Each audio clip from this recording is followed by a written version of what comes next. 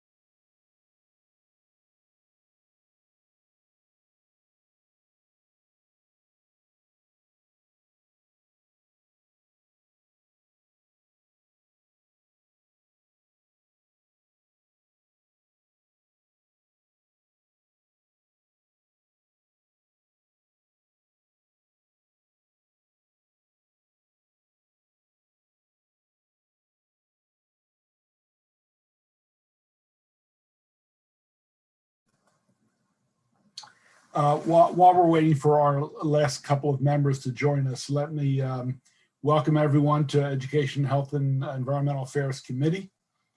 We have about 12 or 13 bills today. We're starting at 11. We'll probably go to 12:30, take a break, and then come back at 1:30, unless we finish this morning, which I doubt will happen. We're going to generally go in numerical order. We'll start with Senator Gallion this morning, Senate Bill 36. And maybe we can do actually both of his bills together if you'd like. The sponsor, the senator, will speak first, followed by their proponents. The first proponent will have up to 5 minutes. Subsequent speakers will have up to 2.5 minutes. After the proponents, we'll take questions from the committee. Then we'll move to the opponents, have them speak, and then take questions from the committee. That's sort of the lay of the land. So with that, I believe we have a quorum. So Senator Gallion, Senate Bill 36. And let me say this, because of the ice and the snow, some of us are working from home today. And usually we have lists and coordination. So it might be a little rocky at times. So please bear with me, because even the witness lists are a little different. They're on 3 different sets of programs here. So if I don't get it right, I've asked committee assistant Ms. Stan to jump in if I screw up or make a significant error. So with that, Senate Bill 36, Election Integrity Act.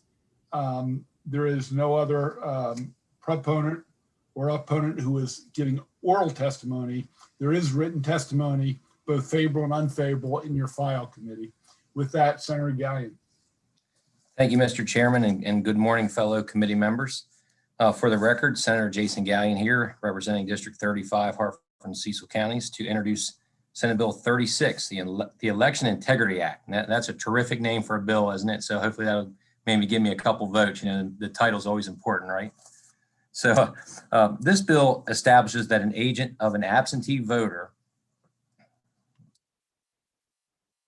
in addition to meeting existing requirements, 1, must be a family member or member of the household of the voter, and 2, may not be a campaign volunteer or of a candidate on the ballot, and 3, may not pick up or deliver more than 3 ballots during each election.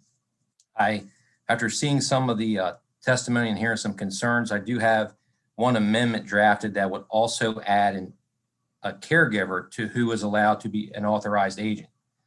I read the testimony and came up with that. So I wanted to close any gap in the bills, also including, I believe, in the Attorney General comments, prohibiting paid campaign staff, as well as making sure our disabled voters have measures to authorize an agent and preserve the intent of the legislation, which is to place safeguards in effect to limit the possibility of ballot harvesting. For those unaware, ballot harvesting occurs when a voter has possession of a ballot and is approached by an individual to offer assistance in completing and returning a ballot. If the voter accepts, the individual is given the ballot. The individual could repeat this process unlimited times and collect a large number of ballots. As we saw in this last election with widespread mail-in voting and drop boxes, which happened for the first time in Maryland's history at that scale, it creates a large number of these absentee or mail-in ballots. Allowing campaign volunteers to collect an unrestricted number of ballots in an unsupervised setting opens the door for fraud in elections. This bill would also protect vulnerable voters from undue influence if a campaign volunteer were to approach them to collect a ballot. Just a few notes on this. I know a lot of times our committee likes to hear what other areas are doing, how many states do certain things. So here are just a few other facts. 12 states currently have specified who may return ballots. 24 states in the District of Columbia permit someone chosen by the voter to return a ballot on their behalf. 9 states allow someone chosen by the voter to return ballots, have exceptions specifying who is not permitted to do so. And 11 states specify a maximum number of voters for whom a person can return ballots, or a maximum number of ballots they may return.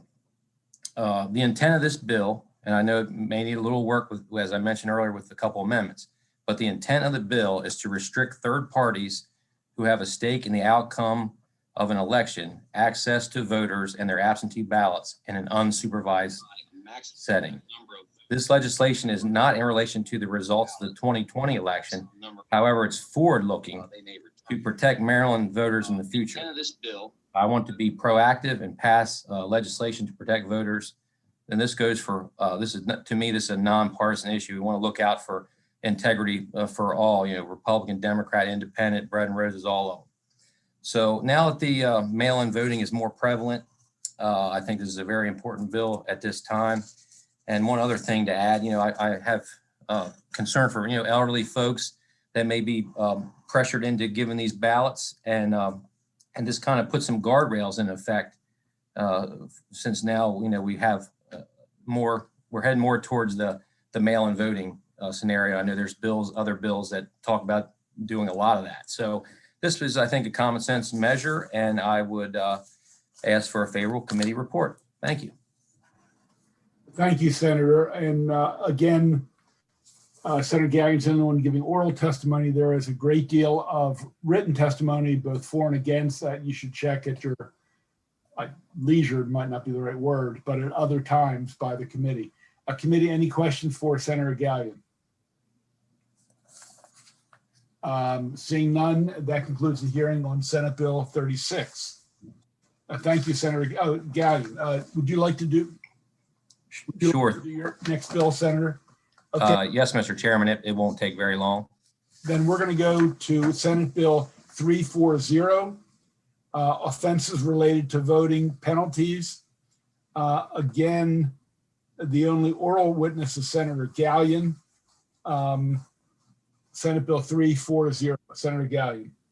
Thank you. Unfortunately, I don't have a great title for this one, so I'll just go along without it. But for the record, Senator Gallion here to introduce Senate Bill 340. This bill increases the penalty of a voter who knowingly and intentionally attempts or succeeds in voting more than once in an election.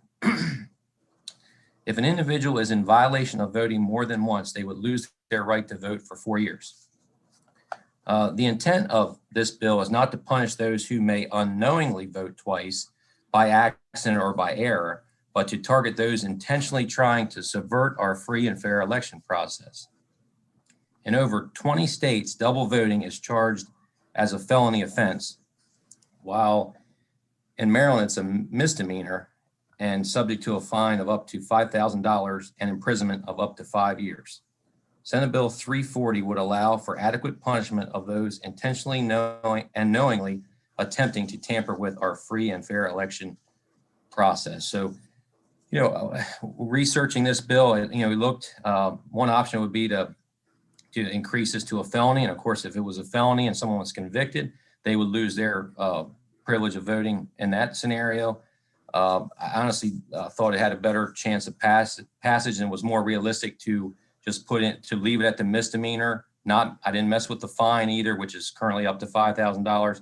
but to just add that, if you're caught doing this and prosecuted, you lose that right to vote for 4 years because of this. So it's pretty simple, and I respectfully ask for a favorable committee report. Thank you. Thank you, Senator Gallion. On 340, there are no other oral witnesses, pro or con. Any questions for the good senator from Harford County? Senator Lamb. Yeah, I just had a question. I'm just trying to understand, do you have a sense of how often this is occurring? Yes. Do we have any sense of how many people are voting twice in the state? I don't have a real good number. What I can tell you is a lot of times with voter fraud, you're not going to find it unless you're really looking for it. And this is kind of a proactive step to kind of, discourage folks from even attempting this. But there have been reports, in New Hampshire back in 2016 of a person, 65-year-old Vincent Marzello, used a female alter ego to cast a second vote and register as an election inspector. There we have the Maryland State Prosecutor's Office aggressively prosecuted instances of voter fraud in the mid-90s, including a Montgomery County election judge who voted twice and an Anne Arundel County man who double voted using a woman's name. Both cases were prosecuted by Isabel Mercedes Cumming, who now serves as Inspector General of Baltimore City. So, it's hard to quantify exactly how many cases, but I think we would all agree we want to keep it as few as possible. And the ultimate goal will be zero, but this is just another addition to the current law to try to work towards that and to, put a little extra penalty in place for those who may try to do this. Okay, thank you. Further questions? Senator. Further questions? Seeing none, that concludes the hearing on Senate Bill 340.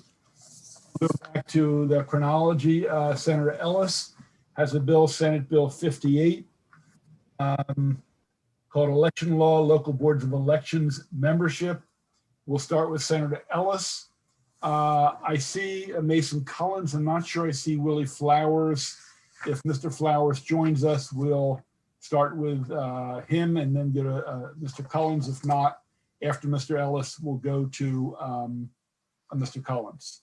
Senator Ellis, welcome to testify. Thank you, Chairman Pinsky, Vice Chair Kagan, and members of the Senate's Education, Health, Environmental Committee.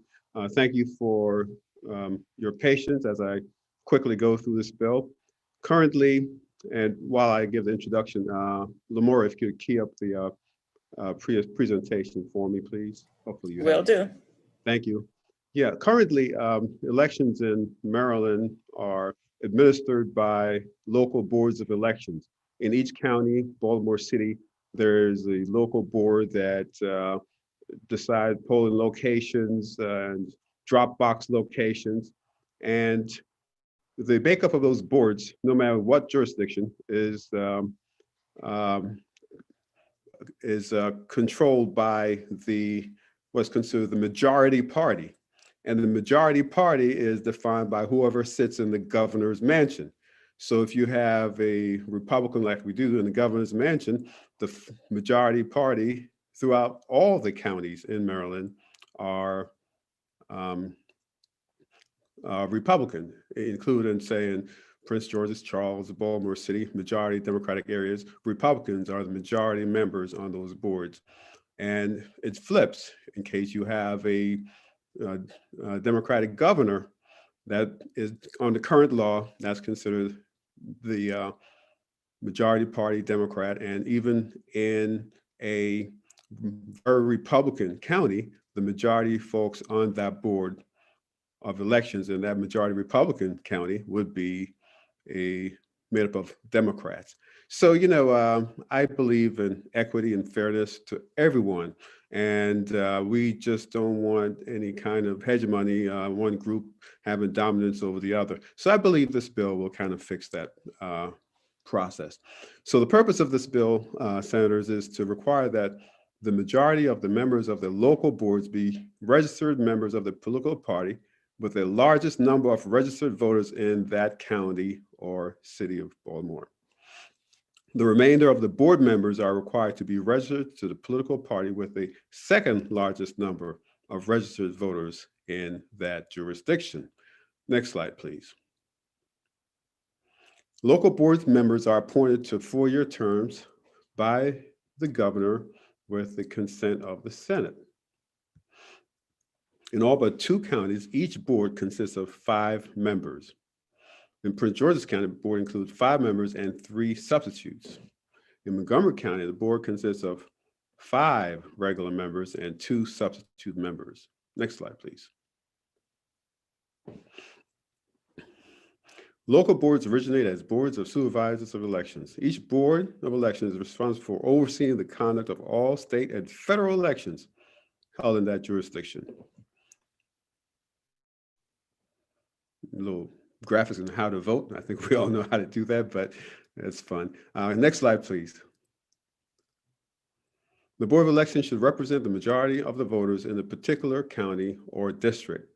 And that's the idea behind this bill.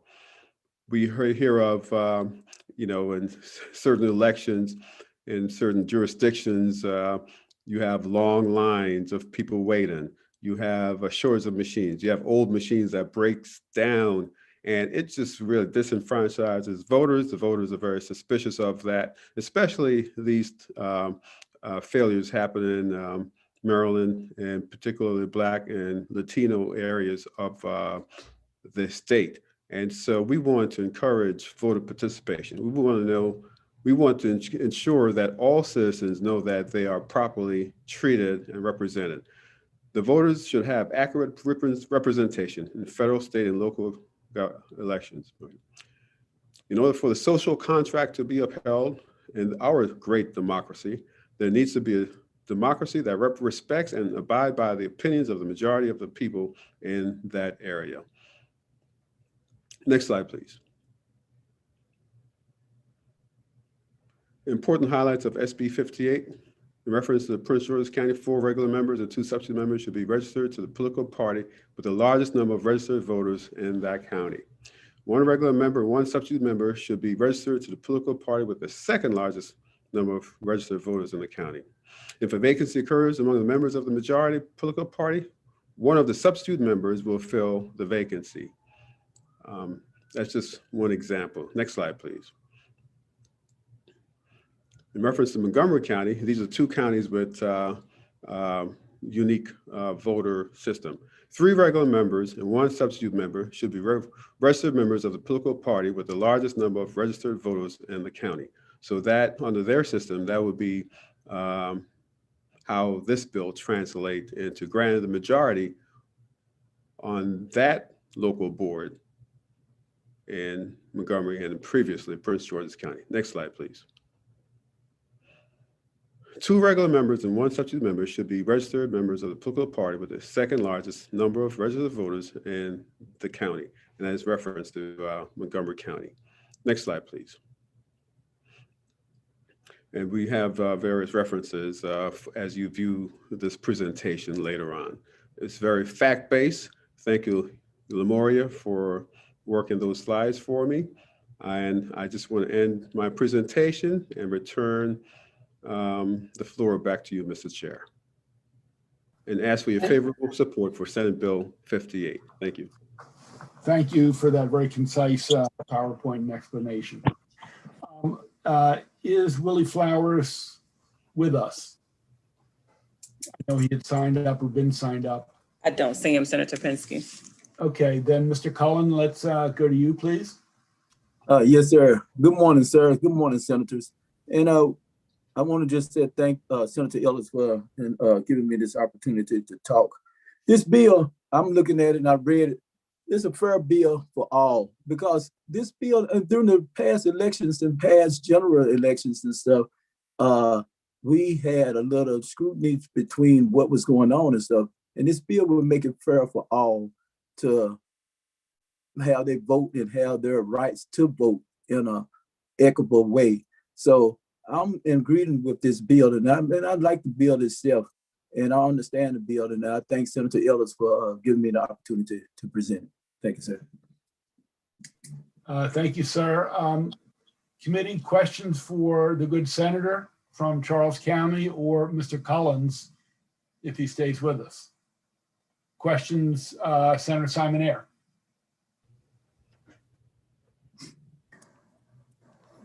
Thank you, Senator Ellis. Appreciate the bill. So I think you're saying take it from the state and put it down to the county's jurisdictions in Baltimore City. Is that a fair representation? I know you have other parts in it, but it's basically, instead of making it statewide, you're making it more local. Well, the thing is, local control of the elections is there now. This bill is surgical. It addresses the representation of the board. Right. It just says that who should sit in the majority, who should have the majority number of seats on each local board of elections.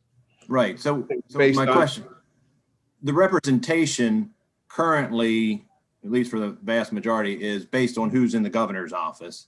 Correct. Bill would say not the governor's office, but put it and base it on the county representation. And it would be each county or Baltimore City do that, correct? Correct. Based on Okay. the percentage of number of registered voters in that jurisdiction. Yeah, and I actually like that idea. Historically, this has been a political issue because historically Democrats have had the governor's office, probably 90% of the time. So they would get to have the representation all over the state, whether it was a Republican county or Democrat county. So that's where the politics come in it. I think this is a fairer way to do it. The only suggestion I might have is, as I've been out talking to people, I live in a primarily Democrat district, but I get overwhelmingly elected even though I'm a Republican.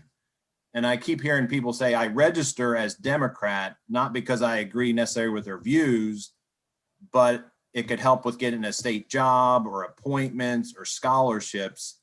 And so it's really how they vote, not necessarily how they register. So would you be willing to work with us as far as like who won the last election in that county, whether Democrats won it or like a county executive or the Republicans, which actually shows what the will of the people are, not just based on some registration? Yeah, Senator Simon Ayer, thank you for your leadership. And I definitely will work with you to see if we can address this issue to really make it equitable. And when we talk about equitable, and we usually think of it in race, but it's in terms of political party and belief system. And we want everyone to really feel everything we do in our political system represent fairness and equity. And so I'm definitely willing to work with you to see how we can improve on this bill. Okay, thank you. I think it's a great idea, and I hopefully we'll work together on this. Thank you for bringing it forward.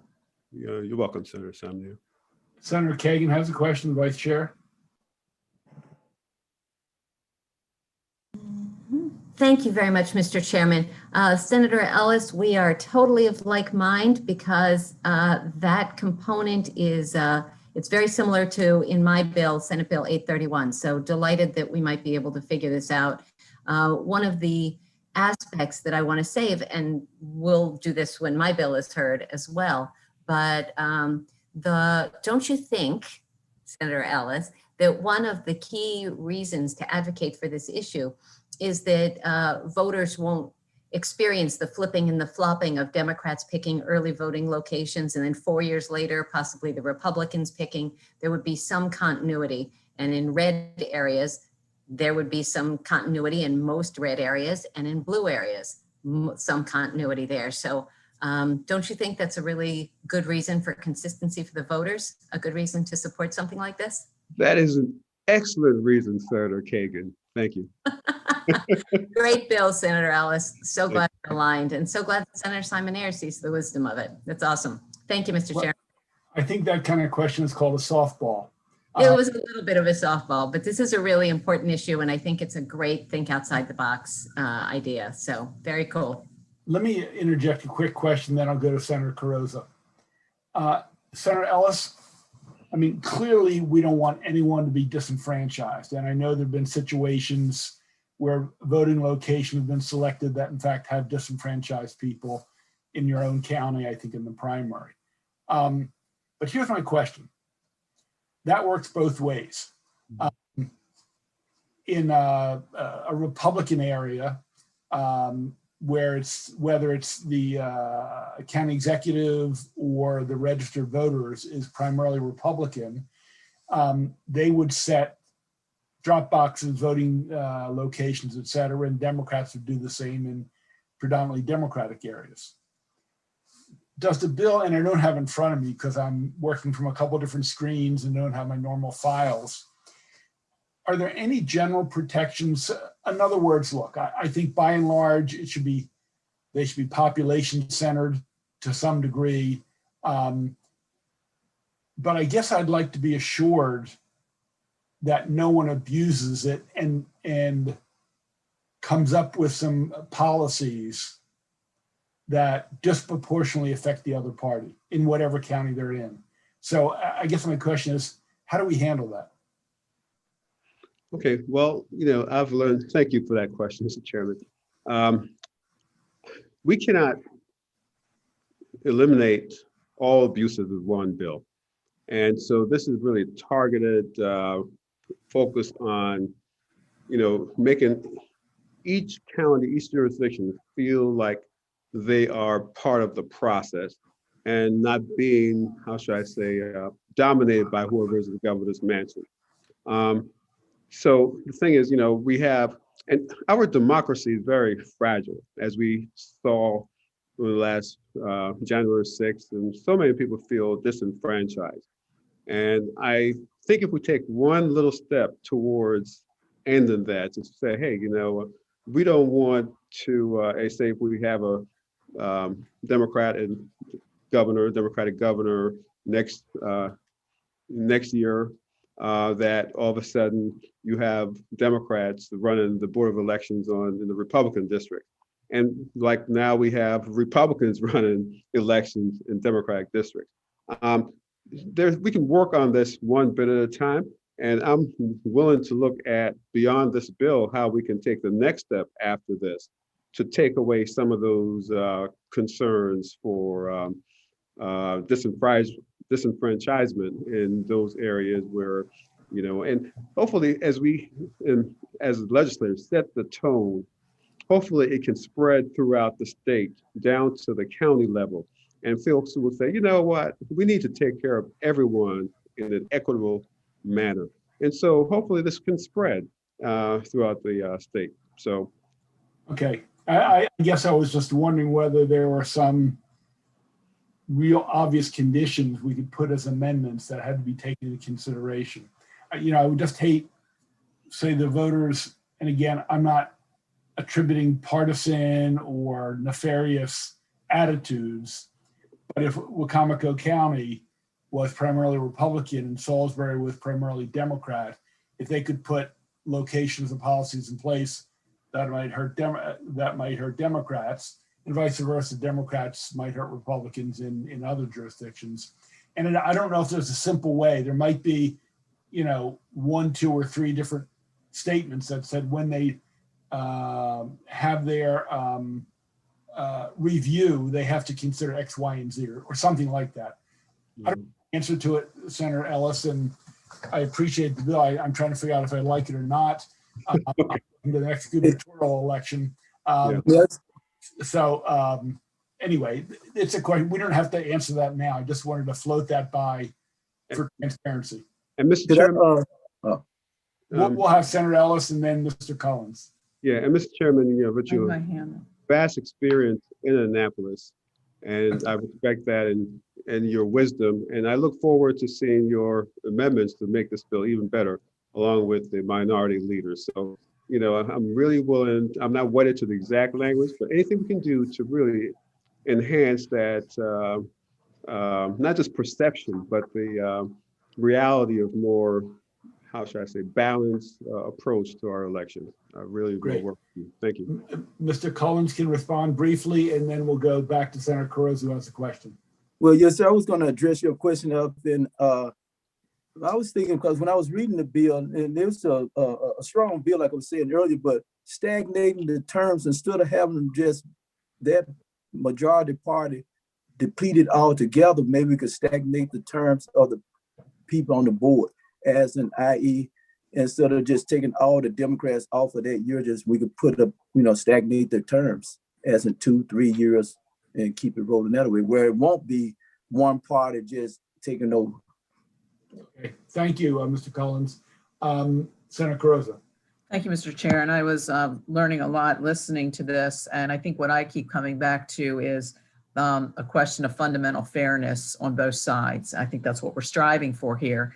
And I was listening and I perked up when the vice chair made comments about the voting centers, because that really needs, and I appreciate the chair's comments on that, whether it's based on population centers or other factors. For example, in this, it was so odd this last COVID-19 election across the board, but Ocean Pines is the biggest population center in not only my home county, but the whole district. Primarily a lot of seniors live there, and yet there was no voting center in Ocean Pines. So I think there should be a number of, factors that go into this, not just basically changing out one party to the next. So, and that suggestion about the staggered terms, while I'm not sure where I am on that issue, what's important to know with a suggestion like that is under the current bill, you would have a complete swap out. And actually, if the bill went into effect in October, the current members are basically would be taken off. So I think there's a number of really important issues to run down, and I would just ask the Senate sponsor to make sure that our lens is one of fairness for all parties, for all constituencies. Is it not so? Senator Carozza, I'm willing to work with you also to get your input how we can really make this bill stronger and to be fair.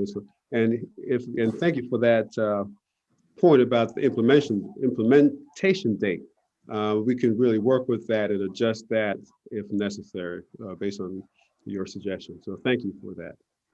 Thank you, Senator. Thank you, Mr. Collins. That concludes the hearing on Senate Bill 58. Now we're going to Senator Peters, Senate Bill 89, municipalities, vacancies in elected offices.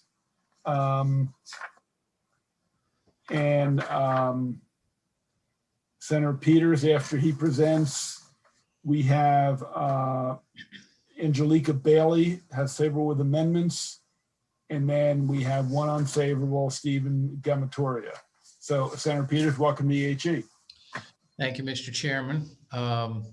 Just want to give some brief background on the bill. I represent 2 cities in my district. I have the town of Marlborough, which is the county seat, and they have a 3-commissioner system. And then I have the city of Bowie, which has 7 council members and a mayor. So the last couple months, unfortunately, in the town of Marlborough, one of the commissioners passed away. And then right after that, another commissioner resigned. So we had 1 commissioner, 2 vacancies. Now in their procedures, they had special elections for both of the commissioners. So now they're back up to full steam with 3 commissioners. So I started to think about the 2022 election and what happens when you have multiple vacancies. So I went and took a look at every single city's municipal procedures, and they are very different for each city depending upon what the council comes up with. Some of them have special elections, others have very different ways to fill vacancies. So my original bill that came in just required a special election if there was a vacancy. Now, talking to MML and understanding the financial constraints of that, we worked out, I believe, an agreement where we would start with 2 or more vacancies at the same time. Now, the reason I say that is because I know for a fact that of the 7 council members in the city of Bowie, 3 of them are going to run in 2022. So let's just say 2 of them win. Then you've got 2 vacancies being appointed by 5 people and possibly 3 vacancies being appointed by 4 people. And so what I put the bill in, I've amended it to say that each municipality shall establish procedures to require that if at any given time there are 2 or more vacancies in the legislative body of the municipality, the vacancy shall be filled holding a regular or special elections within 90 days of the date of the last vacancy. I also requested an amendment just recently. You're probably processing it now. I apologize for the lateness. That we would look for money for the state to pay for the city elections, because I don't think it's going to happen very often. But I do think that given the situation I had with the town of Marlborough, where they had it in their procedures, you could have had 1 person appointing 2 people in the commission, but they had special elections. But in the case of City of Bowie, you could have 4 people appointing 3 people potentially. So that's really the bill in a nutshell. And I did go back and take a look at some of the other, like Baltimore City, they have special elections. All the counties have special elections. And we recently, I think we all heard about the commissioner that was appointed, where there were some issues in another county, where the governor appoints them within 15 days. And then the municipalities, they may actually provide for special elections. And again, I took a look at all the different procedures that are in each of the municipalities. And I think I came up with a reasonable compromise with MML, given the funding and also, given the situation coming up with the elections in 2022. So that's the bill in a nutshell. Thank you, Mr. Chairman. Thank you, Senator Peters. I have Angelica Bailey from MML. Is Ms. Bailey with us? Good morning, Mr. Chairman. Yes, Angelica Bailey here with MML. Great, welcome. Thank you very much. I will jump right on in. Good morning, everyone. I'm Angelica Bailey, the Director of Government Relations for the Maryland Municipal League, and we would happily support this bill with some amendments. First, a big thank you to Senator Peters and his staff for reaching out and working with us. We completely understand the Senator's goal of increasing transparency and public participation in the representation process, and we really appreciate the amendments that we've been able to work with him on so far. Our concern is really how complicated elections can be. Our 157 Maryland municipalities, they're all unique. And that level of diversity necessitates flexibility. So for example, everyone has different term limits. Some are a year, some are 4 years. So if a vacancy occurs in month 8 of a 12-month term, this would require that town to hold an election when a general election is coming up soon anyway. So some of our suggested amendments we do think would help make this sort of one-size-fits-all approach more workable for our members, which we have discussed with Senator Peters, and we appreciate those conversations. Our suggested amendments, which are in our written testimony, include that a municipality would only have to hold a special election if there are 2 or more vacancies that occur at the same time within the first half of the term, and with the state funding the election. So we did receive Senator Peters' amendments this morning. We're still working through them, but they do seem to address most of our concerns. We very much appreciate that, and we look forward to continuing to work with him and his staff towards a fair and equitable approach. Thank you. Let's first have Vice Chair Kagan, followed by Senator Patterson. Then we'll go to Mr. Gamatoria, who is in opposition. Thank you, Mr. Chairman. Thank you, Senator Peters and Ms. Bailey, for your testimony. That was helpful. And I'll toss it out there, and either of you or both of you could answer this. One of the whole things about our 157 cities and towns is that they are all so different in size and in governance and stuff. So 2 vacancies in Rockville out of 5 people comprising the mayor and council would be enormous. But in Baltimore City, which has a really large council, 2 members being vacant might not be as noticeable. Does it have to be a one-size-fits-all? that 2 is the magical number? Has that been given any thought? And then the second question is what happens if there just is no money to help subsidize or pay for municipal election? Last question is vote by mail. Is that a possible solution, Senator Peters? So I will toss those to you all. Thank you. Senator, I defer to you. Okay, thank you. Well, you know, I can see with one vacancy, I really can. Having a special election for one vacancy, I really agreed with MML on that. But the 2 or more was where we kind of, like you gave that example, 2 people on that council. And I'll just throw this out and I'll, is that we have had 3 appointments in the city of Bowie over the last 4 years, and all 3 of them have lost in an election.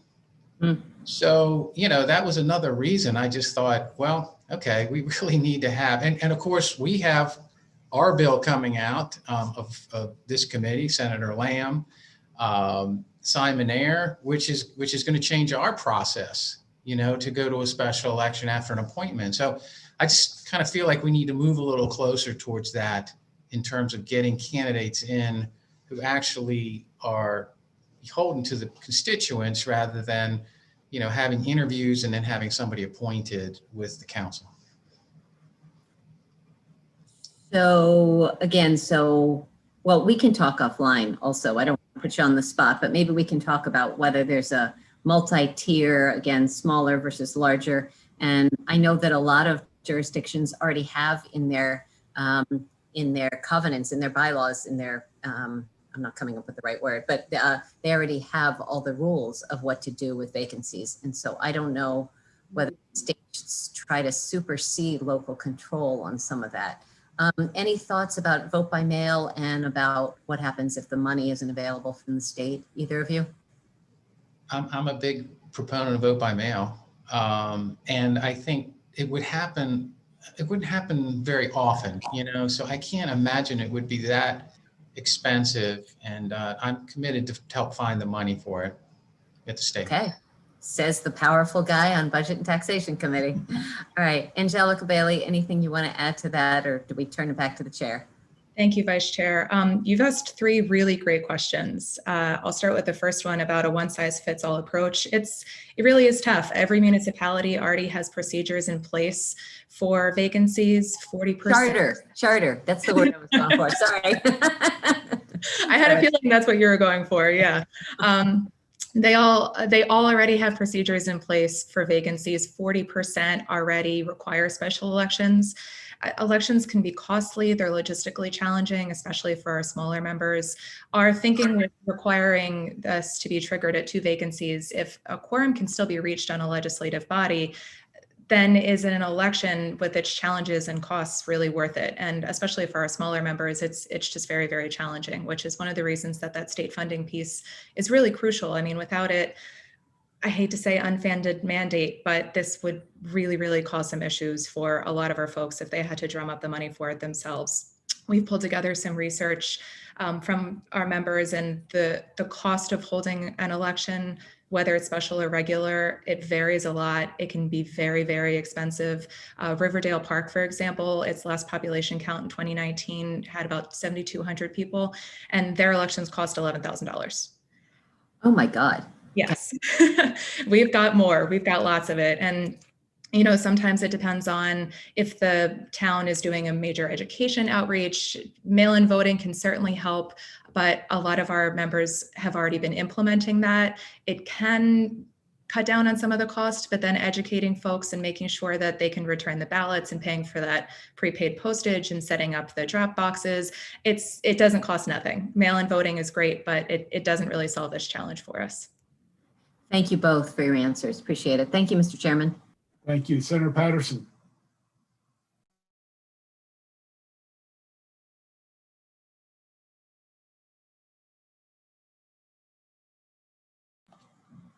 Senator Patterson, you're muted still.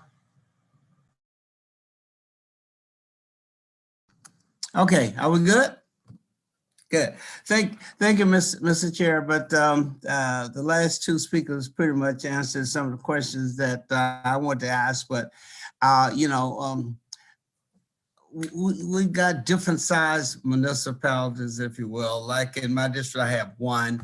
But when I think about Lahr and Bowie and Hodgesville, those are little cities, if you will. And I'm concerned about where the monies come from. Would this be a sustainable type of monies that would be in the budget? It would have to be, because you never know when vacancy might occur. And would the monies be based on the size of the location that we're talking about? What would they be capped in terms? This thing could get to be quite expensive, but if it fixes a problem that needs to be fixed, then I think we need to decide whether or not we can find the resources, or whether or not we want to appropriate the amount of monies that it may take to run. And these little local elections get very political. They're not lightweight in many cases. So, those are my questions. But I just want to ask the senator one question, Senator Peters. Now, like in Bowie, if one wants to run for say the county council, they don't have to give up their city council seat to run for that higher position? They do not. Yeah. But I thought, okay. Now, a city election for Bowie just is it about $25,000 to $3,000 on average people would raise. Yeah. Although, of course, our mayor's race this year was about $50,000. Mm-hmm. And he's currently considering still raising money. Comptroller.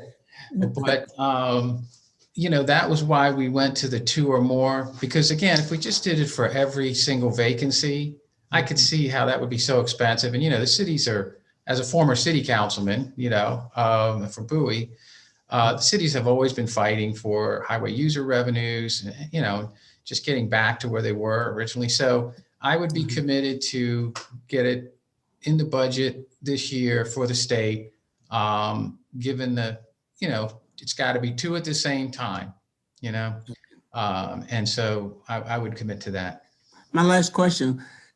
Come 2026, we go to public finance. So would they be eligible to participate in that process? That's a good point. I'll leave that up to the committee. I mean, you know a lot more than I do about. Okay. All right. Well, thank you very much. Thank you, Mr. Chair. Thanks for the questions. Thank you, Senator Patterson. Let's go to Mr. Gamatoria. Unfavorable. Are you with us, Mr. Gamatoria? Yes, I am, Mr. Chairman. Welcome.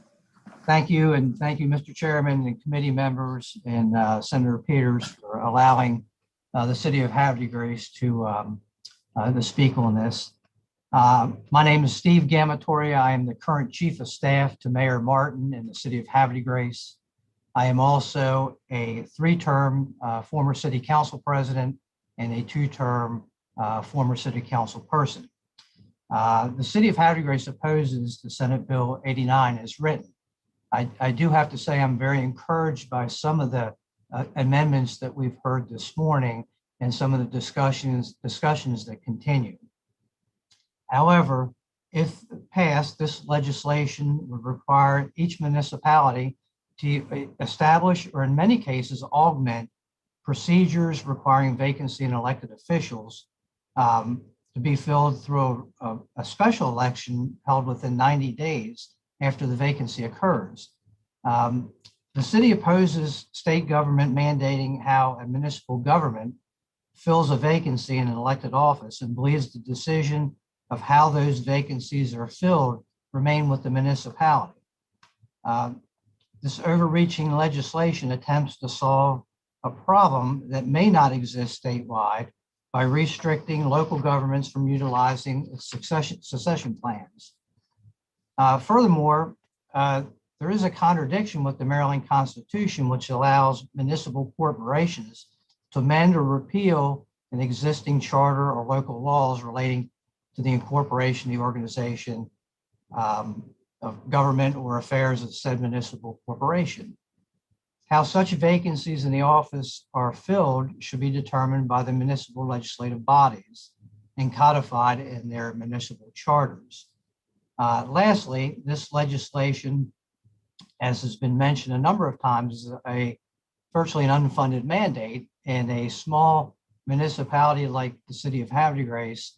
And we've heard some of the numbers I think Angelica spoke to is quite significant to our budgets. I do want to comment that our city has experienced resignations in the past, and each time the process of filling the vacancy, which is stated in our charter, was very seamless and without controversy. I might add that the most recent vacancy was caused by myself when I stepped down from council to become the mayor's chief of staff.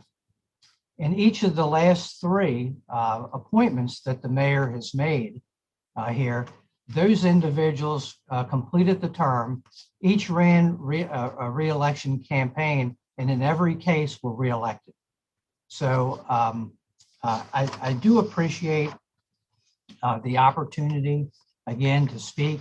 And as written, I would encourage you not to support Senate Bill 89. And again, thank you very much. Thank you, Mr. Gamatoria. Obviously, you like the amendment that has the state pick up the tab. Questions for Mr. Gamatoria?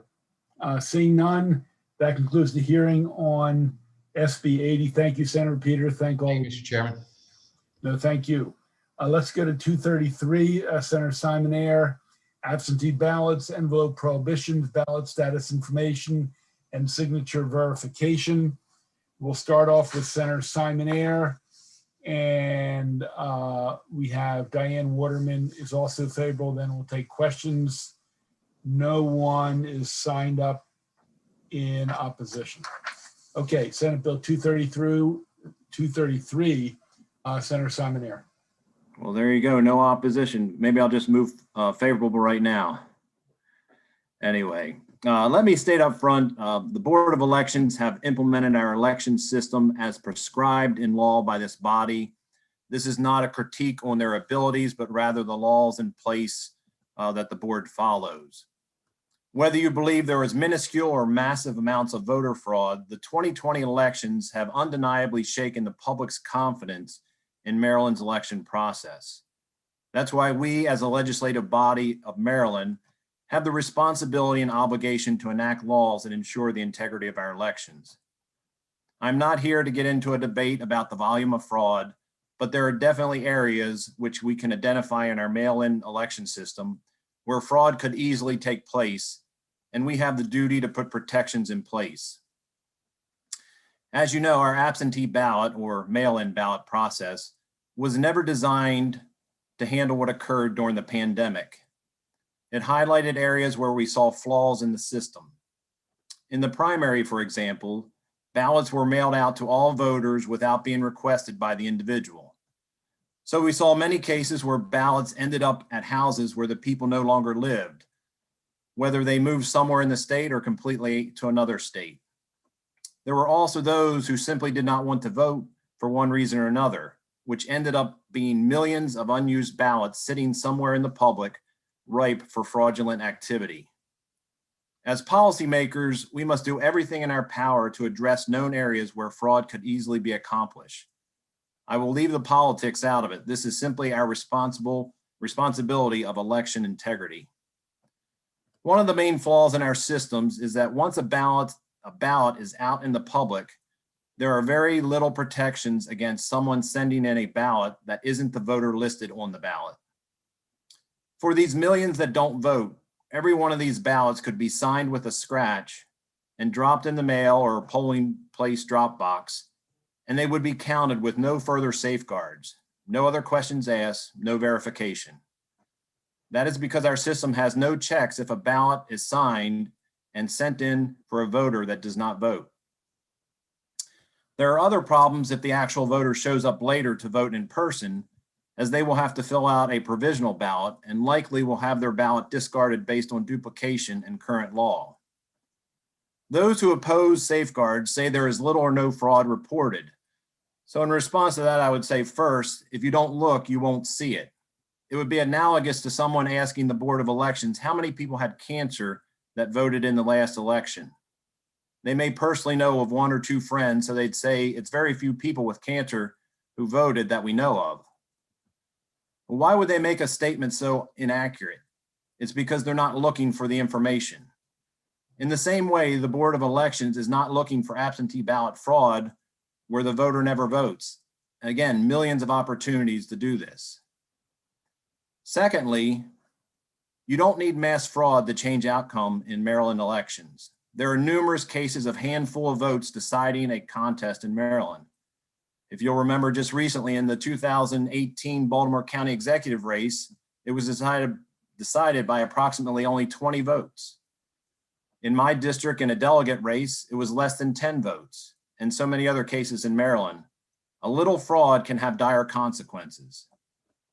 And the third point is some reference other states like Washington State, who have been doing mail-in for years and see little fraud. Washington and most of these other states have safeguards in place, such as signature verification. And yes, they do occasionally find fraud, but it is limited due to the protections in place. Therefore, the deterrence is in place to stop that type of fraud, and that is exactly what we also need in Maryland to reduce fraud and restore confidence in our elections. So what does the bill do? It does 3 main things. 1, it prohibits the party affiliation from being displayed on the outside of the absentee ballot envelope.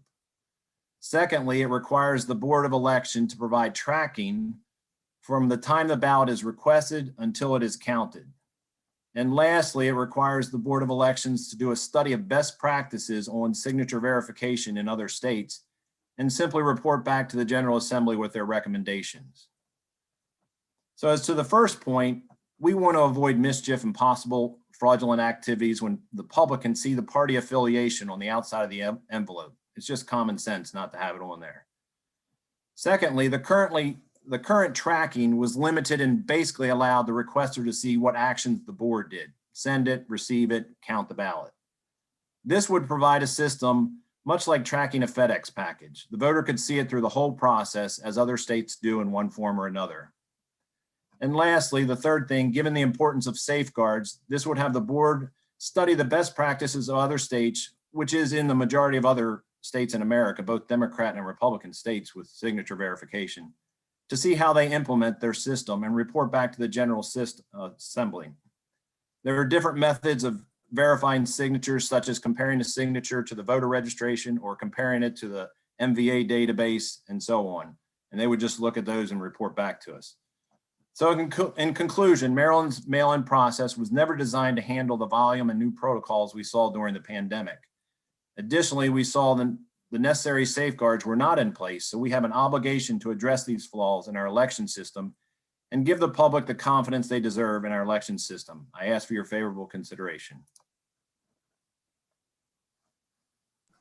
Thank you, Senator Simon Ayer. Let's go to Ms. Waterman. Thank you, Chairman Pinsky, Vice Chairman Kennedy, and senators on the committee for this opportunity to speak with you today. My name is Diana Waterman. It's good to see you all again. I'm president of the Maryland Federation of Republican Women. I am testifying today on behalf of our more than 1,300 members across the state. But first, I'd like to thank Senator Simon Ayer for bringing forth this piece of legislation that one of our legislative priorities is election integrity, and having confidence in your vote and confidence in the vote overall is one of the major tenets of election integrity. So we believe there is a great need for all of the pieces that are involved in SB 233. Ideally, nobody would do anything bad to a ballot of the party that they don't like, but if you don't have it on the envelope, there's no cause for concern whatsoever. Again, if FedEx, Amazon, et cetera, can tell you where your package is on every step of its way, we should be able to do that as well. I know, personally speaking, and from individuals I've spoken with, the ability to know where their ballot is at all times in the system would give them greater confidence in knowing that it has actually gotten to. They like the validation that the state board has received their ballot back. And finally, the signature verification piece. I just wish it could go further, that you guys could go ahead and legislate this year to require signature verification. I was astounded to find out in previous hearings that we don't have to verify signatures. There is a signature on the ballot, but no one checks to see whose signature it really is. That should be first and foremost of things that we do. So this is a great step to do that. We ask for a favorable report on SB 233, and I thank you for the opportunity to speak with you all today. Thank you. Thank you, Ms. Waterman. Senator, let me make a comment and a question. You are frequently someone who is very critical when someone makes strong assertions and states it as fact. And I would just have to say, the lack of confidence or the need to rebuild confidence in Maryland voters in terms of elections, I think is unfounded. I think we had a primary in general with record turnouts and few complaints or proven attributes of fraud. And we actually had one that was all vote by mail in the primary, and the general was a hybrid, as you know. And again, record turnouts across the state, from rural counties on the Eastern Shore to Baltimore City. So I think there's high confidence, and I think I've heard very few, if any, complaints. They got their ballot a day or two late. Obviously, the primary had some problems, but again, I don't think there's a lack of confidence. I know on the national level, and we don't want to get, nationally political. There was an effort to say there's no confidence and it was fraud across the country. But I just haven't seen any evidence that there's a significant feeling among anybody, Democrats or Republicans, that it was fraudulent in the state and there's a lack of confidence. So you can take that or not take that. But I did have a second question. In terms of tracking, this isn't Amazon, it isn't FedEx. And there are days I don't even actually get my mail, receive my mail. Yet this bill says at an intermediary station between the bulk mail and the local, it should be tracked and measured and publicized. And then when the letter carrier drops it off, I just don't see that happening. We have moderate chaos at the current time in the whole postal service for lots of reasons. I don't want to go who's at fault. But I think that's while I would like that to be the case, I think that's la land. I don't think we can do that, or we can't reform the U.S. Postal Service. It might be desirable, but while there might be parts of the bill I agree with, I just think it's something we couldn't implement or guaranteed was implemented. So if you'd like to. Yeah, and thank you for the comments. I'll start in the reverse order. There are a lot of things in our society that people thought were la land that are actually happening today because we pushed forward. So just the fact that you don't think we can do it, I don't think is a good reason to reject it. But we can discuss that. The fact of the confidence in elections, and you've had a couple people talk to you. While I respect you as the chairman, you're not the universe on integrity in election. And poll after poll has shown there are millions that, they're talking about 70-some million people who've lost confidence in our election process. And you can go to the polls and find out those are scientific polls. So I don't want to be an ostrich and put my head in the sand. And it's not only because people have lost confidence. If there are known flaws in the system, we have an obligation to fix it. To say that, we know it's a problem, they could do this fraudulently, we're not checking it. I just don't think people are going to do that. We don't have that in any area of life. You go up to an ATM, they have a camera there. You have to enter information. If we trusted everybody, we wouldn't put that in an ATM system. We know human behavior, while it's limited, there are people who will attempt to do this thing. And as I've said, in my district, I think there was one delegate race where it was determined by 6 votes. So it doesn't take a whole lot of fraud to change the elections. And I think it's our duty, where we know there is a problem where fraud could be done, to put in the safeguards. That's as simple as it is. Okay, and I would just say, and as a final comment, I think when you talked about lack of confidence, you said in Maryland, I know there's a national debate going on about fraud, but I'm saying here, listening to media, reading newspapers, not just ones I favor. I just haven't seen that issue arise in Maryland as a major problem, but we can talk offline and continue that conversation. Yeah, I mean, the only comment I would say to that, maybe Maryland is a unique one of 50 states that they don't follow the rest of the United States, but I doubt that, and I seriously think, and I think the core issue is whether people have confidence or not, where you know there's a known flawed system, we have an obligation to fix it. That's all. Okay, let's go to Vice Chair Kagan, followed by Senator Carozza. Thank you, Mr. Chairman. Thank you, Senator Simonaire. I know that this bill, as always, is well-intentioned and thoughtful because that's the way you roll. I was actually going in a similar but not the same direction as the chairman. You talked about the post office and you also talked about the intermediate stop. So the post office, I wonder if you've spoken to anyone at the post office and whether they are prepared to do a scan of every ballot that comes in with postage paid to be able to share that information with the state and local boards of election. And then similarly, have you spoken to Mayo, the Maryland Association of Election Officials, about adding a step when picking up ballots from drop-off boxes, which is what I assume you're referencing, when they are picked up from there and brought back to the local boards of elections for possible processing and ultimately tabulation. Do either of those, or have you spoken to either of those, or do you plan to, and what was their reaction? Yeah, thank you, Senator Kagan. It's not the intention that they would go to the drop box and scan it at that point. So that we can clarify if you think there's language in there, it says that. So it says handle, if applicable, the voter's completed absentee ballot was handled by an intermediate facility between the voter and the local board. That's page 5, lines 5 through 7. Yeah, so what the drafter intended there, and we can clarify the language, that was if it went to one post office and had to go to another post office to actually get to your house, which is common in places. And so what we also did, we did not limit it to the United States Postal Service.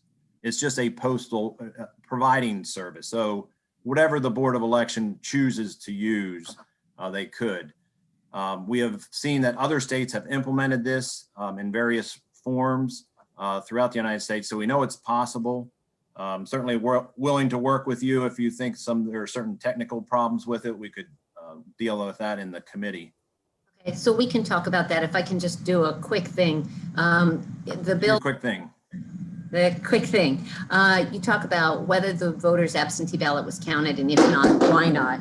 And again, the reference to my kitchen sink bill, curing is an issue that a lot of folks may or may not be familiar with, but it's basically curing the problem to make sure that a ballot can be counted. And the most common challenge in an absentee or mail-in ballot is that they forgot to sign the envelope. And so one of the things that I'd love to work with you on is how to have standardized curing process so that all valid mail-in ballots are indeed counted and in a timely way. So we can talk about that offline as well. Sure, and give me the support for signature verification and we'll work on that together. Yeah, that one's too big a stretch, I'm afraid, but thank you.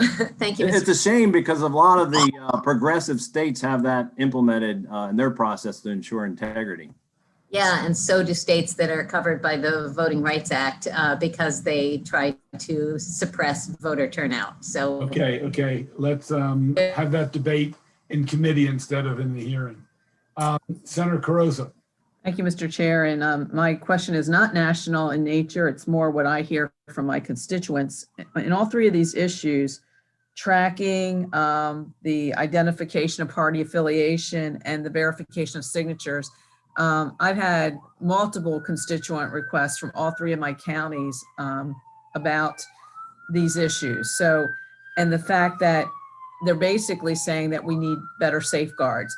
And my question is, I know we were getting hung up on the tracking, but my understanding is, and a question was raised if you had been in contact with the post office, but I think you mentioned that other states have done some of these three areas. I was trying to better understand the best practices of the other states. Well, the best practices is in regards to signature verification. So there are different methods how they verify the signature. I think there's around 35 states that do this in America. And so instead of imposing just one way of doing it in here in Maryland, the bill says, has the Board of Elections say, look at the different methods, come back and make your recommendation, which you think would be the best for Maryland to implement.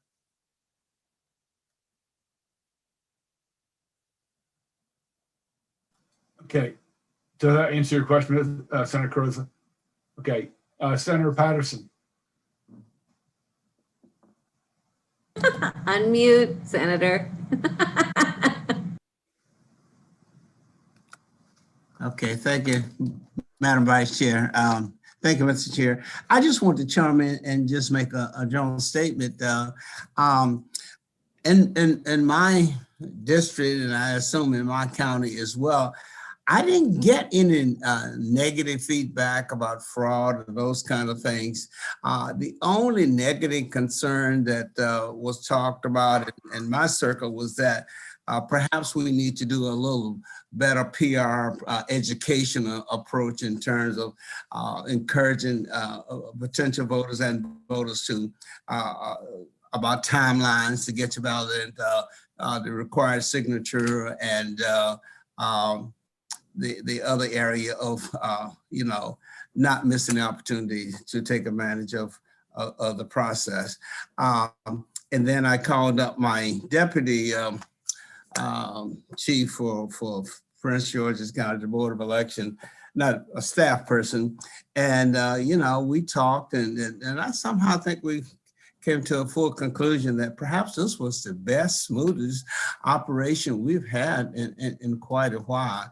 And I guess I hope we don't go down the road of talking so much about fraud and all these other things. I think I'd like to see us move beyond that and talk more about how we can ensure that everybody have a full and gainful right to vote and vote without any type of intimidation. Isn't that so? Well, Senator, I think you're right with that. And I would work to help in those areas. You know, again, you're saying, you know, you didn't hear about much fraud and people didn't come to tell you about it. But quite frankly, I don't think somebody who committed fraud is going to come to your office and say, woohoo, look, I just committed fraud. I wanted to tell you about it. They're going to do it hidden, or they're not going to tell people about it. So we're not talking about that. What we're talking about is there's a known flaw in our election system where it's easy to commit fraud. And this is not about, you know, how much fraud there was. This is about the integrity of our system that we put in place that was never designed to do this. It's been identified. It's very easy to commit fraud in this area. And we can either turn a blind eye and say, well, we're just going to trust everybody that doesn't do it, or we actually just put safeguards in that other states have put. And we can debate what those safeguards are, but we must put some safeguards in when we know there's a flaw. Okay, that completes the hearing on this bill, 233. We're going to go to 271, and this will be the last bill before we break. So for other people and other for other bills, we will, depends how long this hearing takes, we will either be starting probably an hour from when we can conclude the morning session. So if we take another half hour, that'll be almost 12:45. We'll start at 1:45. And we'll be starting with 4:15 and 16. So I hate to do that, but a lot of us have been going on Zoom since 8 or 9 this morning. So with that, Senator Lamb, the last bill of the morning session is 271. Voting systems accessibility for voters with disabilities, an issue that's been before our committee before. Senator Lamb will be followed by Ronza Othman, Jonathan Lazar, Kenneth Capone, and William Jackson. Then we'll take questions. Then we'll go to the opponents, and that will be Kevin Canale and J. Alex Holderman. Senator Lamb, you're up. Sure. So thank you, Mr. Chairman, and members. For the record, Clarence, I am Senator District 12. This is SB 271.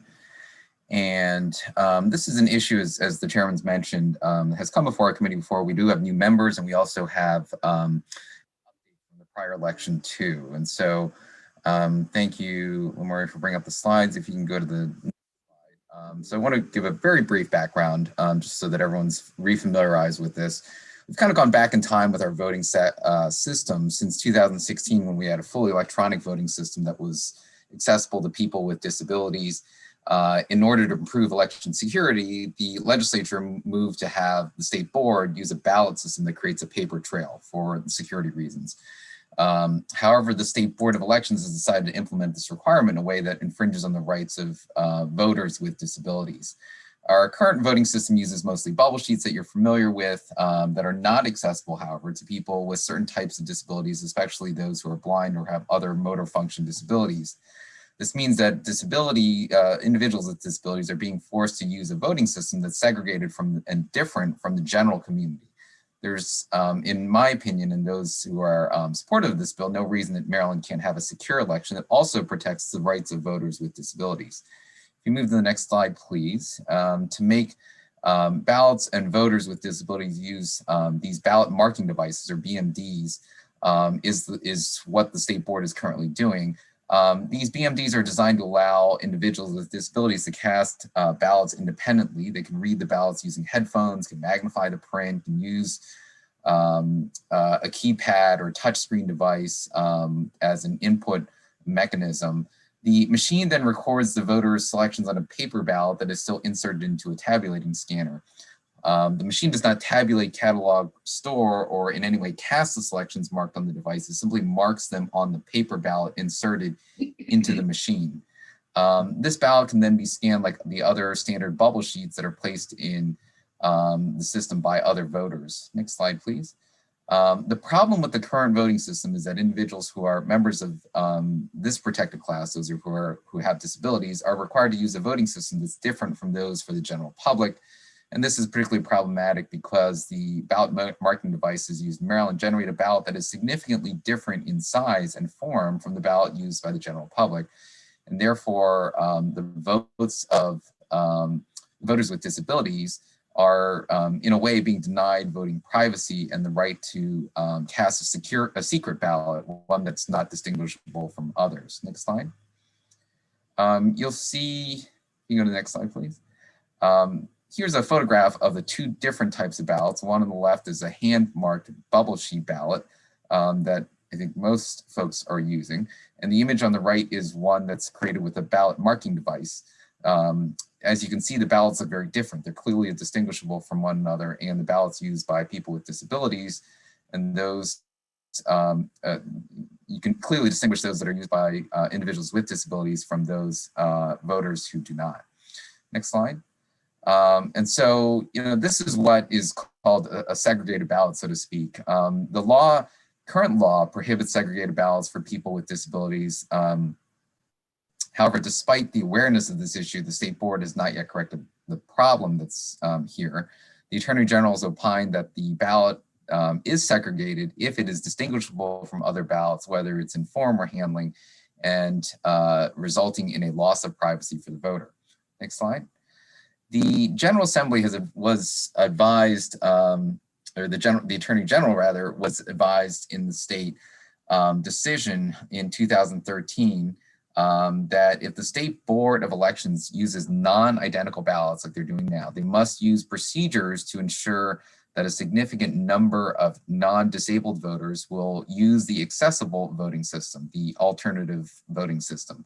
Specifically, the Attorney General recommended that a substantial majority of the ballots in an accessible voting system be cast by non-disabled voters. So that means that in each of the precincts or polling locations, there should be a substantial majority, per the Attorney General, of the voters using that alternative ballot, the smaller ballot, be non-disabled people as well. So prior to 2019, the state board only required that 2 voters at each polling location use a ballot marking device, that alternative method. Following a lawsuit filed by the National Federation of the Blind, that year, the State Board of Elections changed their policy to require that 5 voters use a ballot marking device per polling location.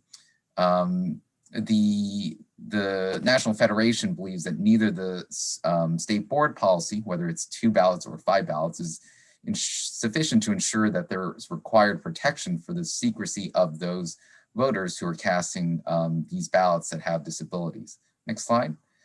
We've seen data that shows that there are polls around the state where only 1 person using the ballot marking device, who is then easily identifiable and easily linked to a single vote. The written testimony that you have from the National Federation for the Blind details some of this data. And in fact, in the last 2 cycles elections ago, 2018 general elections, there were 41 polling locations in 9 counties where only 1 person used a ballot marking device, which means that they can be fairly easily identified when they're walking into the polls. We have also heard reports that that there are people being discouraged from using ballot marking devices. You can see from this screenshot from the bottom right in a Facebook post that some have indicated that voters are being discouraged from using these machines for a variety of reasons, which is contributing and exacerbating the ongoing problem. Next slide. During the 2018 election, particularly in Baltimore County, there were close elections that occurred. One polling where only 1 ballot marking device was used. And there were 9 locations in Baltimore County, which I represent as well, where no ballot marking devices were used. Statewide, overall, there were 22 polling locations that had 4 or less ballot marking device ballots that were cast. And so given how close some of these people with disabilities actually cast more ballots at locations with little to no ballot secrecy than the number of votes that decided the race. And so one of the issues debated in the race was access to housing, for example, by disabilities, and a mailer that was sent out on behalf of the current county executive expressing his support for the disability community for this effort. And so it can make a difference in some of these really close elections and, in a way, doesn't allow these individuals to be able to cast secret ballots. Next slide. So in 2019, the National Federation filed a federal lawsuit against the state board for violation of the American for Disabilities Act. The lawsuit is still ongoing, and given the current delays in the court, particularly with the pandemic, it's not known when this will be resolved. Meanwhile, the lawsuit continues to be very costly for the state and for individuals and organizations advocating for members of the community with disabilities who are simply asking for the same rights to be able to cast secret ballots like everyone else. I don't think that voters with disabilities should be forced to sue the state to have their voting rights entitled by law. Next slide. Although the state board has made some minor policy changes to its ballot marking device policy in response to the lawsuit, there were and remain insufficient efforts to correct this problem, evidenced by the data from multiple elections over the past years. Some of the state board's efforts to make segregated ballots included increasing the number of voters to use a ballot marking device at a polling location from 2 to 5, and requiring the ballot marking device be offered to every voter by the ballot judge via a neutral statement that presents the ballot marking device and hand marked ballots as equivalent voting methods. Despite this, there's still dozens of polling locations around the state where there's only been 1 of these types of ballots cast, and many more that failed to meet the 5-vote threshold, even in the most recent general election that just occurred last year. And if you go to the next slide, this is data from last year's election, a table that's summarizing the data from the state board for the ballot marking device usage across the state on election day for general election 2020. The table shows that the number of precincts here that have had less than 5 votes cast on a ballot marking device at that precinct, and it shows how many precincts have had 0 ballots cast with the ballot marking device, and how many were cast with just 1, and how many had 2 and 3, and so forth. All of these precincts, 160 in total, had fewer than the 5 ballot marking device votes that were required by the state board policy and identified by the Attorney General to enforce even a minimal level of ballot secrecy and anonymity. So basically, they came up with a policy last year to try to have 5 of these types of ballots cast per precinct, and they're still falling well short. So next slide. We feel that these policy changes really are insufficient despite multiple efforts to solve this problem. We're offering a straightforward solution here once again. This bill will require that all voters mark their ballot using a system that's accessible to people with disabilities. Next slide. We believe that this bill guarantees people with disabilities have the ability to cast a secret ballot, which we still think is particularly important and ensures the sanctity of their vote. And fundamentally, this, and most importantly, this helps ensure that members of this protected class, those who have disabilities, are not using a separate voting system that's different from the general public. Our state is the home to many individuals with disabilities and advocates in their organizations, in part because we appreciate and address the needs of these residents with disabilities. We think that it's past time to be able to address them now, and would encourage a favorable vote with this. The last slide, if you go forward, it shows what the bill does not do, which I think is also in your written information. If you go to the next slide, there's some additional information here about the national issue, which I think is also covered in some of your written testimony. There are very supportive organizations which are in your packet. These include everything from the National Federation for Blind to Disability Rights Maryland to the Jewish Community Relations Council, et cetera. So with that, let me close and turn it over to other members of the panel. Thank you, Mr. Chairman. Thank you, Senator. Let's go with Rhonda Othman, please. She'll be followed by Jonathan Lazar.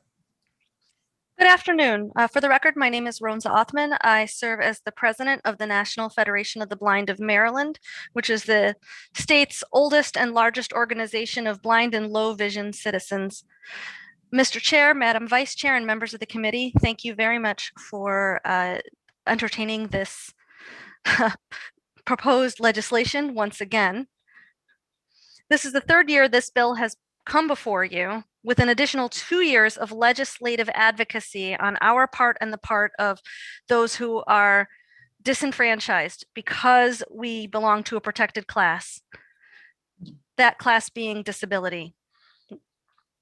We have been pleading with the Maryland General Assembly, and we come to you again today to do so, to take action to ensure that people with disabilities, including those who are blind, low vision, and have motor challenges and other difficulties, are able to access our voting system in a fair, private, and equitable way. This is a civil rights issue as well as a voting integrity issue. We're talking about in-person voting only here. That is the scope of this legislation. People with disabilities have to use, as Senator Lamb described, one method to vote, the electronic ballot marking device, while everyone else, for the most part, uses another method, the hand-marked ballot or the bubble sheets. The ballots, as you saw, are very significant in size, shape, and appearance, and were we in person, this would be when I and the members of the National Federation of the Blind sitting behind me would be holding up their ballots for you. And before 2016, everyone used the electronic ballot system. We in Maryland had one single voting system. But the state moved away from that, not because of security reasons, but because candidates at that time believed that Marylanders were not bright enough to click next page on the electronic ballot marking device. This is not a problem in any other state, anywhere else in America, only in Maryland. I myself have experienced these challenges. In 2020, I voted 4 times because I live in District 7 that had a special election. For me personally, in 2020, when I went to a voting location, I walked in and the ballot marking device was not set up. I had to set it up myself and show the staff of the polling center how to do it. In addition, I was not given the neutral instruction, even though I am very, very clearly, very obviously blind. I use a long white cane. But nobody offered me the electronic ballot marking device as the state policy from 2019 supposedly required. Instead, I was handed a paper ballot that I could not complete independently, and I had to ask for the electronic ballot marking device. People know me in my neighborhood. They can identify me. And in fact, when I walk into the polling locations, they know me by name. Some will say this is a security issue. In fact, you'll probably hear testimony about that today. That is categorically untrue. The reason to have a paper ballot system rather than an electronic ballot system being a security, necessary for security. The electronic ballot marking devices are as unhackable as anything could be. The BMDs is not connected to the internet or to any other type of network. It still produces a verifiable, auditable paper ballot, and then it is tabulated the same way as the paper ballot is. We're talking here today about the method of making voting choices, not the method in which they are tabulated. For the voting machines to be compromised from a security perspective, someone would have to hack every single ballot marking device independently, individually. And that's just not possible given how they're stored, checked, monitored, and how they operate. We desperately need the legislature to act on this because the State Board of Elections will not do it themselves without intervention. Some are going to tell you that this legislation is premature because of the litigation that is currently in the federal courts. I can tell you that the federal courts are waiting for the Maryland General Assembly. And if the General Assembly continues, like it has been, to wait for the courts, then people with disabilities will continue to be ground up in the bureaucratic process of government. And in every moment that that continues to happen, our civil rights are violated. I want to... Ms. Othman, you have to wrap up. Your time sure. is coming to an end. Just with regard to the fiscal note, I want to just make sure folks know that the information in there does apply to everything. Very briefly. Yes, sir. Yes, sir. The information in the fiscal note is not accurate from our perspective because it seems to suggest that the costs only apply to BMDs, but those same things like footprints and tables also apply to the hand-marked ballot booths. Thank you. Thank you very much for your time, and I appreciate your indulgence, Mr. Chair. Yeah, Mr. Lazar. Hi, Mr. Chairman, Madam Vice Chair, and distinguished members of the committee. My name is Jonathan Lazar. I'm a professor at the University of Maryland and incoming director of the Trace Research and Development Center, the nation's oldest research center on technology and disability. However, I'm here today only representing my own opinion, not that clearly of the University of Maryland. Here's what I can contribute to this conversation. I did research in 2018 about what other jurisdictions and states are doing if they use the express vote ballot marking device. And that's what we're talking about here, that Maryland is using the express vote BMD, right? So my research question in 2018 was, we had 19 other states and also Washington, DC, that are using the express vote that creates this skinny ballot that you've heard and seen about, right? My question was, what are these other states doing? Are they facing similar problems? What about these other jurisdictions? Only Maryland is facing this problem. And here's why. If you look at the other states and jurisdictions in 2018 that used express vote, which creates the skinny ballot, right? They either required everyone to use the ballot marking device, right? So there's no ballot segregation issue then, because everyone's using the same skinny ballot. They encouraged voters to use the ballot marking device and only gave people a paper ballot if they specifically asked. So that was about 70 to 80%, of voters used it. Again, no real problems there. Or when you walk into the polling place or use a wheelchair to come into the polling place, they give you a choice between, would you like the optical scan ballot or would you like to use the ballot marking device, right? So for all of these other jurisdictions and states that were using this type of ballot marking device, they didn't have this ballot segregation problem. They didn't have these ballot secrecy problems. Why? Because they had 50, 70, 80% of their voters using the ballot marking device. So this is completely solvable. Let's just be clear for a minute. This is a completely solvable problem. Only Maryland has this problem. And that was the data from 2018. Now, I had examined data looking at the state of Maryland from 2016, 2018, 2020 as well. And this is an ongoing problem, right? There are still a high number of precincts where there's only one voter who is using a ballot marking device, meaning that, as Ronza mentioned, you can identify the votes to that voter, right? And even if you only have 2 or 3, it's still problematic. It's still ballot segregation. You know that these ballots using the skinny ballot were voted on by people with disabilities. So just to summarize, I support this bill because it addresses the problem and it ends ballot segregation. And just remember, Maryland is the home of so many different disability rights organizations. Thank you, right? Mr. Lazar. Yes, thank you. Let's go to Kenneth Capone. Welcome back, Mr. Capone. Hello, members. My name is Ken Capone. I am the director of People on the Go of Maryland, the statewide advocacy group ran for and by people with intellectual and/or developmental disabilities. We are here to testify in support of the proposed legislation to increase protections for people with disabilities with regards to voting. It is the most fundamental right of our democratic process to have the right to vote in privacy and without outside influence. We think that having people with disabilities as the only ones to use the electronic ballot marking device is a privacy issue. People on the Go feels the State Board of Elections and local boards of elections should expand the use of the ballot marking devices during early voting and on election day. We feel that people with and without disabilities should be able to use both versions of the ballot marking devices. This ensures the privacy of voters with and without disabilities is retained. If only people with disabilities use the electronic ballot marking devices, it would allow the votes of people with disabilities be known since the ballot style is different than the hand-marked ballot. We want to ensure that all Marylanders have the same protection when voting. Thank you.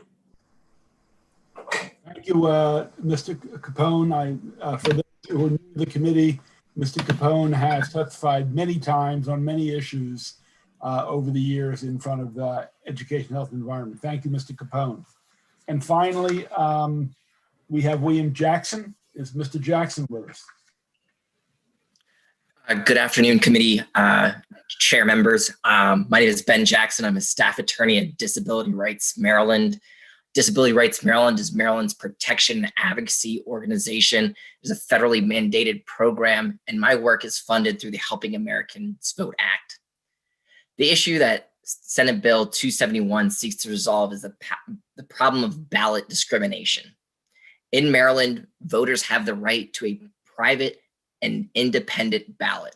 Federally, voters with disabilities have the right to mark, cast, and verify a ballot privately and independently. The only way to secure the rights of voters with disability is to increase the deployment of electronic ballot marking devices. For the past 3 election cycles, the State Board of Elections has tried to tweak policy to increase usage and has been unable to effectuate change that results in compliance with their regulations. The Maryland's Attorney General has issued an opinion stating that 5 voters per precinct was not enough to accurately ensure privacy of ballots of voters with disabilities, and we haven't been able to succeed. Looking at Professor Lazar's statistics in the 2016 election, in the 2018 election, and in the 2020 election. I believe that when policy fails, that corrective implementation is necessary. I think the main lesson that we've learned from this COVID crisis has been that health is fleeting, and that if we enact effective, progressive policy changes, then the problems that we face in the future and whatever next devastating crisis can be mitigated if we act now. So I urge you to report favorably on this bill. Thank you. Thank you. We're going to go to questions, and I know Senator Fry Hester has a question, and Senator Vice Chair Kagan. I want to know, Senator Hester was out on the previous bill. I apologize. Okay, I'll go to Senator Vice Chair Kagan in just a second. I want to make a comment, and then I have a question for Senator Lamb. It was said that the shift to marked ballots, paper ballots, was because people didn't think people were smart enough to hit the button on the electronic voting, and it wasn't about voter safety. And I was one of the people who cast a vote in the legislature, and there are a number of people here who cast votes. People can agree or disagree with the policy, but the legislature decided on a convincing argument from voter security that paper voting and scanning machines was more safe. That's what drove that change. It was not because people didn't feel they were smart enough to electronically vote. I happen to appreciate and enjoy electronic voting on a computer screen. But the convincing argument was about voter security. And I can pull the testimony from all those hearings, and Ms. Wilson from Hyattsville, and the many, many people and the professors from Hopkins who made the arguments that they were not safe in terms of electronic machines. So I disagree with that assertion. Senator Lamb, if we could assure that a more significant number of voters, whether it's 20 or 25, I think 5 is way too small.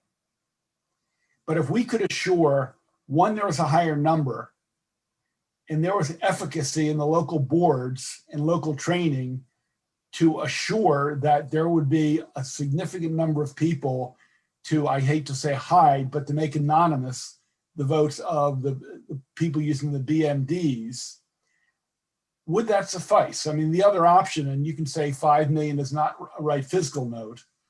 I mean, at what point do we buy new machines and require everyone to go back to electronic versus coming to some mitigation and adaptation that assures privacy with these people? And again, we don't want their votes to stick out, because then it's not a private election, and people should have the right to vote as they choose in privacy. So I guess my question is, if the local boards and state board have not fulfilled their standards, or the standard is not right, can this be resolved by changing those two things rather than forcing everyone to go back to a machine?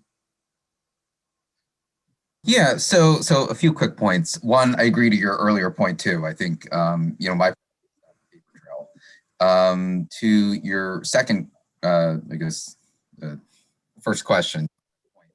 I think so. I think there may be, it's just that I haven't seen any confidence.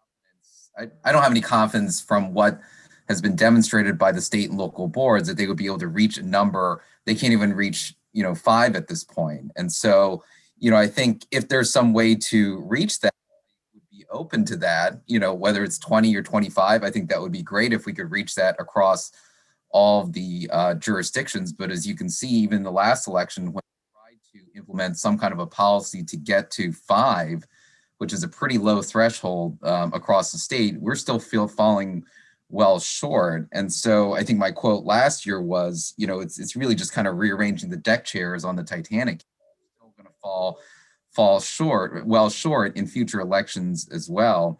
I think the other thing to keep in mind is that occasionally these contracts with the machines do come back up. And is there a way for the state board, when they're negotiating these contracts with these BMD manufacturers, to negotiate something where the non-standard, these alternative ballots individuals with disabilities are using do not physically look any different than the other ballots that other people are using. And so, I think we've presented that as an alternative in the past. The state board has said, no, there's, the cost of issues and all of this, we can't do that. But occasionally they do re-up these contracts. And I think that's important for them to look at that as an option too, because that would get really at the crux of it, at the source of the problem where, these ballots then would come out looking exactly the same as opposed to a normal ballot and a skinny ballot. Great. Thank you. Senator Kagan. Thank you, Mr. Chairman. Once again, we are a little bit on the same page. Ms. Altman, it's good to have you back in EHE. I want to start with, they say start with the end in mind, and Lamb, I assume that we all share the same goal, which is that people with disabilities have both access and privacy, right? Aren't those basically our goals? Yes. Okay, so I think requiring that people without disabilities that they must vote on a BMD is not how we get there, and spending $5.4 million and a similar number of dollars every single year to get to access and privacy is just not the right answer. So, again, Senate Bill 831 talks about, there is a section on ballot marking devices. And Senator Lamb, I would love to talk to you about this issue, because I think you're spot on that it's important. I don't think we end up in the same place for the solution, but if you are open to a conversation in when there are long lines, yeah, I have experienced at precincts and early voting centers that other people, that voters of any level of abilities and disabilities are shown to the ballot marking devices as a way of expediting lengthy lines. That's a way of offering more privacy. We can do that. There are a lot of other ways that that I think we can address this issue rather than a mandate. So, Ms. Othman, are you willing to consider some alternatives? And because I'd love to have a chat with you, Senator Lamb. Absolutely. Madam Vice Chair, we're willing to consider anything that will preserve the right of individuals with disabilities to vote secretly and privately. Right. So I'm not sure that the size and shape of the ballot is as important as the volume. So I totally agree that we need to have a lot more ballots, and we need to have a lot more people using the ballot marking devices. I'm just not sure that mandating that everyone shift over is fiscally responsible. And I think we can get there less expensively, but still accomplish the goals of access and privacy. So thank you. Yeah, thank you, Mr. Chairman. Okay, we're going to go to the opponents. Let's start with Mr. Canali, and he will be followed by Mr. Holderman. Then we'll take questions, and then we will recess. Good afternoon, Mr. Chairman, members of the committee. Kevin Canali here on behalf of the Maryland Association of Counties in opposition to Senate Bill 271. You have my written testimony. I would like to make just a few points. Number one, like all of you, we don't raise policy objections with the goals of this bill. But you've heard, you've talked about the fiscal note, and that fiscal note applies to counties as well. So we're here because of the fiscal note. It's a $5 million hit per year for counties. And under state law, we have no choice but to fund these costs, competing with limited local funds against schools, public health, public safety, roadway maintenance, and other essential public services. Particularly with the pandemic, counties like the state are worried about their finances and their budgets right now. So we're here about the fiscal note. I really appreciated the conversation that I've heard, and I think there are ways to address these issues. I don't think that we need to do it with the fiscal note like this one, but without the state funding and technical support, we would respectfully ask for an unfavorable report on Senate Bill 271, but we're certainly happy to work on other pieces of legislation and with the committee to find a solution, because we know that this is an issue, and I really do want to solve it. And if there wasn't the fiscal impact, I wouldn't be here today, but I'm happy to work with you all, and I appreciate your time. Okay, thank you, Mr. Canali and Mr. Holderman. You're muted, Mr. Holderman. Unmute, please. Thank you, Mr. Chairman and members of the committee. My name is J. Alex Holderman. I am professor of computer science and engineering at the University of Michigan and co-chair of Michigan's Election Security Advisory Commission. A decade and a half ago, while earning my PhD in computer security at Princeton, My research demonstrated how Maryland's old touchscreen DRE voting machines could be hacked to change election results. Today, Maryland uses hand-marked ballots, which are considered the benchmark for election cybersecurity, and for the common sense reason that it's impossible for hackers to change marks voters make by hand. But now you're considering a major change to ballots marked using ballot marking devices, a return to hackable computers. Though this bill is well-intentioned, it would be a dangerous step backwards. So here's the threat. If attackers hack BMDs, they can change ballots so that the printouts have different votes than what voters intended. Although in principle, voters might notice the changes, a large body of science finds that not nearly enough voters carefully check their BMD printouts to let us confidently stop such an attack. For instance, in my own peer-reviewed research, we had people use BMDs that we secretly hacked to change the printouts. Voters noticed less than 7% of the votes we changed. In a close race with a BMD for all system, there would be less than one complaint per polling place, even though attackers changed enough votes to steal the election. This is not merely a theoretical threat. In recent court-ordered tests of another state's BMD for all system, I discovered that it's practical to compromise the BMDs through multiple cyber attack strategies and change the printouts. Such threats to elections are only getting more extreme. Consider the SolarWinds hack against government systems discovered this winter, which Microsoft's Brad Smith has called the largest, most sophisticated attack ever. The 2020 election was called the most secure in history, in large part because hand-marked paper ballots are now far and away the most widely used voting technology in the US. In contrast, though BMDs can be safely used when limited to a small fraction of voters, as in Maryland today, we simply don't know how to guarantee the security of a BMD for all system like you are now considering. This puts everyone's votes at risk. For this reason, I urge you to retain a primarily hand-marked approach to voting in Maryland. In this era of hacking and disinformation, more than ever, the public needs to be assured that election results are rigorously secured. Thank you. Thank you, Mr. Haldeman. Question for either of the opponents, Senator Lamb. Thank you, Mr. Chairman. I have one question for Mr.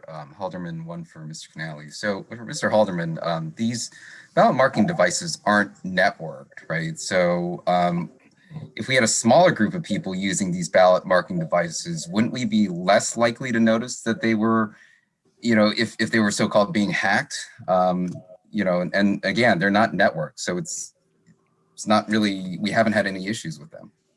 Right, they're not networked, but they still have to be programmed from a central system before each election in the same way that DRE voting machines were centrally programmed. And that provides an opportunity for attackers to spread some kind of malicious software from a central place to all the BMDs, say, in a county. In terms of having a smaller population use them, the main difference that makes is that the attack can, at most, affect a much smaller fraction of all ballots, which means you'd have to change virtually every BMD printout in order to succeed. And at that point, if every printout is being changed, there's a much greater chance that somebody is going to notice and stop it. So my last question is for Mr. Canale.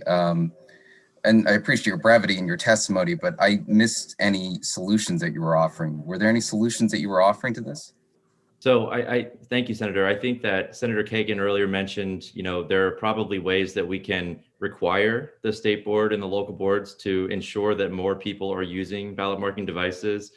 When I voted and during the last election, I did just because of this issue, right? And I think that we have to make sure that happens. Everybody wants to make sure everybody has access and privacy when they vote. And I think that there are solutions here without the fiscal impact. And I think the number one solution is making sure that more people are using the BMDs. But I don't think we should throw the baby out with the bathwater here. I think that, going back to the old system, as Senator Penske mentioned, that was debated and there were reasons why we went to paper ballots. So I think we can really split the baby here. I think there are ways to solve what we're all trying to solve. without the enormous fiscal impact on the state and on counties. So I appreciate that. I'm hearing a lot of babies and bathwater, but no real solutions. And I wonder if this would really be a consideration if we were talking about other protected classes as well. So thank you, Mr. Chairman. And Senator, if I could just say, No that further the counties, the local boards of elections and the state board of elections, these are their policy areas. So this could probably be a question for them. The counties are just the funding source. That's what I could say about it. Okay, that concludes the hearing on Senate Bill 271. We are going to recess for 45 minutes. Maybe we start instead of an hour, we can get this done and more of an afternoon is available for other work or to tackle the snow or not tackle the snow and ice. So it's 1 o'clock now. We will reconvene at 1:45. We have 6 more bills, 2 or 3 of them are mine. They should go fairly rapidly. And then we have a few other bills. So we are recessed till 1:45. Get some lunch, get some rest, and we'll see you all soon.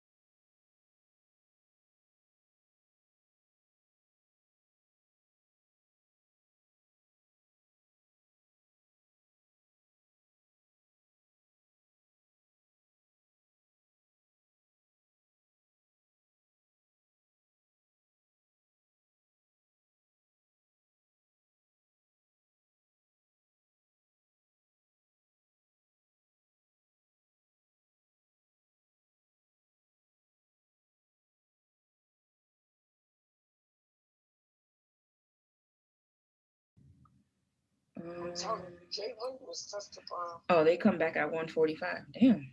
Oh, I thought it was gonna be like 2 o'clock. Okay, Kobe's here. What's Kobe here? Oh, Kobe here for public financing. I think you were talking about Wendell Gordon. Yeah. Okay. Hey, what bill? Let me prep because I got like 5 bills that I'm testifying on, and they are lengthy shit. Let me see. I'm asking Jay Wendell, what bill are you testifying? I can't imagine he here for anything. I mean, who's Jay? Yeah, because all the other stuff is like campaign finance, recount stuff. Although that, unless that's why Blair is here. Let me see. What Blair? Blair is like the one who ran for county executive in Montgomery County. I'm like, why is he here? But I think it's for this recount shit. Hey, Joanne, your mic is on.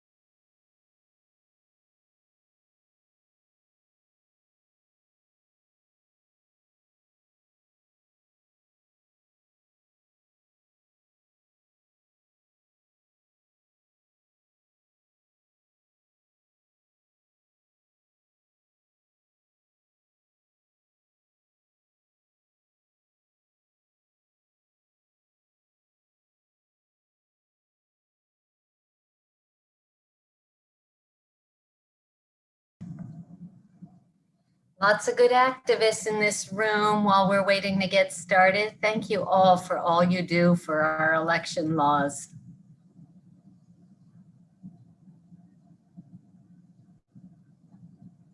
Nancy, Joanne, Emily, Marvin. Marvin, you're here twice. Oh, you're muted. Sorry about that. I got to figure out which one I need to cut out. You're good. Good to see you. Hey, Charlie. You're muted too. Hey, Emily. Hi. Glad that we got nap time. Feels a little bit calmer over in my house, at least for the rest of the day. Yay. Yeah, I fed my kitty, so he's a happy camper. Hopefully he'll be quiet during hearings. All right, I'm muting myself. See you in a couple minutes. Senator Riley, you're not Kathy anymore. Kathy was going to vote better.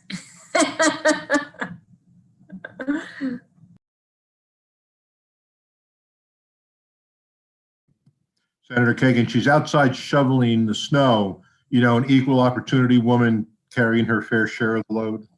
I love that. You married so well. I'll tell you, she's awesome. Well, I was just out there helping her, but now I have to come back and see you. Indeed.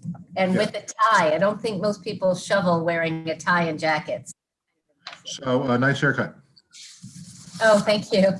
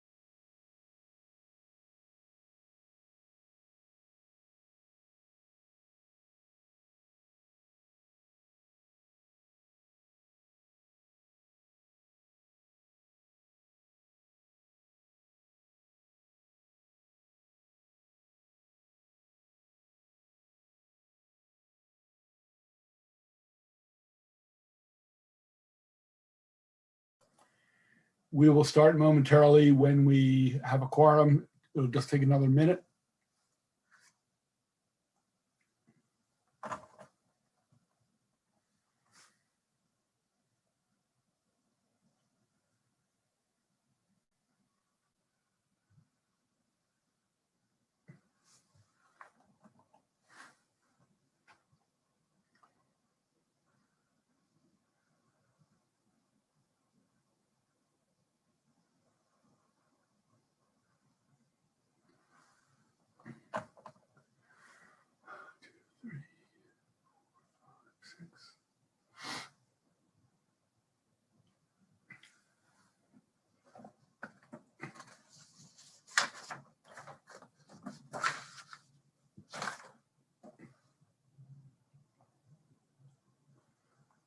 Okay, Welcome to the Education, Health, and Environmental Affairs Committee.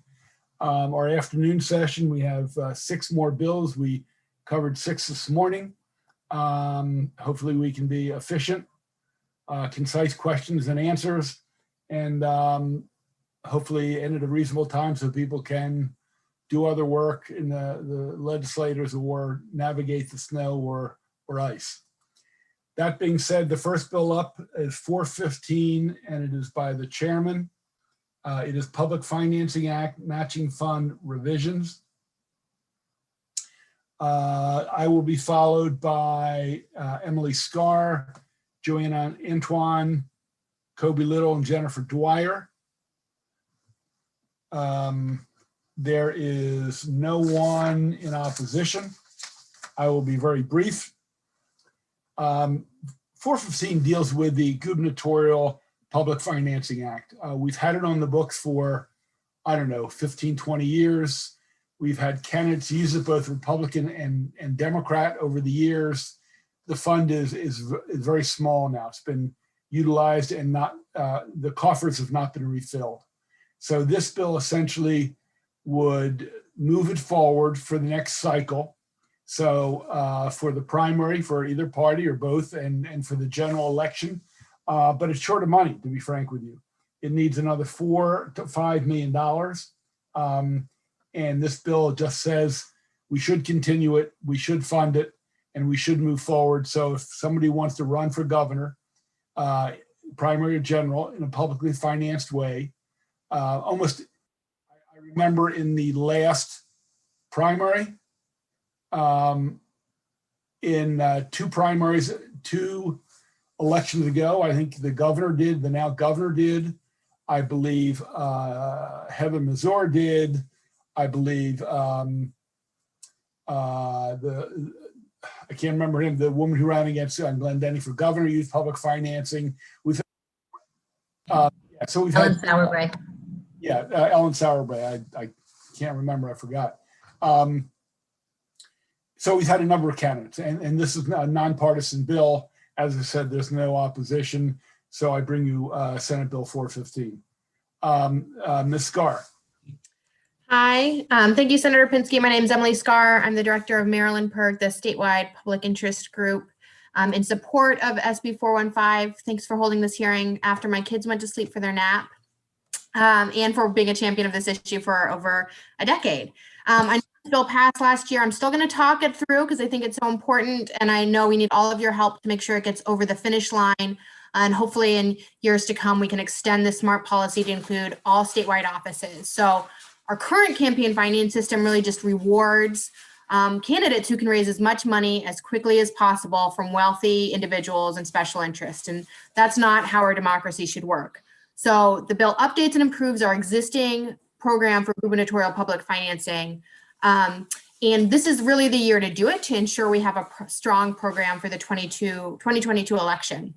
So there's 3 key reasons I think we're really excited to make these fixes. First, by making these adjustments, we'll more effectively keep large and corporate donations out of the equation. Currently, for our small donor public financing program for governor, candidates who participate can still take big money contributions, meaning they can take money from PACs, corporations, and individual donors up to $6,000, while also accepting matching funds for small donations. We think that's a flaw in the system that we should correct.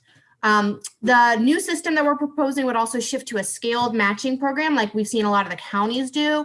And this is really valuable because it incentivizes the smallest donations and encourages candidates to go out and reach out to more voters. We actually found in Montgomery County that candidates who used the program there had twice as many donors as those who used traditional financing. And finally, as the chairman said, the bill ensures that the program is properly funded because we have had inadequate funds for the program in recent elections. Here's why it's important. There's growing frustration with our political system and a strong sense of anger with Americans against the role of money in our elections. It's certainly most pronounced at the national level, but it affects all levels of government. And as we've seen in the last decade, since the Supreme Court's made a couple of poor decisions with Citizens United and McCutcheon, the rise of big donors from the Koch brothers to Tom Steyer has just really impacted down ballot races and state races as well. A poll from the University of Maryland actually found that money in politics is considered the #1 source of dysfunction in the US political system, with a whopping 90% of respondents across the board saying it's either a lot or some to do with the problem. And so last year, about a year ago, Maryland Perk Foundation released some research on looking at the fundraising for governor over the last 3 election cycles. And on average, candidates for governor received about 50,000 donations each from Maryland voters, which is about 1% of the voting age population. And as I said, our research in Montgomery County found that by using a program with a small donor incentive, we could actually almost double the average number of candidates or average number of contributions. Obviously, we will have to see how it affects, but the general inclination is we think this will increase participation in voting through or in the process through donations. In addition, we found that the donations to gubernatorial candidates are just not really reflective of Marylanders, and certainly at a rate that are higher than most Marylanders can afford to make. So for example, 84% of the money to gubernatorial candidates raised in the last 3 cycles came from contributions greater than $250, which is what the new system would actually cap donations at. So just to walk through exactly how these new programs work, I know a lot of you are familiar because you already have them in your counties. It enables candidates to run for office without having to accept large and corporate donations. And the way it works is candidates seek out small contributions from Marylanders. And once they hit qualifying requirements for the number of donations matched, number of donations received, and money raised, they are eligible for limited matching funds so that they can remain competitive, but not necessarily outspend a traditionally funded candidate. And I'd say, yeah, there's a 1-pager that Joanne attached to her testimony with Common Cause. I know there's a couple of tweaks with the numbers on the match rates, which I think we need to correct. But we're really excited about this because I think it's better for candidates, it's better for the public, and ultimately it's better for our democracy. It really positions Maryland as a national leader on campaign finance reform. And I think ultimately we need this at the federal level as well. So that's my quick spiel, maybe not so quick, but I'm happy to answer additional questions if folks have them after Joanne and Kobe speak. Thanks for your time. Thank you. Ms. Antoine. Thank you, and good afternoon, Chair Pinsky, Vice Chair Kagan, and members of the committee. For the record, Joanne Antoine, Executive Director of Common Cause Maryland, testifying in support of Senate Bill 415, which aims to modernize the existing Fair Campaign Financing Fund. As Emily already noted, this program is critical for gubernatorial candidates who want to be able to run, on the strength and ultimately the power of Maryland residents. While Governor Hogan, for example, was able to successfully run and win using the program, based on the research, done by PERG and just on feedback from candidates that used the program in 2018, it's underfunded and it's more importantly outdated. So unlike programs that exist at the local level, the Fair Campaign Financing Fund allows candidates to receive a grant versus the tiered matching system that we have, and they're able to receive money from non-individuals. And in the existing program, we ultimately just aren't amplifying the voices of small dollar donors. So the bill in front of you proposes a tiered matching system. The 1-pager that Emily noted, the matches that I have in there look like they're outdated. It's supposed to be 952, but it gives you a sense of, how small dollars are matched at the highest rate like they are at the local level. And as you all know, these programs continue to grow successful all throughout the state. This past November, Baltimore County voters overwhelmingly approved a charter amendment, and the county is now on path to being the 5th jurisdiction in the state with a program. And that's because, like we saw in Montgomery County, Marylanders feel as though their voices are being drowned out by the amount of big money that's coming in. And as they begin to understand the program and understand how far their dollars go, they get excited and are more willing to participate, many of them giving to candidates for the first time. So, I say all that to say, just to be clear that we are not asking to create a new program. We're instead saying, let's upgrade, the existing one, ensuring that there's not only funding available for candidates who may want to use the program in 2022, but that it's set up in a way where Marylanders who are giving small dollars are being amplified at the highest rates. I did also just want to note, that If you look at my testimony, both the League of Women Voters, Sierra Club have signed on in support. They all agree that we need to pass this bill this year in order for it to be, improved for 2022. And I don't know about you all, but I would love to see, more women, more people of color running for, running in these races. And I do believe that with a working program, more people might be willing to opt in. So I urge a favorable report. And again, we are happy to work with you all on improving the bill if needed. Thank you. Thank you, Ms. Antoine. Reverend Kobe Little from NAACP. Welcome, Reverend Little. Thank you, Chairman Pinsky. Good afternoon. Good afternoon, senators, members of the committee. I am Reverend Kobe Little. I represent the Maryland State Conference of the NAACP, and we're here today in support of Senate Bill 415, as well as Senate Bill 416. Hope to return to testify directly on 416. But let me say, we support these bills because they democratize campaign finance, and they increase the opportunity for everyday citizens to run for office and to have campaigns that will be properly financed and facilitate their ability to be competitive in these races. It is a time for us to do everything that we can to strengthen our democracy. We've seen the outsized influence that money has had on elections here in Maryland and certainly at the federal level. We also saw on January 6th how important it is for us to invest in strengthening our democracy. And one of the ways that we can strengthen democracy is to lessen the influence of corporate interests and increase the opportunities for everyday people to run for office and to serve. So thank you again, Mr. Chair, for your commitment to reforming campaign finance and for sponsoring this legislation.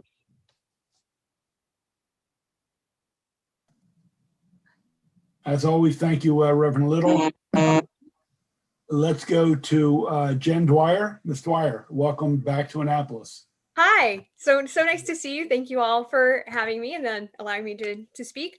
My name is Jennifer Dwyer. I'm the Deputy Executive Director at Progressive Maryland, and I would like to express our strong support for SB 415.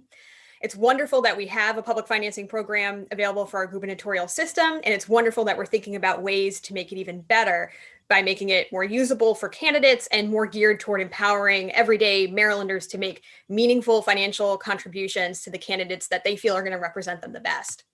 So first of all, ditto to everything that my colleagues have just said. A key takeaway for me from this bill is that we're improving how the matching system works so that it's tiered instead of the flat rate of $1 from the fund for every $3 raised. So like Joanne was saying, it really puts the emphasis on those smallest, $1 to $50 kinds of contributions. And, what that really does is that it turns those $10 and $20 contributions into $100 or $200 to candidates, which incentivizes candidates to spend more time talking to everyday Marylanders and hearing about their lives and hearing about the things that matter to them.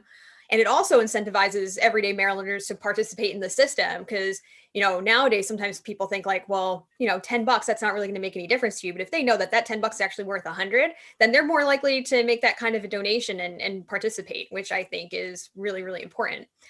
And I think that tiering the system in this kind of way will also make it easier for candidates who use the system to raise the kinds of funds that they need to win, even against traditionally funded candidates, than the way that the system is now. So I think this is a really important improvement. And the second thing that stands out to me about this bill too is that how, relatively speaking, it's relatively inexpensive to fund a program of this type, even though it, despite how big of an influence it's going to have on strengthening our democracy, this is a relatively small investment. So the proposed investment is $4 million a year into the fund, but in a context of a $40+ billion state budget, that turns out to be 0.009% of the total budget. So in the context of, what an everyday Marylander makes, somebody who's making $50,000 a year, 0.009% of their money is $4.50. So that's like 2 weeks of Netflix or a third of a pizza or a bag of chips. And, so in other words, I think that this is a investment in our democracy that is totally doable if it's something that we decide to prioritize. And I think we should. So with that, I urge a favorable report. Thank you very much. Thank you, Mr. Dwyer. Before I go to the Vice Chair, let me just very briefly amplify something Ms. Antoine said. She talked about the momentum happening in the local jurisdictions, Montgomery, Howard, Baltimore, hopefully soon Prince George's. Well, ironically, it was the gubernatorial that predated this, but the momentum has shifted to the locals, but it's almost like we've forgotten our roots. And if we want to keep the gubernatorial working, which has been utilized numbers of times, we have to go back and fund it. And as has been said, redo the matching funds to encourage even greater number of smaller donors. So, we started with it, we've shifted our priority and direction, and all of a sudden we look behind us and we see it's not funded and could potentially not be used in the 22 election. So I think we just can't forget what begat the Montgomery, Howard, Baltimore efforts. Okay, let's go with Senator Kagan, followed by Senator Ellis. Thank you, Mr. Chairman, and thank you for this bill. I will tell you that as a Montgomery County resident, I felt super influential by writing a check for $100, $150, knowing it was going to become $600 or $750, which I would never be able to afford. So been there, done that, and it truly did make a difference, and it did make me write more checks because I felt like I was really making a difference. Having said that, I do have a question for the chairman. In the bill, on pages 5 and 6, is it your intent, and could you clarify, please, that we're talking about making sure that there is sufficient funding for a full contribution in the primary for 2 gubernatorial tickets and in the general election, 1 gubernatorial ticket? What if there's greater demand than that? What if both candidates in the general election want to partake in public financing, or more than 2 out of the Democratic and Republican Party primaries want to partake? If you could just clarify, that'd be great. No, it's a very fair point. The question is how big a check, budget, and tax are willing to write, and also working off of past practice.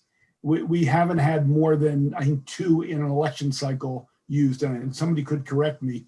Maybe Mr. Demarinis in a moment can correct me, but I think it's a combination of not more than a couple have been used, and also the cost. We're in a tough time.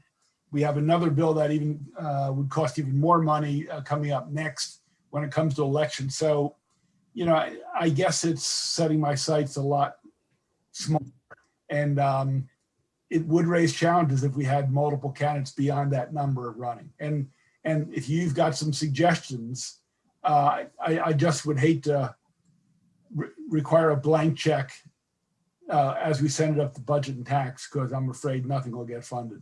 But it's a very real concern.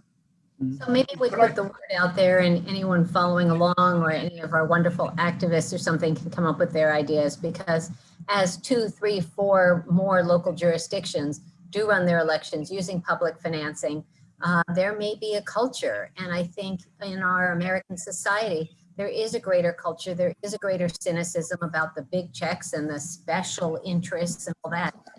It could be that demand increases, but I totally hear what you're saying, Mr. Chairman. And so it's a conversation I think worth having. Thank you. Mr. Demarinis, do you want to comment on the $4.5 million? Sure. I guess in the last couple of elections, more people were participating in the primary than in the general. You have less candidates there. It's just, at least this gives a baseline so that that 2 candidates would be fully funded. Additionally, getting the fully funding is a difficult process there. It's not impossible, but it's, so you could have, say, 2, 3, 4 candidates in the primary, get funds, because support's going to differ between them all. Not all those candidates are going to get fully funded, but at least there's a base there that they know if they really apply themselves and catch fire, that they would have money for the primary, and then if they advance, the candidate would have monies for the general as well. So And- this gives it a and I good think- base. And I think the threshold is 1,500 contributions, is that right? Yes. So it's not a simple task. It's not like any Tom, Dick, or Harry is going to be able to get 1,500 people who can write them a check. Senator Ellis. Yeah, thank you, Mr. Chairman. Thank you for this bill. So I'm a CPA, and I always try to follow the numbers. And I hear numbers being thrown around that $10 will turn to $100, and $100 turn to $600. And I'm kind of trying to follow it. So on page 3, Exhibit 1, it talks about public contribution matching amounts. So for the first $50, the public contribution match. So the first 50 of eligible private contribution, the match is $9. For the second 50, it's $5. For the third $50, it's $2. And for the remaining $100, $0. So for $250 maximum contribution, from an individual, the public contribution on Exhibit 1 comes up to $16. So am I missing something? Yes. Okay. Would one of, Sure. So it is the first $50 you gave would be matched at 9-1. That becomes $100, right? Then the next 50 you gave would be matched 5-1. That becomes $300. You're up to $1,200. And the final 50, what was it? 2? 2, right. It's another 150. So you're $1,150. So a full $250 donation would receive $1,150 in public matching funds. So I understand your explanation, but when I look at this chart, when I read it, maybe it's just my technical background tells me something else. It doesn't say a times, it says $1. So for the first $50, it has a dollar sign next to the number 9. So that's $9, not 9 times. So it's a drafting issue. It's each dollar of that first 50. So 45, it's $9 for every single one of those dollars. So we can confirm that there's not a drafting issue, but that's why the language is that way. It's not. Well, Senator Chair, Ellis. get $9 for every dollar donated. Hold it, Senator Ellis. Sorry. You're right. The exhibit in the fiscal note is not as clear as it should be. Yeah. So I would work with you to kind of fix that up. So it's Well, clear. that's only the fiscal note, Senator. I think the bill itself is much more explicit. If I can, I was also going to say, if you look at the chart in the testimony that we submitted, I think that gives you a better understanding of how the match system works. I think it's just the layout and the way that it's structured in the fiscal analysis. But we can update the one pager and send it to all members of the committee after the hearing. And we have to do it legislative to make sure it's clear, because this is a good bill. And so we have to make sure everything falls through clear and there's no hiccups when we vote on this. And then the funding from the executive branch is not what we expect it to be. Absolutely, Senator. We have to, we're not voting on the fiscal note, we're voting on the bill, but we have to make sure the bill is correct. So yes. I think we can meet with Mr. Demarinis and some other people to make sure, and our committee counsel, Ms. Goodman, to put our heads together to make sure the bill says what it says is meant to say. So thank you. Other questions on 415? If not, we'll call that hearing to a close and we'll move to 416. And ladies and gentlemen, this is setting up a public financing for the state legislature, for the House members and Senate members. Also with a new funding approach, much like Montgomery County, where it encourages small contributors and it allows someone who is a community organizer in West Baltimore to be able to run with someone who is working in a law firm and is sitting around with lots of people with deep pockets. It is to level the playing field. That being said, this can be very expensive, and I'll be frank about it. And we have a lot of demands on the budget. We have the COVID relief. I've been advocating for this for a long time. Even as an incumbent, I think a non-incumbent should be able to raise enough money to run for office. I say to my constituents, we're in it for 4 years. We don't own the office. And anybody should have an opportunity to run for office.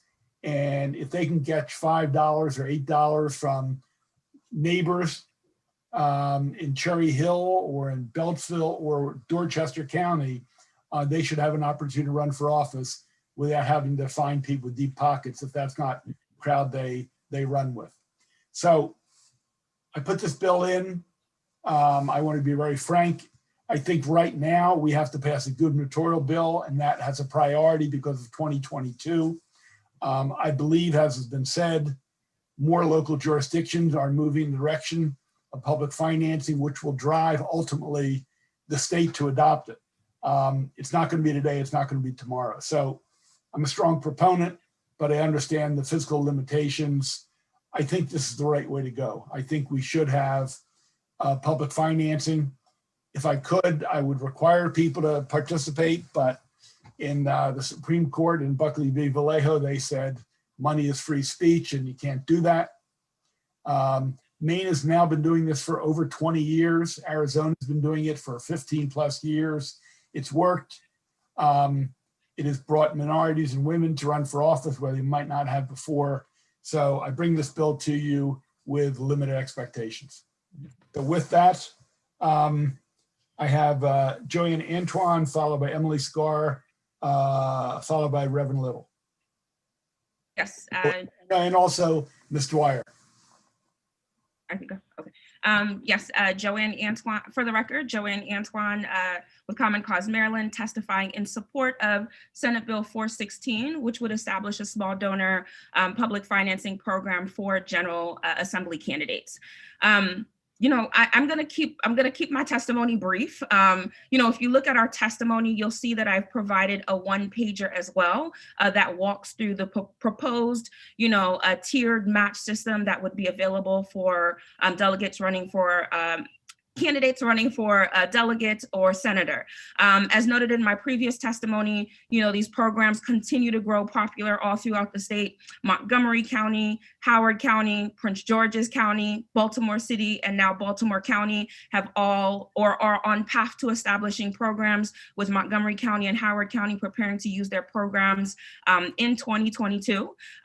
You know, when people, as the public begins to understand how the programs work, they understand that their dollar go a lot further and they're more willing to participate. I think also candidates wanting to run for office, you know, recognizing the growing cost of running a competitive race, also hopefully aim to use these programs as well. You know, in our 2019 study, we went through and analyzed what it took winning candidates to win. And what we found is that obviously the cost of running a winning race continues to rise. Senators on average are raising well over $260,000. And in the House of Delegates, we saw an overwhelming increase, a near 64% increase, where on average they're raising $125,000. Now, someone who is hoping to run for office, a young person, you know, who is running a grassroots race, you hear these numbers, honestly, they sound intimidating, right? And it's like, where am I going to raise this? Even if you wanted to run a campaign run on the strength of Marylanders, you know, based on small dollars. And, you know, so this program aims to provide a system that doesn't give them, you know, it doesn't get the Senate candidate to $260,000. It gets them to a point where they are able to run a competitive race. Priority for us, though, this year is fixing the Fair Campaign Financing Fund. So I think our goal with this bill is really to just get your feedback, right? We obviously are going to continue to analyze, you know, campaign finance numbers, trying to figure out, well, our goal is next session to be able to present you with information that would allow you to see how much you would have raised under a program like this based on your 2018 numbers. But if you have feedback on what the match rate should be, how to deal with the difference in the costs in different parts of the state, we'd love to hear that. I think that's our biggest goal this year. So we urge a favorable report, obviously, just with the understanding that we're prioritizing the other bill and that our goal this year is to really just get feedback on improving this one. Thank you. Thank you, Ms. Antoine. Ms. Scar. Hello again, Emily Scar with Maryland PIRG, urging a favorable report for SB 416. Again, just to highlight a couple reasons that this will be so valuable, I think, for candidates for state delegate and state senate. And the challenges we'll need your help to work out as far as the different costs to run for office in different districts, as well as handling multi-member districts, which we don't have at the local level. But we do know that the public, after having used this program for their county races, are wondering why they can't use it for statewide. And the time will come where we need to figure this out. So we should have the conversation. The report that Maryland PERG Foundation did on the 2018 Montgomery County race had two really compelling facts. One I already mentioned, that candidates who used the public financing program there had twice as many Montgomery County donors as those who didn't. And then the average contribution was glaringly different. Candidates who used the program had an average of $86 compared to traditionally funded candidates who had an average over $1,000.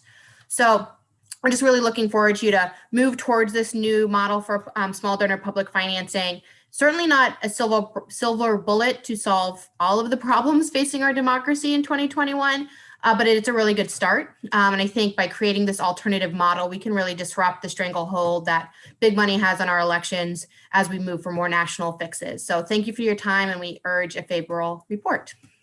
Thank you. Reverend Little, are you still with us? No, he had to hop to ECM, so I think. Okay, then let's we might go have to Ms. Dwyer. Are you still with us? Yes, I'm still here. Thanks Okay, again. you're on. I'm Jennifer from Progressive Maryland. And I would like to express our strong support for SB 416. I wholeheartedly agree with everything that Senator Pinsky was saying. I think this is a great bill because I feel like anyone who has good ideas, a call to public service, and the support of their communities should be able to run for and win a seat on the General Assembly. Finances shouldn't be a barrier to Marylanders being able to elect the members of their communities that they feel will represent them the best. As Senator Pinsky noted, making it more feasible for candidates to raise money in a purely grassroots fashion will mean that the pool of candidates will diversify and will become more reflective of everyone who lives in our state, which is critical because it ensures that no voices are being left out of our government and that the needs of every community in our state are being met. In addition to creating a more reflective democracy, public financing also helps candidates out by allowing them to spend more time with the people that they hope to represent and less time worrying about fundraising. I don't know very many folks who like fundraising. It's time consuming. It's not easy. So public funding and financing creates an option for candidates who choose to be able to raise all the money that they need while knocking on doors and talking with voters. And as a few folks noted earlier, in 2018, Montgomery County implemented public financing for their county council and their county executive seats. And the program was extremely popular with incumbents who were running for re-election, with political newcomers, and with the voters. A large number of candidates opted in, including incumbents who had previously been fundraising in the traditional way. Howard County, Prince George's, Baltimore City, and most recently Baltimore County have also all passed programs for their city and county governments. And in Baltimore County, it actually passed through the ballot with 57% of the vote. So this is a program that's incredibly popular with voters all over the state, rural areas, urban, suburban. And now over half of Marylanders have the opportunity to participate in public financing at the local level. So I think we should expand that to the General Assembly races as well. So with that, thank you so much for the opportunity to testify, and we urge a favorable report. Thank you. Thank you. And before I start calling, we have a number of people who've raised their hand. It is optional. It is not required. If there's any confusion, it is optional. Let's start with Senator Washington. Thank you. And it's that point of, I support the program actually in both bills, but Chairman, that's the point of that it's optional.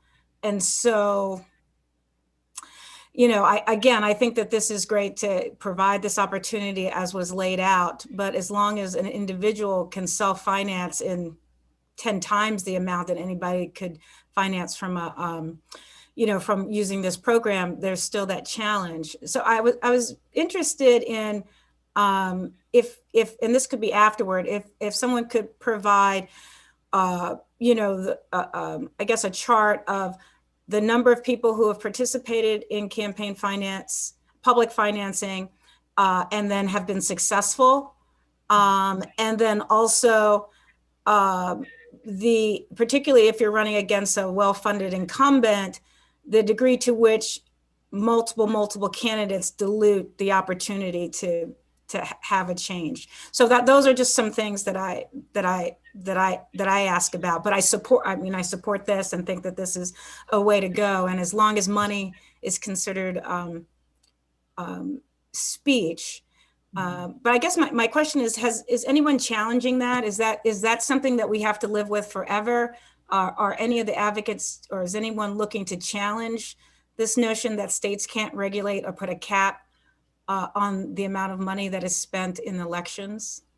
Well, until we get a new Supreme Court. The Supreme Court actually had two decisions. Okay. They had Buckley v. Vallejo, I want to say in 1986, but I could be off, which said money is free speech and you couldn't cap how much somebody spent. And then, interestingly enough, to your point, Senator Washington, a couple of states said that once a limit was set, if another candidate went beyond the limit with private self-funding, they would match the difference 3-to-1 or 4-to-1, almost like a supplemental bump to get closer. But even that was ruled unconstitutional. So that was thrown out, and that was either Maine or Arizona, one of the other states. So the challenge is the Supreme Court at the moment. But to your other question, I believe in Arizona, over 50% of the people who run for office use public funding, including the governor, over the last some number of election cycles. And I think it's very similar in Maine that have had it for 20 years. Yeah, and I'm just interested in Maryland, if we could see what that looks like. I am concerned about many candidates and people diluting the impact of what maybe 3 well-qualified candidates who don't have the money could do. So it's certainly not perfect. I'll share my report with you, but the Montgomery County research we did found similar results. Over half the candidates opted to participate. We had a county executive win a primary and a general against a independently financed candidate. Great. Thank you. There's always going to be anomalies, but I'll send you that report so you can look at it. I appreciate it. Senator Washington, the other two variables is the amount of money you set aside to fund it and the threshold. So in other words, if you have a threshold that's not so low that any Tom, Dick, and Harry or Uncle Sam on stilts can qualify, so you've got to set what is a reasonable threshold. Is it 300 people in your district that give $10, or 500 people give $5? And then having enough money, which again, we're far short in the gubernatorial, but some of the local jurisdictions are taking a more thoughtful approach and putting enough money aside. So they're the other two variables you have to look at. Great. Thank you. Yeah, let me go to Senator Ellis and then to the Vice Chair. So thank you, Mr. Chairman, for this bill again. So the same issue I have with this bill, the exhibit number 1, it has that issue. So we can look at both of them when it comes to draft and make sure the bill is clear. And so there's no subject for interpretation like this. So, and second point, so if we have a incumbent who's been around a while and has a $1 million in her campaign account and from previous election cycles, and you have that person say, okay, I'll participate now in the public financing, and they still have like $1 million in their account plus this, wouldn't that bill still be like a, I mean, does this bill take into consideration a situation like that, limiting what they could use from previous unencumbered funding? Yes, Or, they may not, or in other words, the election cycle is set at a certain time. You can collect the amount of money that is reported to the elections board. So you cannot use your $1 million and your $200,000 that you have to go, you're either in or you're out. You don't have a foot in both camps.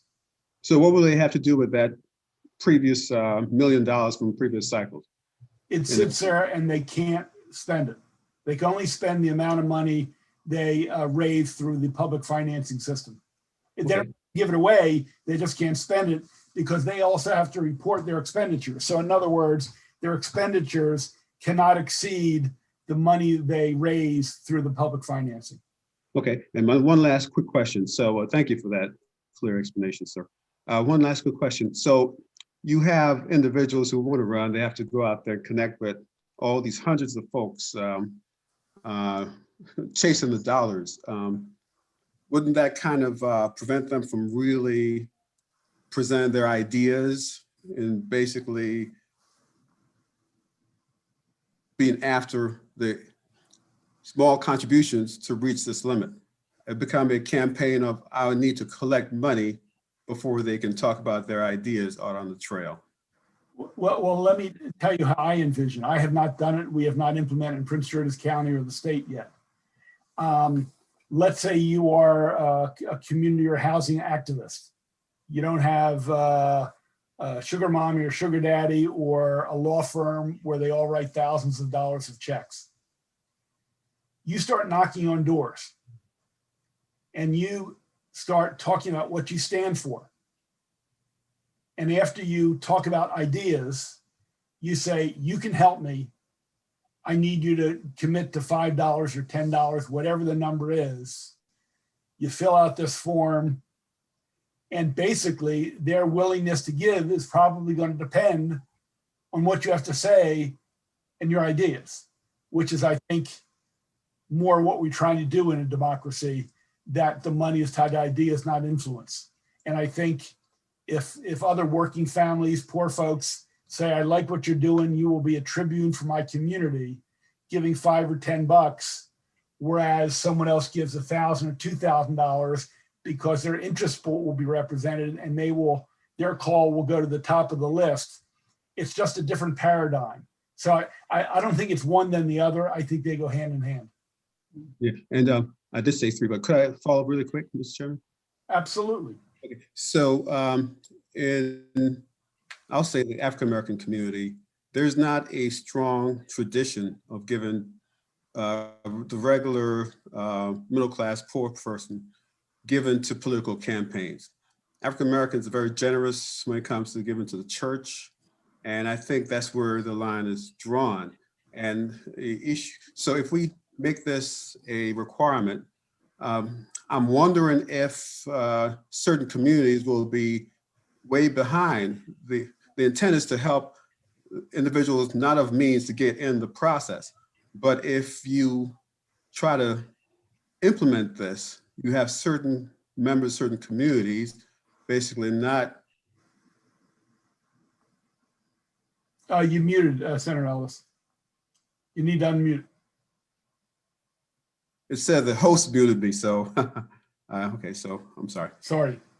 Okay, so, well, my question is, I'm not sure how far back I was muted, but if you have an African-American community and Latino community, not a strong tradition of giving to political campaigns, do you think this bill might hurt those communities and send representatives in?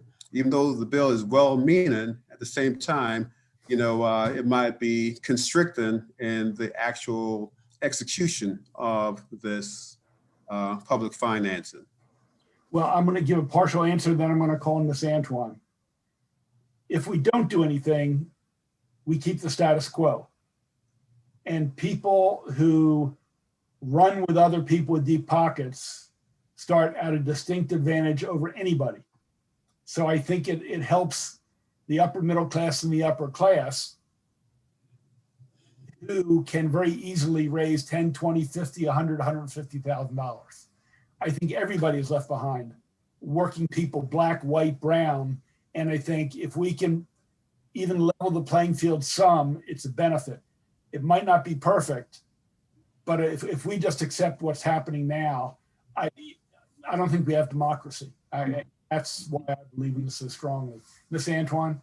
Yeah, and I would just challenge you on this idea that certain communities are unwilling to give or they can't afford to give. Obviously, we know that when we look at overall income, there's no disputing that there are certain communities that have lower, you know, that have less means. But what we find is that a lot of time candidates actually just aren't asking us to give, right? They're doing outreach and they're going to where They assume, that there's going to be a lot of money, and a lot of times are unwilling to go into certain communities because they come in with this misconception that this person won't contribute, even if it's just $5. I would also say, a lot of times there are individuals who don't give because they feel as though their $10 really isn't going to help when yard signs, for example, can run you thousands of dollars, right? But helping an individual understand how $10 becomes $100 really does change their overall opinion, and they want to give more. I also live in Montgomery County, so even though we advocate for the program, I got to see it at play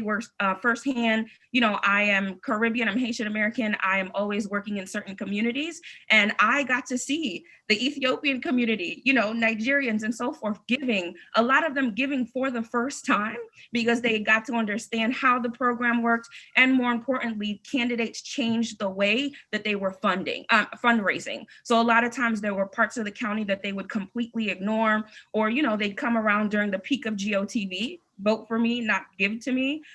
We saw them going to their churches. We saw them hosting fundraisers at the local Ethiopian coffee shop.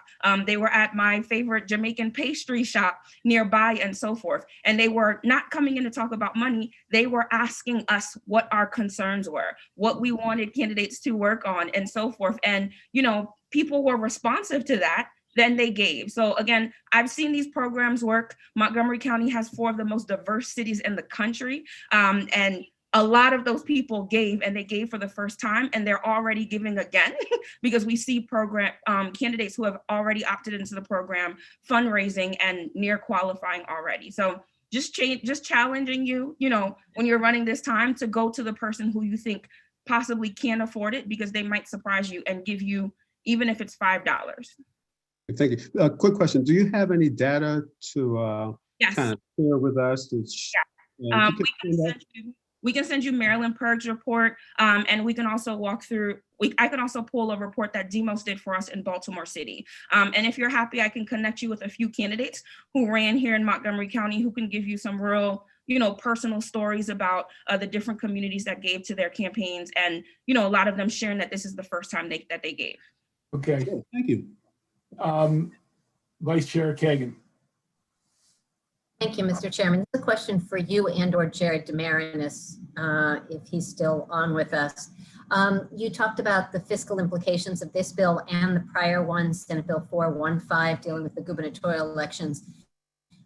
Speaking potentially for both, I didn't hear anyone talk about tax, which we all can do when we file our taxes. And that was one way, not just through a gubernatorial allocation, but through citizen participation and allocating $2, $3, whatever, to go into that fund. Is that something that doesn't exist in here? Are we pushing that? Is that one way of mitigating and addressing the cost of both 415 and 416? And I yield to either of you all to answer that. Thank you. Well, let me start. I can tell you, we spent years talking about how to fund this, and have not come up with any easy solution. Raising taxes. We talked about lobbyist filing fees. We've talked about, the checkoff, which has gone down in some areas on your taxes. And we've bandied about lots of ideas. And I'm not sure we settled on one that works. And again, I want to reiterate, this bill is not going to make it to the floor this year because we don't have the funding and the expense. So I'm more than happy to have people work on a strategy to have a funding stream to take care of the matching money. So beyond that, I'm not sure I have much to offer. Jared, maybe you can talk about that for the gubernatorial for 415, if that bill might move Sure. forward. The tax checkoff is still there. It is, it's for a period of time it wasn't, but we had passed it a few years ago. And we have also tried to increase different funding streams into it. We've done fines and candidate filing fees. We've been trying to get as many little tiny pieces as possible here. I was just looking up here in fiscal year 21 so far, we've only collected roughly $14,000 through the tax checkoff. It's not like the federal side where it's a box and then it automatically diverts it. You have to add on to your taxes here. So people are not necessarily doing that, but it's an option in the state of Maryland here.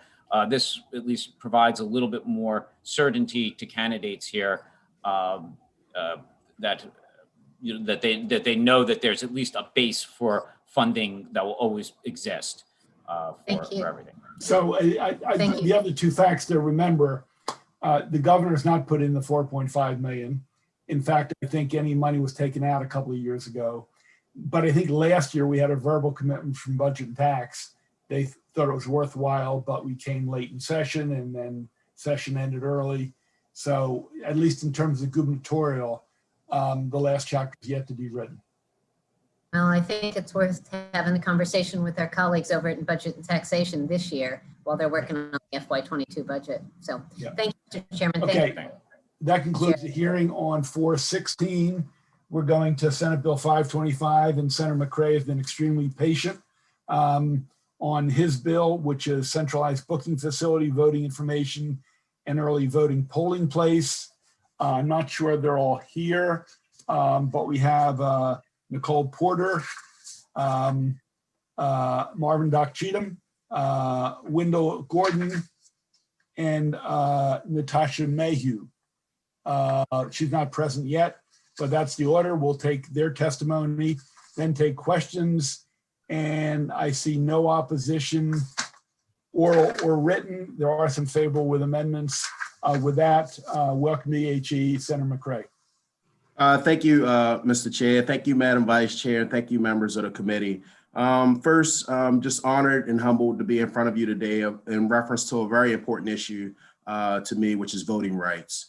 Voting rights in reference to those folks that may be penalized for any type of criminal activity or arrested for any type of criminal activity, and making sure that we enfranchise these voters to the best extent possible. 5 years ago or 6 years ago, I had the opportunity to be able to work on voting rights and lead the effort in the House of Delegates with House Bill 980 to make sure that we restore voting rights to those folks that are on parole or probation. But I think today we need to take it a step further. One of the steps further is making sure that those folks that are at specifically our central bookings, which is our pre-release in the city of Baltimore, that we look towards placing an early voting center at that location. Why would this be important? I think it's very important to remember that these are people that have not been convicted of a crime at that moment. These are folks that may be there for a misdemeanor charge. At the end of the day, they still have the right to vote, and we should be making sure that we preserve that right to vote to the most utmost extent possible. Mr. Chair, I watched as this election that just came past us in 2020. And I watched as I was granted certain privileges, you were granted certain privileges where we had our ballots mailed to us. But these same people were not extended that same right to have that provision until the general election, when it was looked into and stated, why didn't you treat them the same way that you treated me or anyone else that was home on the streets? I think that this is the right direction to move in towards, but most importantly, there are jurisdictions that are already leading on this effort. There's a District of Columbia, there's a Cook County, there's a Los Angeles County that recognize the importance of moving in this direction. And I believe that Maryland can also be a leader towards that. Mr. Chair, I come here not by myself, but I come here learning from others. To be honest, there are several leaders, and 3 of them that I have with me that have taught me extensively on this issue. The Sentencing Project is one of the ones in reference to when I talked about that effort 6 years ago that helped with parole and probation and making sure that Maryland was on the front end of this. Then I remember getting an email in my inbox where they're organizing across the country around a specific effort and being able to join them for their webinar to move in the right direction. But we're not just joined by the Sentencing Project. I also have Marvin Doc Cheatham here with me, Mr. Chair, who's always been an advocate in reference to voting, but did this, I don't want to say as long as I've been living, but as I was a child thinking about this effort, he was always on the forefront of this. And then last, we're also joined by the warrior lawyer, J. Wendell Gordon, to make sure, because he's making sure that the folks that are within this system have that right, fighting on the front line from a court system standpoint. So I thank you, Mr. Chair, for giving me this opportunity, but most and humbly, I ask for a favorable report for Senate Bill 525, and thank you. Senator McCray, thanks for your testimony and your patience. Now we'll go to your expert panel. Ms. Porter, your lead off. Hi, good afternoon. Thank you, Mr. Chair, and thank you, Senator McCray, for your leadership in sponsoring this legislation. I'll be brief. I also submitted written testimony, so I'll just highlight a few of the bullets from the written testimony that I hope you all have to review as well. Sentencing Project is a national organization based in Washington, D.C. We've been around since the mid-'80s and track several issues related to criminal justice, including collateral consequences, such as felony disenfranchisement. And I refer to the disenfranchisement that people may experience inside of a jail lockup as de facto disenfranchisement, since as many of you know that people pre-trial or on misdemeanor offenses in jails can vote. It's just that the lack of practices and policies in place impact their ability to vote and their guarantee of voting access. As Senator McCray has already highlighted, there have been several localities around the country in recent years that have worked to address de facto disenfranchisement for incarcerated residents during election cycles. He mentioned Illinois a few years ago adopted legislation that in effect impacted Cook County specifically, where Chicago is, allowing for a polling location inside of the Cook County Jail, one of the largest jails in the country. Also, there's a practice in Los Angeles County that was started last year during the 2020 election cycle that allowed for a polling location in one of the Los Angeles County jail facilities. There are serious efforts to institute polling locations in certain local jails around the country as well. Harris County, where Houston is, which is suffering many issues right now, given the weather event going on in Texas, is seriously considering a polling location in that county jail, which is also one of the largest jails in the country. So if if the Maryland Assembly adopts this legislation, it would certainly move Maryland in the right direction in terms of ensuring access to the ballot and addressing de facto disenfranchisement in Baltimore City specifically. As you all know, Maryland is a leader in expanding voting rights to justice-involved residents and has done so over many legislative cycles, most recently in 2016 under legislation that Senator McCray championed then, expanding the vote to some 92,000 Maryland residents.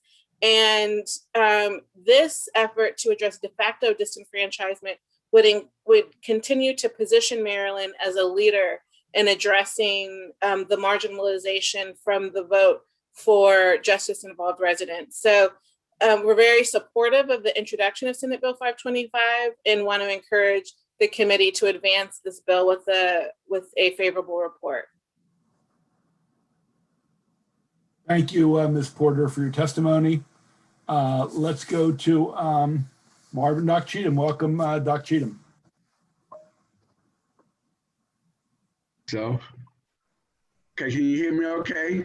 Yes, we can. Senator Pinsky, it's an honor to come back. It's been about 10 years since I've been representing any group. Distinguished members of the committee, I'm Dr. Marvin Cheatham. I've been retired from the federal government, working 41 years. I'm an election specialist. I was the first Black that was elected as the president of the Maryland Association of Election Officials. I served on the city election board for 16 years, 8 of which I was their president. I'm happy to say this thanks to Senator McCray, but I guess it was about 10 years ago, I was the chair of the political action chair for the NAACP. So I'm kind of old, but I'm still interested in voting rights. Maryland, I'm sad to say, has the unenviable right, or at least they have an unenviable record of having a very poor election law record. It was one of the last states in the United States to approve, to ratify Blacks getting the right to vote. Maryland was one of the last states in the United States to ratify women getting the right to vote. And I'm sad to say, had it not been for myself and others 18 years ago, Maryland had the worst record for former felons, not affording them voting rights. And 18 years ago, we got a partial bill passed to give former felons the right to vote. Many don't know that it was 18 years ago that we first started it. What we have to look at here is you have the opportunity to get to the forefront and being a leading state in dealing with voting rights. I heard earlier in the testimony today, people were talking about votes where 7 votes made the difference, where 10 votes made the difference. Well, in Baltimore City, we have now a congressman who now has his second chance of being a congressman, got elected to the city council of Baltimore by 3 votes. By 3 votes. That was Kwesi Mfume against Murray Adams. So voting, no matter how big or how small, can mean a significant difference as to who wins or loses. An individual can be incarcerated and not have had a trial, but he or she could basically lose their voting rights through the state of Maryland by having them incarcerated and not having an opportunity to cast a vote. As I indicated, Baltimore City showed very clearly 3 votes can make a difference. So every one of the votes coming from a former felon who has the right, if he has the right to register to vote, we should be encouraging them and making it possible for them to actually vote. So I'm strongly encouraging this distinguished committee, the Senate, to be at the forefront of voting rights. We have some other issues in Maryland that we need to address where we think African Americans and poor people are being disenfranchised. And this happens to be one of those that you have to sit in incarceration before you can go to a trial. And then you lose your voting right as a result of it because nobody makes it applicable for you to register. So we asked for a favorable report on this. And I think it's been about 18 years since I've done anything like this. Thank you, Mr. Cheatham. Mr. Gordon, let's go to you. Thank you. By Natasha Mayhew, if she has joined us, but you're on, Mr. Gordon. Thank you. There's nothing more essential to the maturation process of a state or republic than the right to vote. Mr. Chairman, Madam Vice Chairman, I'm asking for a favorable report on Senate Bill 525. We cannot bet on our do not disturb signs or our shades of indifference to prevent or continue to allow individuals who've been detained pending trial, to allow them to be denied their right to vote. I've been fighting vigorously for this right ever since 2017, the election of 2017, or actually 2016. Days before the Trump election, I went to the Court of Appeals with an organization called Voice and some other individuals. It had to scramble to put it together. I went to the Court of Appeals to fight for this very right. And the case was reported 451 Maryland 377, 2017. For this very right. And I got thrown out of court, and not because of my ambition to be there wasn't so put together, but I had to scramble together to find the right plaintiff to present the right arguments, and I failed. I was unsuccessful, not because this wasn't a noble endeavor, but because the law really wasn't working with the issue. That's right. Even though I failed, I never consider it a loss. In fact, I never lose cases. Either I win them or I learn from them. And this was a learning experience, because what it told me is that this relief, although we used to be able to depend on the courts in the past, that's not the case always. Sometimes we have to go back to our legislators and let them know this is something that we want. This is something that we deserve. We are citizens. We deserve the right to vote. And it shouldn't be just limited to Baltimore City. It should be statewide. And I don't understand why we can't take this measure statewide and implement. We did it for nursing homes. They have the same issues. I see the the people fighting for the blind just to have rights to the franchise. We shouldn't be demanding and fighting and begging and asking for a favorable report on this. This should be something that you all should be coming together and say, look, citizens of Maryland, we're doing this for you. So with that said, I just want to thank you all for my time. Please bring back a favorable report for this very important legislation. It's very important legislation of our time. And I'll continue to fight these battles, but I need some help. And I need every goodwill individual senator out there to help us push this legislation forward. So I thank you so much for your time, and that's what I have to say. Thank you, Mr. Gordon. Ms. Mayhew. Good afternoon, Chair, members of the committee. Natasha Mayhew here on behalf of the Mayor Brandon Scott's Office of Government Relations in support with amendments to Senate Bill 525. So it's critically important to our administration to ensure that all individuals, whether or not they're held in a detention facility, have the opportunity to exercise their right to vote.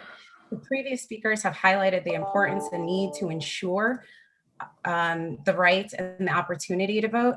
We offer amendments to ensure that those goals are achieved while avoiding the logistical and cost challenges for implementation of an early voting center in the Baltimore City Detention Center that might undermine its success. So our amendment would require an election drop box be placed at the centralized booking facility instead of the early voting center. We believe this would ensure that the inmates have an opportunity to exercise that right to vote via absentee ballots on site and in a timely manner for the election. These amendments would avoid the significant operational and cost problems with establishing the early voting center at the facility. So we look forward to working with the sponsor and other stakeholders to address these concerns and push forward these amendments to ensure that voting access for the inmates can be achieved via that drop box rather than an early voting center. And with that, we urge a favorable with amendments vote on Senate Bill 525. Thank you. Okay, questions for the proponents, Senator Ellis. Yeah, thank you, Mr. Chairman. And Senator McCray, thank you for your leadership, not just with this issue, but in so many issues in the Senate of Maryland. I have a couple short questions. The witness who talked about Cook County doing this, can you share us any data as far as participation in elections at the Cook County Jail or any other facility? That was Ms. Porter. Ms. Porter, do you have Yes. Hi, thank you. Thank you for your question, Senator Ellis. So the election was just last year, and we are in the process of gathering information on voter participation. Given it was the first election cycle that polling places were in place, I will share that Puerto Rico is a Commonwealth that has allowed for in-prison voting since the mid-'80s. So there's a long history of voting from incarcerated facilities, lockup facilities in the territory of Puerto Rico. And in that territory, over 50%, the island of Puerto Rico has a very high voter turnout comparatively to mainland United States. And in the prisons, over 56% of voting prisoners participated in the last election cycle. So there's a very high engagement rate of imprisoned voters in the Commonwealth of Puerto Rico. And we hope to be documenting voter participation in Cook County and other counties that continue to institute polling locations as this trend builds across the country. Okay, thank you. And one last quick question, Mr. Chairman, if I will. Sure. Thank you. The gentleman who talked about, this should be a statewide bill. I looked it up and yes, it's a statewide bill. So why isn't this like a statewide bill? What's the limitations on it? If we do it for Baltimore City, why shouldn't we do it for the entire state? Folks who are, in our jails, not even basically convicted yet. Why shouldn't we do this statewide? What's the limitations? I don't know if the sponsor can answer that. Senator McCray? Yeah, now I will step in there. Senator Ellis, one of the things and unique opportunities is that our jail in Baltimore City is actually run as a state. So we have a lot more leverage with the state agency than we do with the respective local jails. I think that you think about the three jurisdictions that Ms. Porter has put forward, you'll notice that they're predominantly urban jurisdictions. So Cook County in Chicago, DC right there. So I agree that it should be across the state, but at the end of the day, trying to move the needle forward is also important. Okay. Thank you.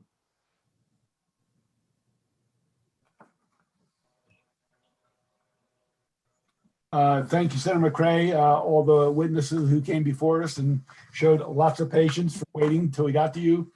Thank you all. That concludes the hearing on 525. Thank you, Mr. Chair. Thank you. We'll now move to Senate Bill 596, Senator Washington, election law, early voting centers, hours of operation.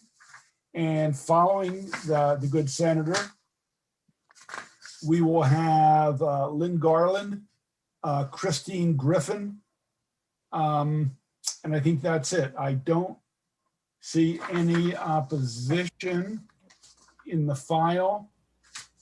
Senator Washington, welcome.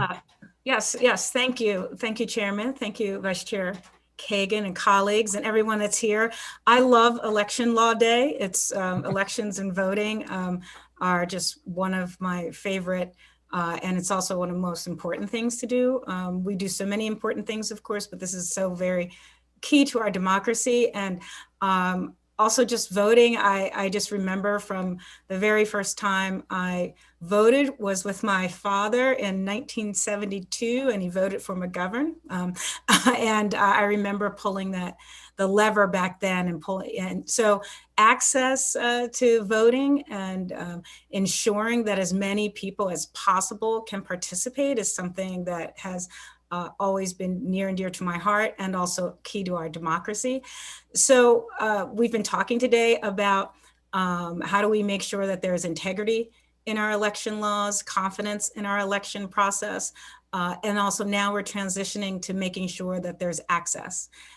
And part of the access is removing barriers, as we're well keyed off by the last bill, that there are no barriers to individuals because of incarceration or being accused of a crime. But we also want to make sure that we're providing opportunities for all people and working people to access the franchise. So SB 596 is really simple.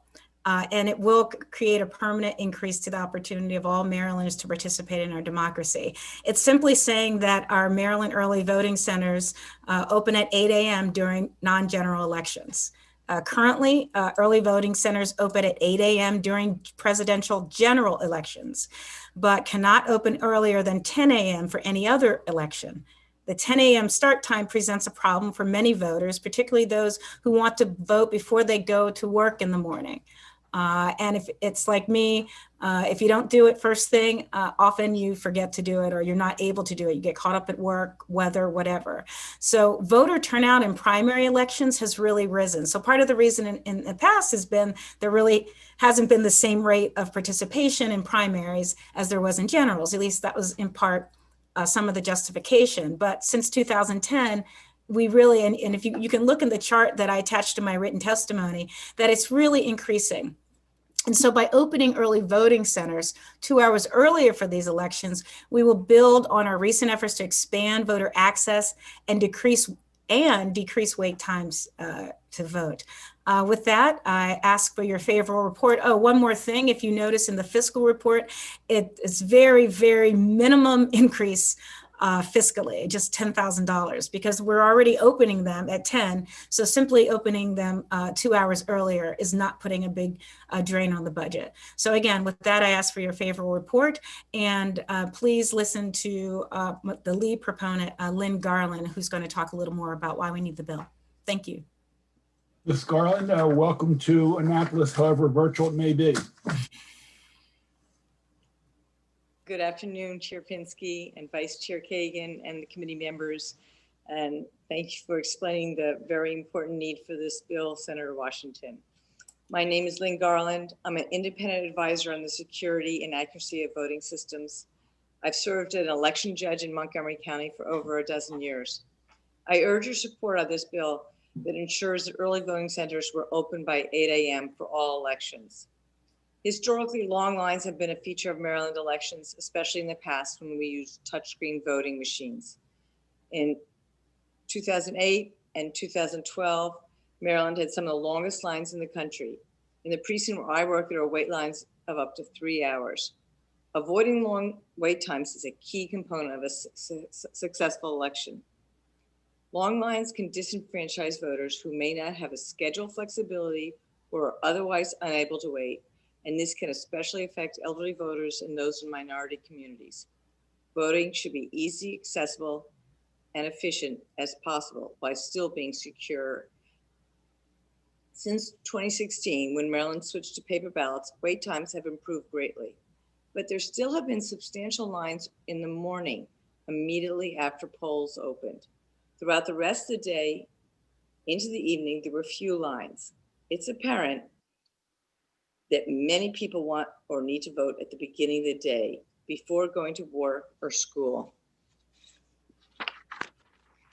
During gubernatorial elections, when early voting sites not open until 10 a.m., those needing to vote early had to wait to vote until election day.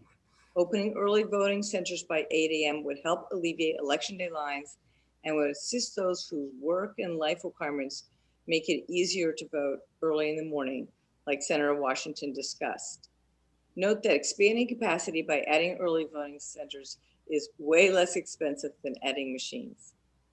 Consider voters as customers of administration. The customers have voted with their feet. In many counties, they prefer or need to cast their ballots early in the morning. Please support this bill and accommodate voters' preferences and open the centers at the latest by 8 a.m. Thank you. Thank you, Ms. Garland. Is Christine Griffin with us? That's my chief of staff. I think that was just a. Okay. Then let's open up for questions to the sponsor, Ms. Garland, Vice Chair Kagan.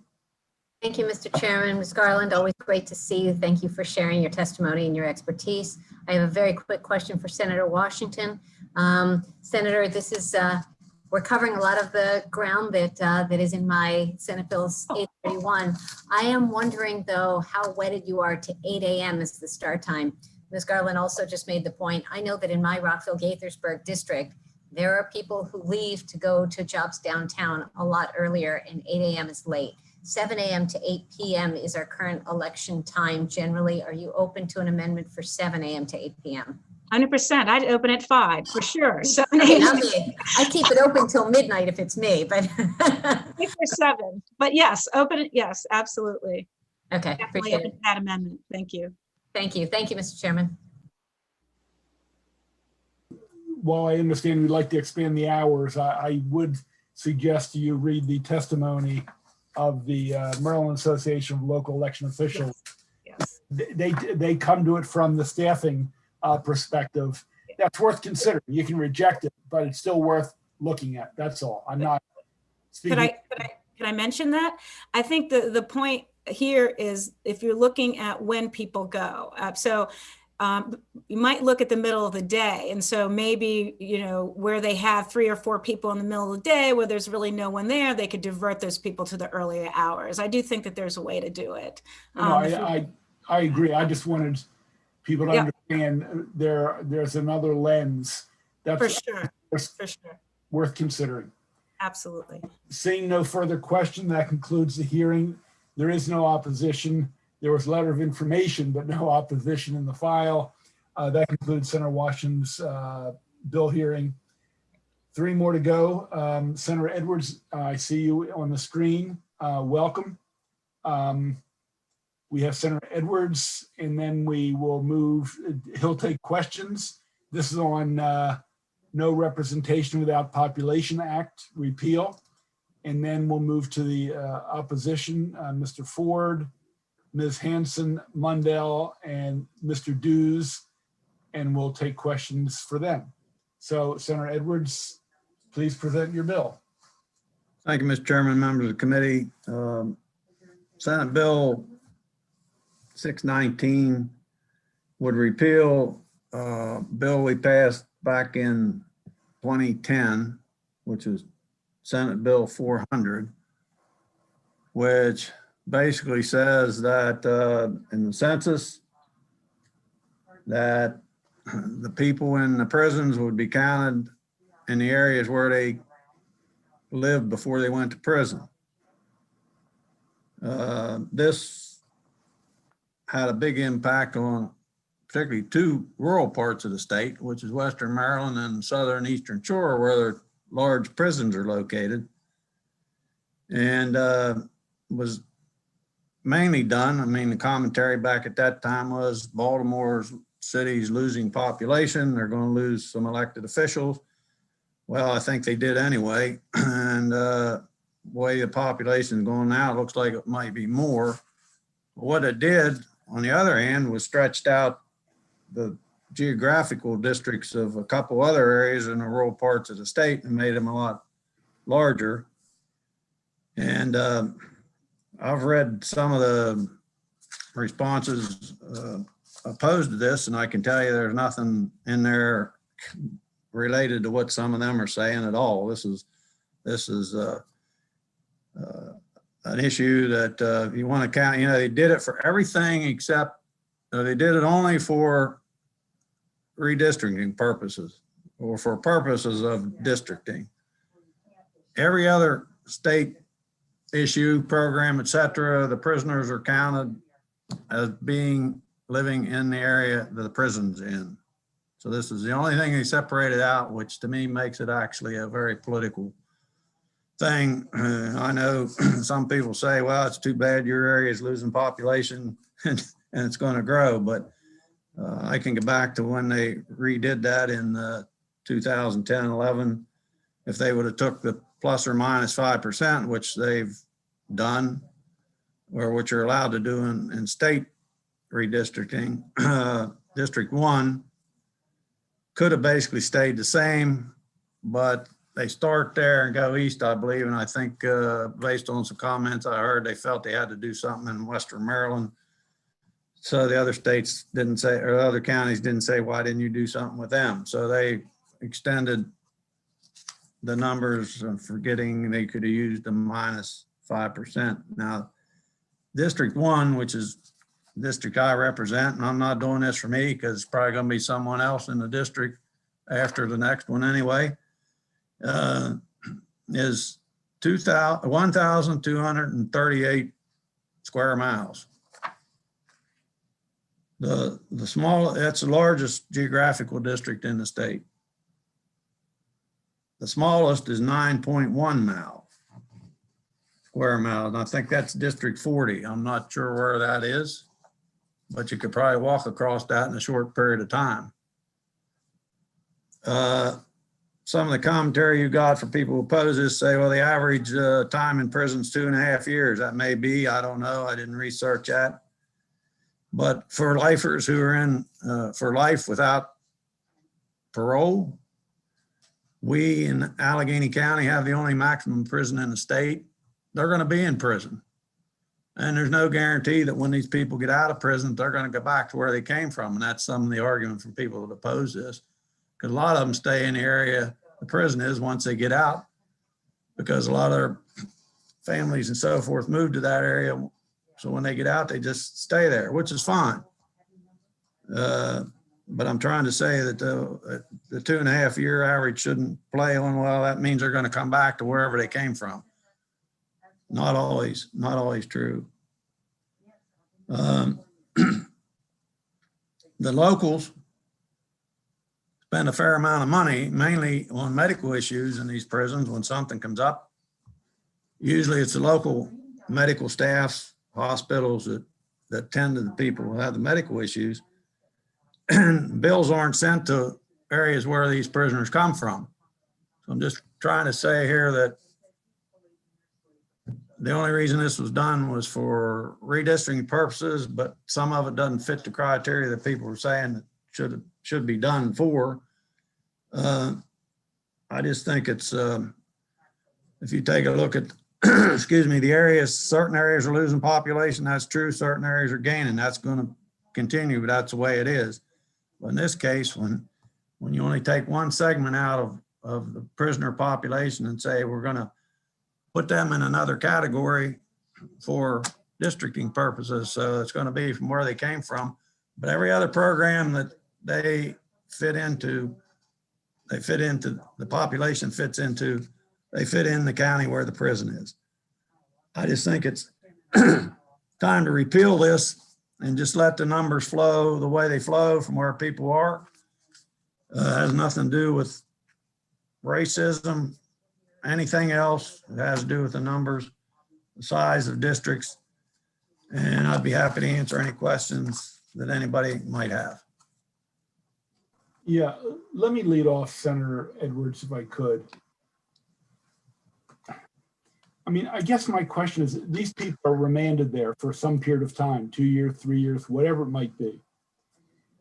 Other than being inside those four walls, they have no connection to that district at all. And it is transient. And if what you say is true of their family moving, their family would be counted. And if when they get out, they move there, then they will be counted in the next census.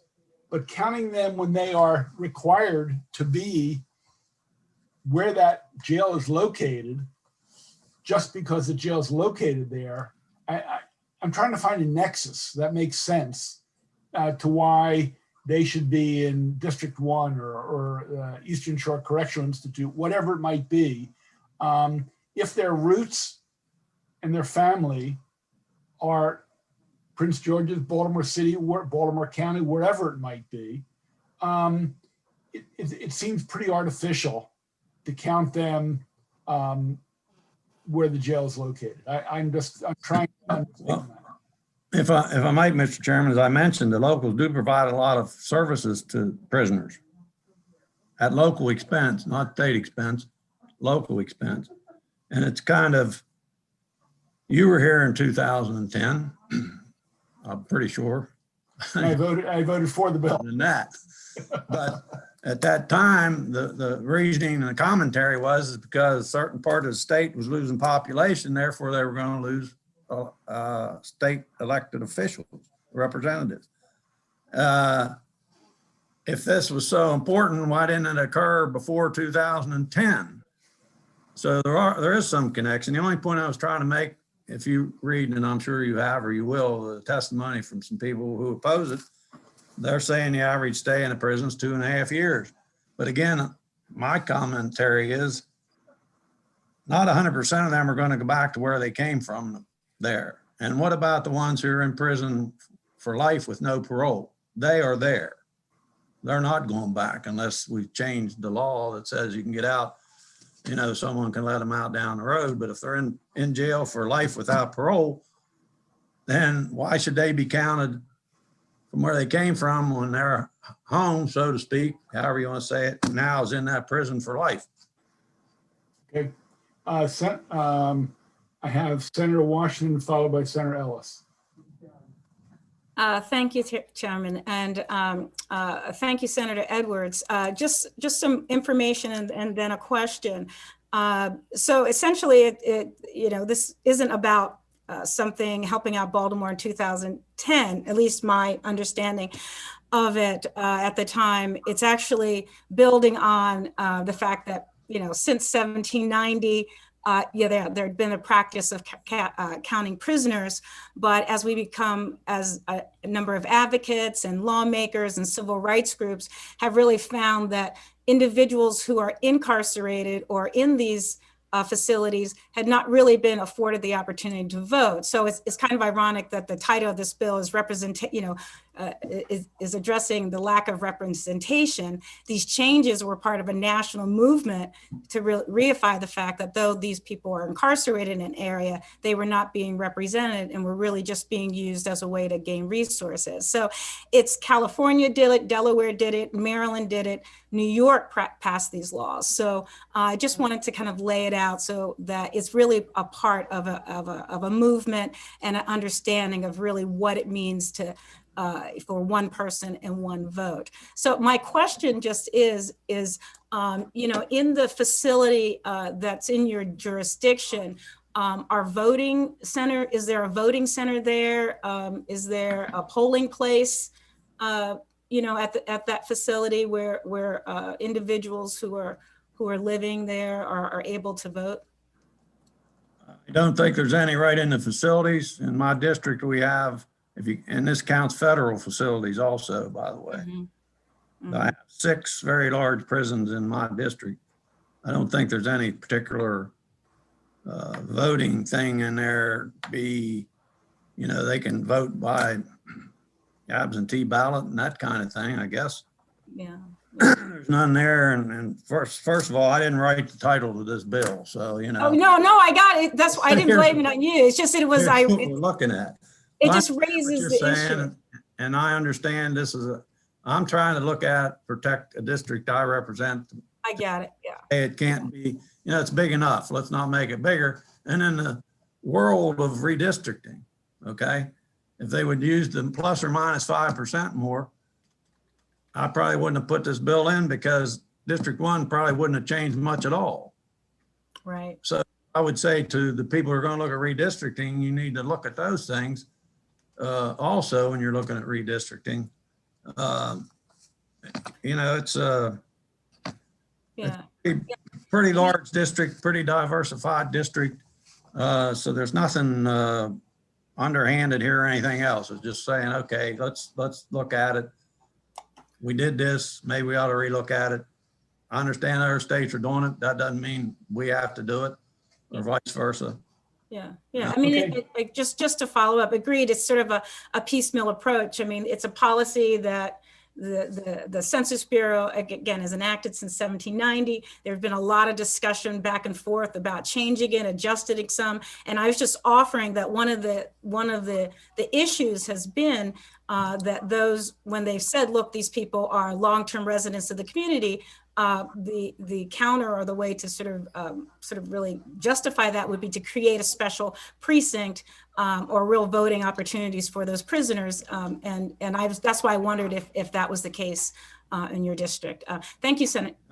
I understand what you're saying. And again, I'm looking at it from a standpoint of representing this particular district and the size of it. And, you know, how can we try to keep it from going way further east, which makes it a lot bigger. And like I said, this is looking down the future because probably someone else going to be in this seat, not me. So I'm not doing it for me. Doesn't matter. I'm just trying to be fair to the people I represent in my district as a whole. That's Senator Ellis. Yeah, thank you, Mr. Chairman. Thank you, Senator Edwards, for this very interesting bill. So if we say, let's do a scenario. If we say that these residents, if we call them residents in these facilities and say your district, which you have so many of these facilities, they become permanent resident and say that they have the right to vote and follow Senator Washington's point, you have precincts in there. So they'll be your constituents. Would you like go in these facilities to campaign? And would you really provide them with constituent services as being residents of your district? How far would you be willing to go with that? You mean once they're out of prison? Oh, no, in prison. I mean, because you count them in prison. And so prison, they're residents, and in your district, you represent them. How far will you really go to really represent them? I'm really curious about that. I go pretty far. I get letters every once in a while from prisoners. I cover the letter, send them to the secretary and say, would you please check into this to see if things are being done appropriately? Those come to me. I don't see them sending them to people. Well, they may, I don't know, because I don't know who all they send letters to. But to answer your questions, their constituents, excuse me, I treat everybody the same. That's what you're supposed to do. Whether Democrat, Republican, white, black, whatever, if they're a constituent of mine, I don't ask those kind of questions. They got a problem, I try to take care of it. So your question is, yes, I would do what I'd do for anybody else. Okay, and you do that now. So as a, say, the other side of this, say the kids who go away from Western Maryland to College Park to go to school, would you want them to automatically be counted as residents of Prince George's County and not be able to vote for you absentee? I mean, it's where they live. In November, they'll be in school in November elections. That would be their decision. They're allowed to do that now. They can register in Prince George's County if that's where they want to, if they're going to College Park and vote in Prince George's County instead of District 1. Okay. All right, thank you. Some of them do that. Let's go to the opposition. I think some of the opposition's points have been raised by other senators. Let's go to Ms. Ford. Oh, I'm sorry. You finished with the opponent? Well, proponent, but Okay. Senator Patterson? Okay. No, Yes. Look, please go ahead with your question, Senator. All right. Let me make sure I'm okay. Senator Elwood, would you be able to give us some numbers later on in terms of what amount of resources come to this community as a result of these facilities being located there, the employment, jobs, and all those kinds? Is it a great economy benefit to have one of these in a specific district? It is one of those yes, it is an economic plus to the area. No question about it. They employ, if you take all 6 of them, thousands of people. And as you know, you deal with state budgets. The state pays good money. That's fine. It's just like any other state facility. Or an economic part. Are you in close proximity to Cumberland? You got your own facility? I personally live 25 miles west of Cumberland, but my district office is in Cumberland.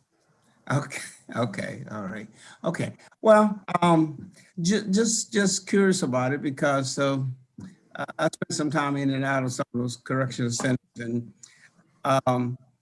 I guess there's so many needs for individuals who are incarcerated. Now, I don't know how you would keep them stationary, because if they're there just for a year, so you got to update the roles each time they move away or move into it, and that's going to be also an added expense. Isn't that so? Let's move on. Okay. Okay. All righty. I don't want to spend an inordinate amount of time on the All bill, right. although Okay. Senator Edwards always brings us great bills. He's a good man. frequently brings us great bills. I can bring you one to talk about a little bit. Let's go to the opposition. Again, part of these issues have been raised and brought up. Ms. Ford, followed by Ms. Hanson-Mundell, followed by Christopher Dews. Good afternoon, and thank you for the opportunity to speak today. My name is Jade Ford, and I am here testifying on behalf of the Campaign Legal Center, which is a nonprofit, nonpartisan organization that is dedicated to protecting the democratic process. I'm a legal fellow at CLC, where I focus on voting rights and redistricting litigation and advocacy. Through my work, I examine redistricting laws across the country, and I have seen how fair districts are vital to our democracy. That's why I'm here to urge you to reject Senate Bill 619 and oppose reinstating prison-based gerrymandering in Maryland.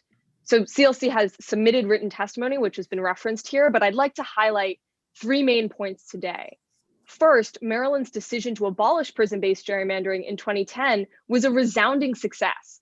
After Maryland eliminated prison-based gerrymandering, 8 other states and hundreds of county and municipal governments across the country soon followed. Maryland's process for counting incarcerated people at their last known address also worked effectively in the 2010 redistricting cycle. And in 2012, the US Supreme Court affirmed Maryland's system. So it makes no sense for Maryland to repeal its own law today and renege on its commitment to fair redistricting. Second, I want to make clear what the proponents of this bill are asking for. They are asking you to reinstate a system that we know would deprive Maryland citizens of equal representation. In Maryland, there are approximately 23,500 people in state and federal prisons. the vast majority of these individuals are incarcerated many miles away from their homes. Reestablishing prison-based gerrymandering, as many of you have already referenced, would distort democracy by counting these individuals where they are in prison rather than their legal residency, like everyone else, for the purposes of redistricting. Elected officials in jurisdictions with prisons would, quote unquote, represent large populations of people who cannot vote there, have no connection to the area, have no friends, family, or community that can advocate on their behalf, and are disproportionately low-income people of color. I'll just give you a simple example of why the system makes no sense. Under a system with prison-based gerrymandering, the ideal district for an elected official is a district with their house and a large prison, so that all they would need to win is for their spouse to vote for them, because no one else in the district can vote, but they still count for the district's population. That's not how our democracy should work, and Maryland abolished that system in 2010. So to answer Senator Edwards, there is a reason why we do this for just redistricting, and that's because it's about voting. And as he said, this also wouldn't disrupt funding. So the only reason why you would want this is to distort that voting power. Finally, and just very briefly, it's important to recognize this bill would disproportionately affect urban communities and communities of color in Maryland, and particularly the Black community. Prior to 2010, many of Maryland's rural and suburban districts were built on the backs of Black ghost voters who counted towards the district's population for redistricting, but could not vote due to their incarceration. This inflated the voting power of predominantly white, rural, and suburban communities where the prisons are located, while diluting the voting power of urban areas and communities of color where those people are from. There's simply no good justification for deliberately choosing to revert to such a system unless you want to distort power in that way. This legislature should not go back on the important progress that it made in 2010. For these reasons, we urge you to reject this bill, and I'm happy to answer any questions. Thank you. Thank you, Ms. Ford. Let's go to Nicole Hanson Mundell.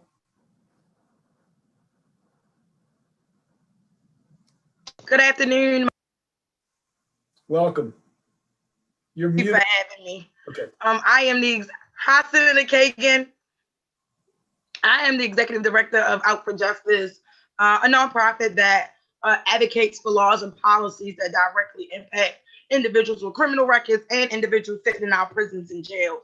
And I really just feel like, I echo the arguments of my colleague Jade at the CLC, so I won't get into all of that. But this specific bill really derails many of the efforts that have came before you today, right?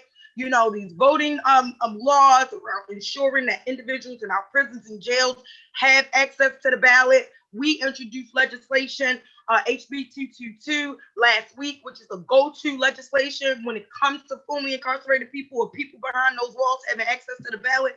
But this bill, what it reads to people in jail is that we don't matter, that we don't exist, and that because of some unfortunate reason why we ended up in jail, because many of those individuals will be found not guilty of many of these offenses that sit in our prisons and jails. This bill just reads that the senator does not value the lives of individuals sitting in our prisons and jails, and that we are not to be counted. And because when you do not count me, that means that my children and those individuals in my household are also not counted. It really, I don't want to say the R word, but that is the word that I'm hearing from my constituency when they read this bill, that this bill just gives off some level of disrespect and no regard to human life, and no regard that we matter or that we count. And so we know that those individuals sitting in our prisons and jails, they are from the communities that they come from. And so those communities should be able to count them as their constituents, because that's where they're from, that's where they pay taxes, that's where they're contributing to community, that's where their children are going to schools. And so, I think that this is something that should just be, put on the shelf for a while, because this is a bill that does not read as a bill that cares about people sitting in prison and jail. And it just really feels like we don't exist and we should not even matter, that we, you know, that there's just no regard for human life. And that's the way this bill reads. And for those reasons, I asked the committee to strongly oppose this legislation. Let's go to Mr. Dews, and then might have Senator Edwards. I assume he's going to want to respond. Mr. Dews. Fantastic. Thank you, members of the committee. My name is Christopher Dews, and I'm a policy advocate for the Job Opportunities Task Force. Our mission is to help low-wage workers advance to higher wage jobs, and also to decriminalize poverty as much as we possibly can through through reforming laws. I'm actually a little stunned, and so forgive me. When I first heard about this bill, I was genuinely confused as to why. It just sounds very much like the 3/5 compromise that was already something that was a part of America's really dark history. The questions that the senators have already asked, as well as the wonderful Ms. Jane Ford has already mentioned, have actually taken all of my talking points. So in a rare act of humility, I'm going to stop talking in the next like 15 seconds. I just want to say that this disempowers voters. It disempowers access to economic resources to change laws that we need to get passed to support the very communities that find themselves incarcerated. Last thing I want to say with regards to the 2.5 years on average that somebody is incarcerated or spends time in those prisons, I just want to say like that's not a voluntary time. It's not like they decide to go on vacation and so they're choosing to live in that specific district. They're there involuntarily, and so to put somebody there involuntarily and then try to take resources legislatively for that reason, just there's no rational or logical reason why Maryland would move in that direction when we were the leaders in changing that already dysfunctional system. So for those reasons, I'll leave it there. We urge an unfavorable report, and I thank you all for listening. Okay, we're going to open it up to questions. You know, the senator, look, I voted for the bill in 2010. I'm going to vote against this bill, just so we're clear. The senator didn't say they shouldn't be counted. They should be counted in his district and not Baltimore. And he made it very clear.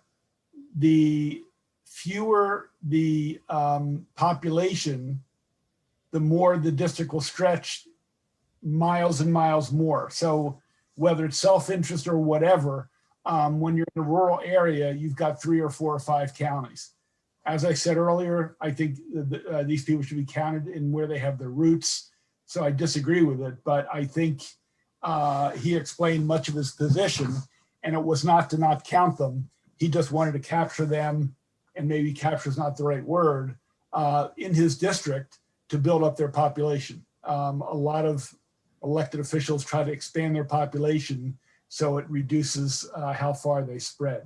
Again, that's being said where I will be voting against this bill, but I think we need to be careful with his interest or what's driving him. So, and he and I have disagreed on this issue and many others for many years. So anyway, let's go to Senator Kagan. Mr. Chairman, yeah, thank you. I just wanted to go right after you. Thank you. Chiming in and agreeing with what the chairman just said. The witnesses may not have the good fortune of knowing Senator Edwards personally, and you are getting your impression based on the words that a bill drafter wrote and not the intention and not the values in his heart. I've been lucky to serve with Senator Edwards in the House of Delegates, on committee, on the Appropriations Committee, and now as a senator, and he is one of the most kind, thoughtful, well-intentioned members of the body. And so I just really want to stand up for my colleague. And I know that our passions can get away from us, but I really want to defend him. And I think we just ought to honor the man, even if we disagree with the outcome or the words on a piece of paper. So thank you, Mr. Chairman. And thank you, Senator Edwards, for being before EHE and standing up for your constituents as you always do. Let's go to Senator Riley. Thank you very much, Mr. Chairman. Those of you who followed today's testimony know I've sat here for about 4 hours pretty quiet, but some of the comments that came up on this bill have upset me. And then once I vent, I'll make a couple other general comments. To the people who just testified, I encourage you to speak to the legislation, not to the person's values in his heart, because you don't know where he's coming from. Number 2, Senator on the committee asked if the sponsor had been inside the prison. I think that steps across the line, Mr. Chairman. that is way far off the issue of the bill, and I just want to put that on the record. And my last general comments are for process. I've been assigned to kind of monitor the redistricting. Just remember, when the U.S. Census Bureau releases its numbers at the end of September, currently the Maryland Department of Planning has to locate the addresses for all of our incarcerated people who were included in the census and put them back into their home neighborhoods, which could take another month or 45 days after the numbers are released. The reason I bring that up is the redistricting could very well be pushed back into the federal redistricting into 2022. And I'm not quite sure how it'll affect the state redistricting, but the combination of the federal government holding off on releasing the census and the need for the administrative process of reassigning people to their home communities will delay the redistricting process significantly. Thank you, Mr. Chairman. Thank you. I had Senator Gallion next, followed by Washington and Ellis. Thank you, Mr. Chair. And my colleagues just before me stole a lot of my thunder, what I was going to say about appreciate the great character of Senator Edwards, and I would never question his motives. So thank you, Senator Edwards, for being here. I'm glad to call you a colleague and a friend. So now on to the question for Mrs. Ford. You mentioned in your testimony that some of these districts would have, basically you said the family would determine if you had a prison in there. So by my math, there's 6 million people in the state of Maryland. There's 128,000 residents in each district. Are there 127,997 prisoners in District 1? I'm sorry, could you clarify the question? What do you mean by the family would determine whether or not there is an individual? You basically said, if I heard you correctly, that if you looked at the population of a prison, if you took that into account in that district, that elected official or whoever would just need their family to vote for them and they'd have enough votes. I see. So my question is, are there 127,997 prisoners in District 1? No, I want to clarify that was a hypothetical example, but it goes to show how skewed and how distorted this system can make our democratic system. So it was just saying if you did have a large prison in a district and only one other house, even if all of those individuals could not vote because they're in prison, they would still count for the population of the district. And as a result, your one house, whoever are the people in that one house, those people could determine the outcome of an election under a system that had prison-based gerrymandering. And it's important to understand that that's actually not such a crazy hypothetical. Prior to 2010, there was a county commission district where 64% of the population was incarcerated in a prison in that county commission district. And so you had 64% of the people who, as other senators have referenced, could not vote there and had no connection to that district. And yet, for the purposes of redistricting, which counts for an entire decade, they were counted in that area. And so that's what I meant by that example. I hope I've clarified. Okay, what district was that? Was it in Maryland? Yes, that was in Maryland. That was in Somerset County, and that was the first county commission district in Somerset County. Now, I'm just trying to look up some data. It's hard to do a search on this online, honestly. Sure, and I'd be happy to provide you with the report that actually goes through the numbers on that. So if you would like, we're happy to send that to you. District by district, how many prisoners are? I read one thing, it said how many residents are locked up and where. It was prisonpolicy.org. I don't know if is that reputable or not, but it said there was 36,000 of Maryland's residents are locked up in various kinds of facilities. So sure, those numbers were correct. Only 36,000. That there's, if you spread it out amongst the different facilities, I don't see how you get anywhere near that assumption. So I'm sorry. If you're still referring to the hypothetical I used earlier, that was an example. And as I said, the real numbers are if you look, for example, at the first county commission district in 2010 the real from numbers Somerset County. I look at when I vote on things and all, I can't go off a hypothetical like that. So if you could break it down by Senate district, how many folks are in each district that are in prison, I would greatly appreciate that. Sure, we'd be happy to provide that. Ultimately, it comes down to the fact that you would be inflating the voting power of districts where the prisons are located and yet those people cannot vote, but you would be diluting the voting power of urban communities, communities of color, where those people are actually from. So would be happy to provide you with more information. Thank you. Okay. Senator Washington, followed by Senator Ellis. Thank you, Chairman. My second favorite thing is the census. I did my dissertation on it. I know the census very much. So I just wanted to, as a point of information, if I may, around the sort of the anomalies that occurred during this 2020 census, and that the reason that the deadline and that our numbers aren't going to be expected until late is not about the prison population only. There are a number of things that we have to account for. The biggest thing, again, is the delays due to COVID and gross anomalies just found in the census redistricting process that occurred under the last administration. Additionally, homeless people have to be assigned to their home jurisdictions. There are a number of administrative things that the Census Bureau must do. And I just don't want the committee or people listening to believe that the reason that the census in Maryland, that the redistricting in Maryland is going to be delayed is because of the counting of a prison population. And if anybody provided you with that information, they're not correct at all. They don't know the law. They didn't know the history. So thank you very much, Chairman. Senator Ellis.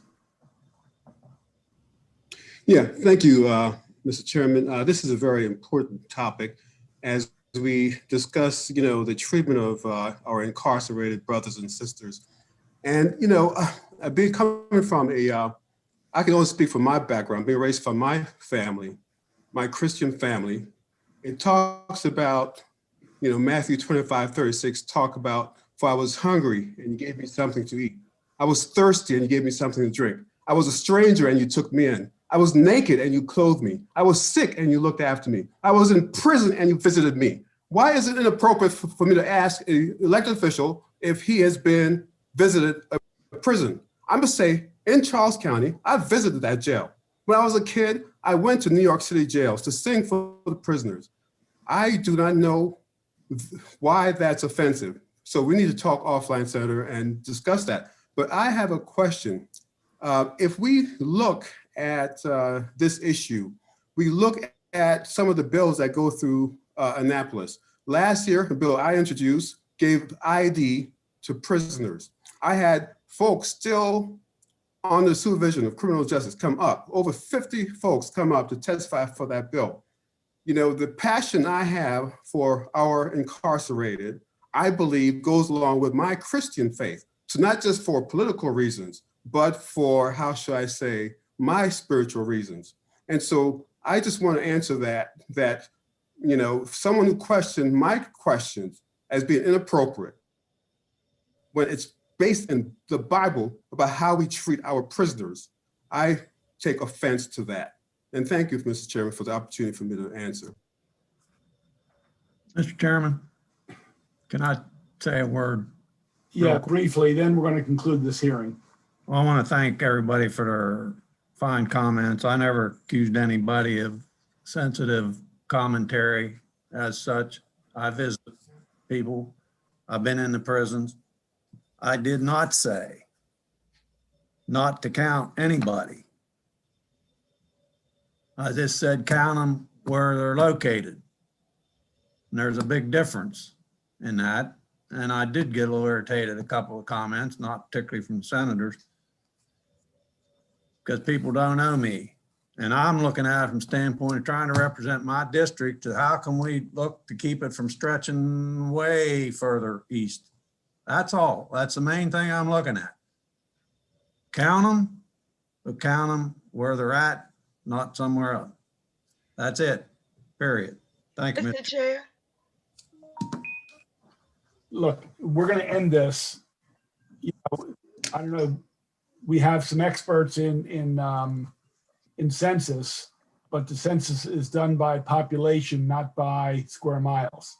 And I think that's one of the concerns that we have before us. But look, I think we know the issue. I think I know where the committee stands. People have shared their views.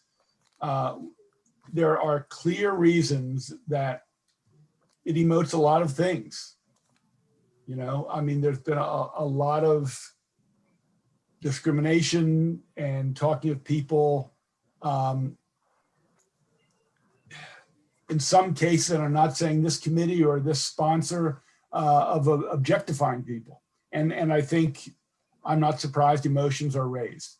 We just have to, while we don't exclude our emotions in legislating or testifying, as much as we can, we got to keep our eyes on the legislation and the policy setting and the implications for our communities that we represent, whether it's geographic or racial or gender or whatever. We all have lenses that we look through, and it affects how we see things. It does myself, it does Senator Ellis, it does Senator Fry Hester, all of us.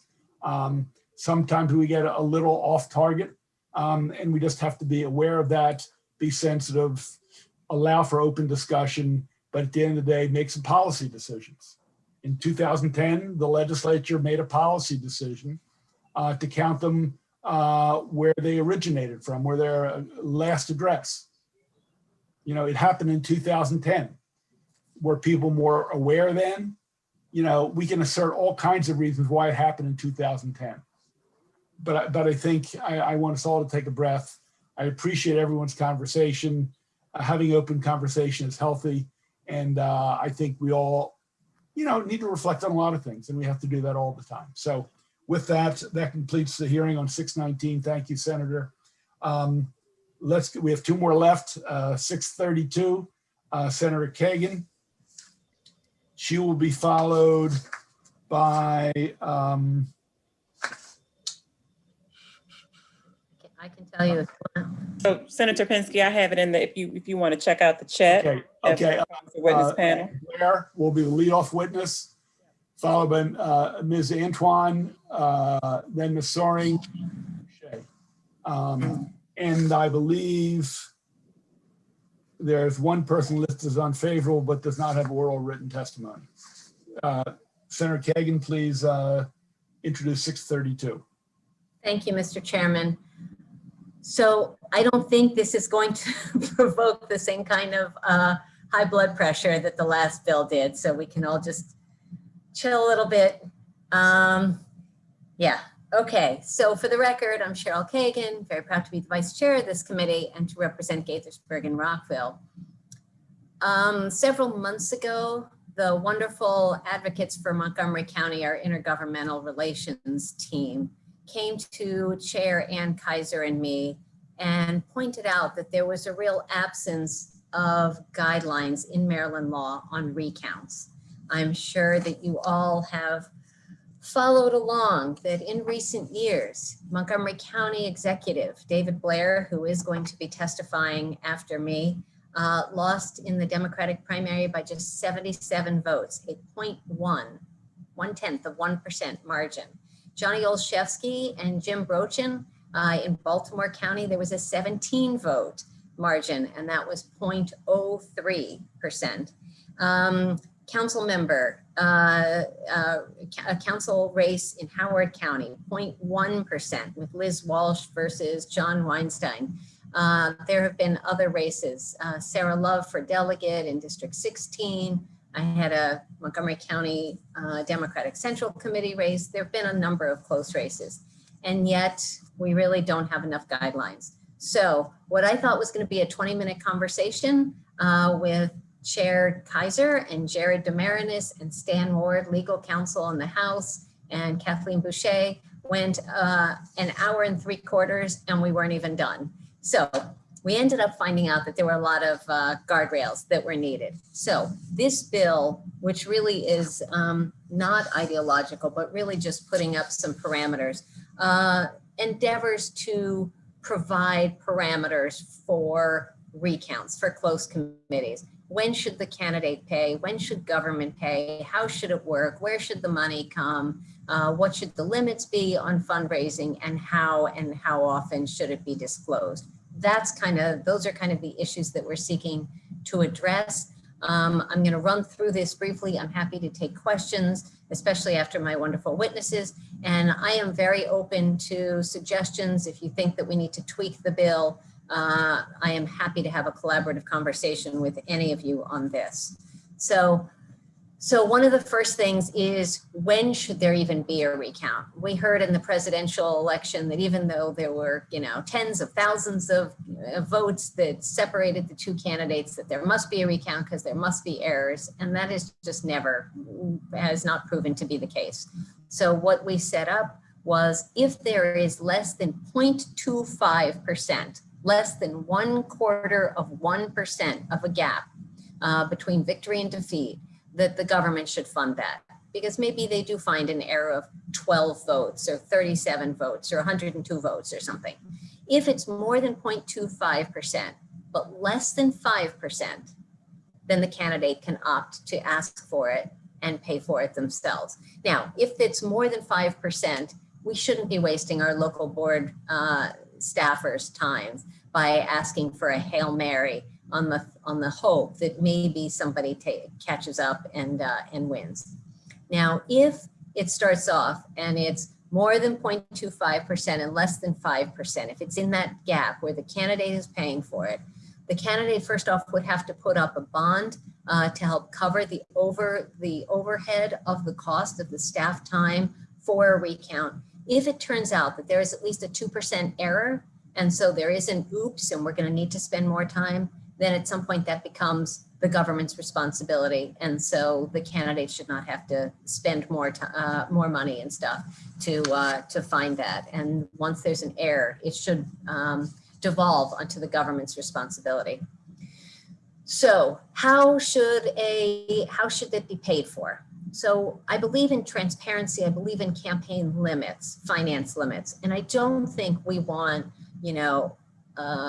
special interests to be tossing tens of thousands of dollars at candidates who might end up winning and serving and then be at least perceived as beholden to these special interest donors. So we put a cap of $2,000 for a campaign recount committee, which seems reasonable to me. And that would be sort of a reset. So if someone had already maxed to, let's say, my campaign account, that would, the clock would kind of restart on this new bank account that has to be set up.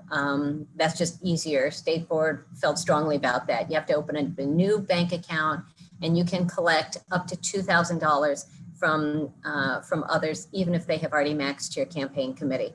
But we want to make sure that's transparent. So we have disclosure. We have in this bill a calendar of disclosure. So the January date when we all disclose every year, then 30 days after that and 60 days after that, and making sure that through the process that, that voters and the press are aware where the funding is coming from.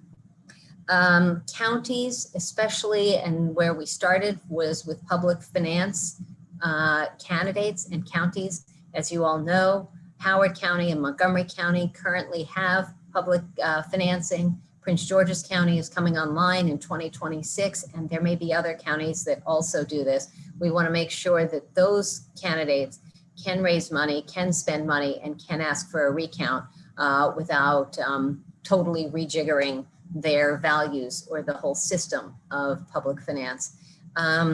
If there's leftover money, it has to be returned on a pro rata basis to the donors. There are a lot of details in these. Most of these are details. It's not really ideological at all. It's just really coming up with a process that will be fair and transparent and set up a system. So I am happy to take questions on any of this, Mr. Chair, but I would love to kick it off to David Blair to tell his story about recount when he fell just a little bit short of the Democratic primary nomination in 2018. Thank you. Welcome, Mr. Blair. Thank you. Good afternoon. I very much appreciate the opportunity to testify today on behalf of Senate Bill 632. Again, my name is David Blair. I'm a resident of Montgomery County. And first, let me thank both Delegate Ann Kaiser and Senator Cheryl Kagan for introducing this imperative legislation. As Senator Kagan mentioned, 3 years ago, I ran for Montgomery County Executive. It was my first time running for a public office. And as you all well know, it's a life-changing experience, and I gained this new appreciation for democracy, right? So voting is this great equalizer. We all have one vote. And when we declare a winner in an election, it's just so imperative that we do so with certainty. The proposed legislation concerning election recounts and the financing of the voter recounts is not only a good idea, but it's entirely necessary. When I ran for county executive in 2018, I lost by 77 votes. Keep in mind that Montgomery County is comprised of over 1 million residents, 600,000 registered voters, and the margin of my defeat equated to less than 0.1% of the 130,000 votes that were cast in my Democratic primary. So suffice it to say, it was an incredibly close election. And yet under the current regulations, an automatic recount was not initiated. In fact, had I requested a recount, I was liable for the full cost. And the cost for that recount couldn't be precisely estimated. I was told that it could be anywhere between $500,000 and $1 million. Had the margin of defeat been by 74 votes, just 3 votes different, I would have been the county would have initiated a recount at the county's expense. All right, so to recap, 1 million residents plus in Montgomery County, 600,000 registered voters, 130,000 people voted. I lost by 77, and yet there wasn't an automatic recount. So as you might guess, my supporters were imploring me to pursue a manual recount, particularly because there were 955 provisional ballots that had been rejected. And those ballots were leaning heavily in my favor, as they appeared to be leaning in my favor. And also during that period, and you might recall this, there was significant noise regarding voters that had changed their party affiliation through the MVA. And there was concern that these changes were not properly recorded. And so we thought, surely we've got to be able to find 77 votes. And yet we'd run this really long and expensive race, and our appetite to invest or raise additional monies was incredibly low. And keep in mind, we weren't making this decision in this static environment, right? So the vote tally was literally changing every single day as provisional ballots were being considered. And the difference between me paying for it and the county was just 3 votes. And also the other consideration we made at the time was, because the vote was so close, we felt like we had to engage lawyers, we had to retain staff to oversee the counting of the mail-in ballots. So also we had this additional about $100,000 of expenses that we had not planned for, because we had to oversee the mail-in ballots in the consideration of these provisional ballots. So ultimately, because it was going to be so incredibly expensive, we chose just to do a recount in 3 of the over 200 precincts, and we found 2 additional votes in my favor, and then that resulted in the ultimate outcome of a defeat of 77 votes. So Senate Bill 632 offers numerous protections for candidates and voters seeking recounts. These protections come with much more appropriate thresholds that the senator described. For example, based on the new proposed legislation, the threshold for my election would have been set at a bar of 187 votes, and then an automatic recount would have been triggered. So clearly, in campaign races where there are these types of margins, it certainly seems appropriate that a recount should be initiated and paid for by the state. Another aspect of the bill that's incredibly important that the senator described as well is that in the event a candidate does request a recount, that the bill clearly defines appropriate rules for how the monies can be raised to fund those recounts, as well as how those funds will be properly reported and disclosed. In summary, I fully support Senate Bill 632. The legislation appropriately reflects that the accuracy of our elections is paramount to our democracy. And more importantly, the bill ensures that close races are appropriately and automatically recounted and results are accurately tallied, as opposed to recounts being initiated based on a candidate's ability to pay. Okay. Again, thank you for your opportunity. Thank you, Mr. Blair. Ms. Antoine, are you with us? Yes, you are. There you are. Yes, I'm here. Please. Yes. For the record, Joanne Antoine with Common Cause Maryland, testifying in support of SB 632, which would require that candidates who are qualified to petition for a recount, that they establish these contested election committees. I'll keep my testimony short, since Senator Kagan and Mr. Blair have already outline the details and the situation that we had in Montgomery County. I mean, I think the bill is pretty straightforward, similar to the committees that you all are required to establish when running for office. This would require that, there's disclosure of donations and disbursements, also that there's penalties in place for those failing to adhere to those regulations. We all know that recounts are expensive, similar to what Mr. Blair has outlined. And, this bill ensures that the public has access to, where all this funds are coming from, and that it's, that it has the same level of scrutiny as all other expenses connected to elections. I think another important piece of this, we've been talking about fair elections or public financing programs all day during this hearing. And, this would ensure that, candidates who have opted into these programs, that they also are able to establish these recount or contested election committees, and, that the local governments are able to establish regulations that, kind of stick to the spirit of the program, but where the candidate in these programs are able to afford a recount when needed. So we urge a favorable report. Thank you. Thank you, Ms. Antoine. Let's go to Ms. Boucher. Good afternoon, Mr. Chairman, committee members. My name is Kathleen Boucher, and I'm with Montgomery County's Office of Intergovernmental Relations, and here today, of course, to support this bill. Very grateful to Senator Kagan and Delegate Kaiser and Mr. Demarinis in the help with this bill.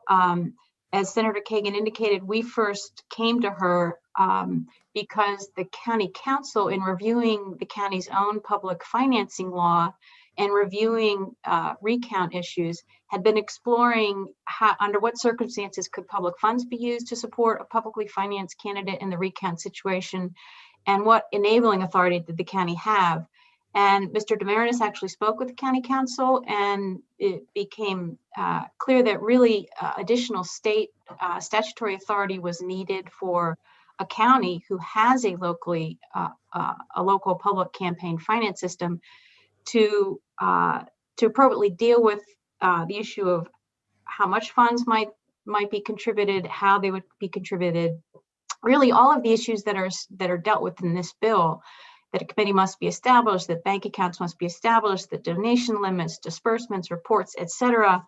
Rather than being handled at the local level, those rules are being set up here in this bill in a very comprehensive way.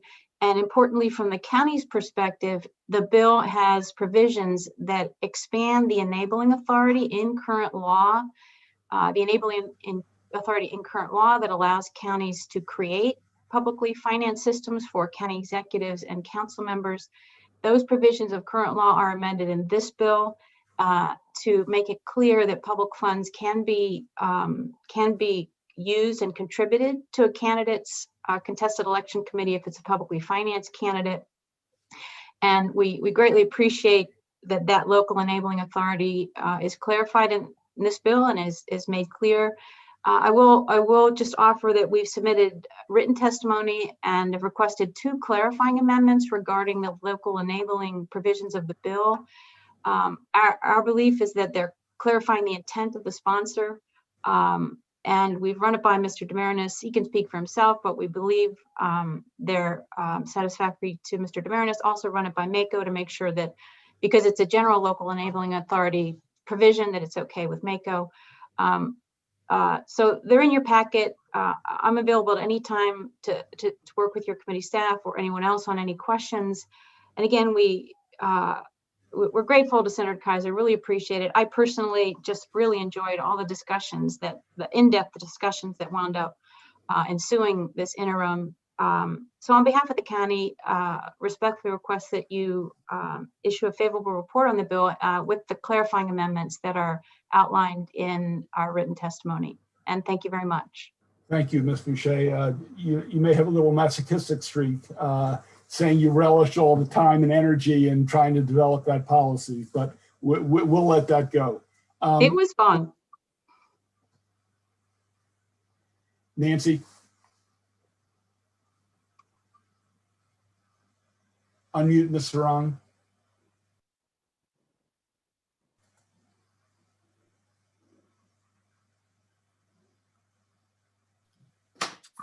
You're on. Once again, thank you, Chairman Pinsky and Vice Chair Kagan. Thank you. I'm Nancy Soring with the League of Women Voters of Maryland. You know, the League of Women Voters supports all measures that ensure transparency and the public's right to know who is donating money to candidates. While this legislation doesn't address transparency in funding campaigns, it will reveal who is financing recounts for candidates, which can be a quite costly endeavor. As the sponsor said, if enacted, this legislation will require the formation of recount committees when candidates are accepting donations for a recount, and it has reporting requirements that are similar to those for campaign committees. This bill also changes the threshold in which an automatic recount will be triggered or a recount that must be paid for by the candidate. While the league has never studied, because the league has never studied the recount practice in Maryland, we cannot comment on that aspect of the legislation, but we do appreciate the senator's interest in addressing this issue. Because our best tool for limiting the influence of money in politics is transparency, we urge a favorable report on SB 632. I also want to say, because we support public campaign finance, we're glad that that's also addressed in this legislation. Okay. We have one quick question from Senator Ellis. Yeah, thank you, Mr. Chairman. I'm trying to digest this bill and listen to the testimony, and at the end of the hour, I'm not good at it. It seems like this is a Montgomery County centric bill that will be applied statewide. I'll use a neutral term. And I'm not understanding, not being a representative of Montgomery County, I'm trying to see how this might be good or bad for my district. And so I don't know if the sponsor could address that. Sure. Thank you for the question, Senator Ellis. It is definitely not a Montgomery County local bill. Some of the examples that I gave were Jim Brochin against Johnny Olszewski for Baltimore County Executive.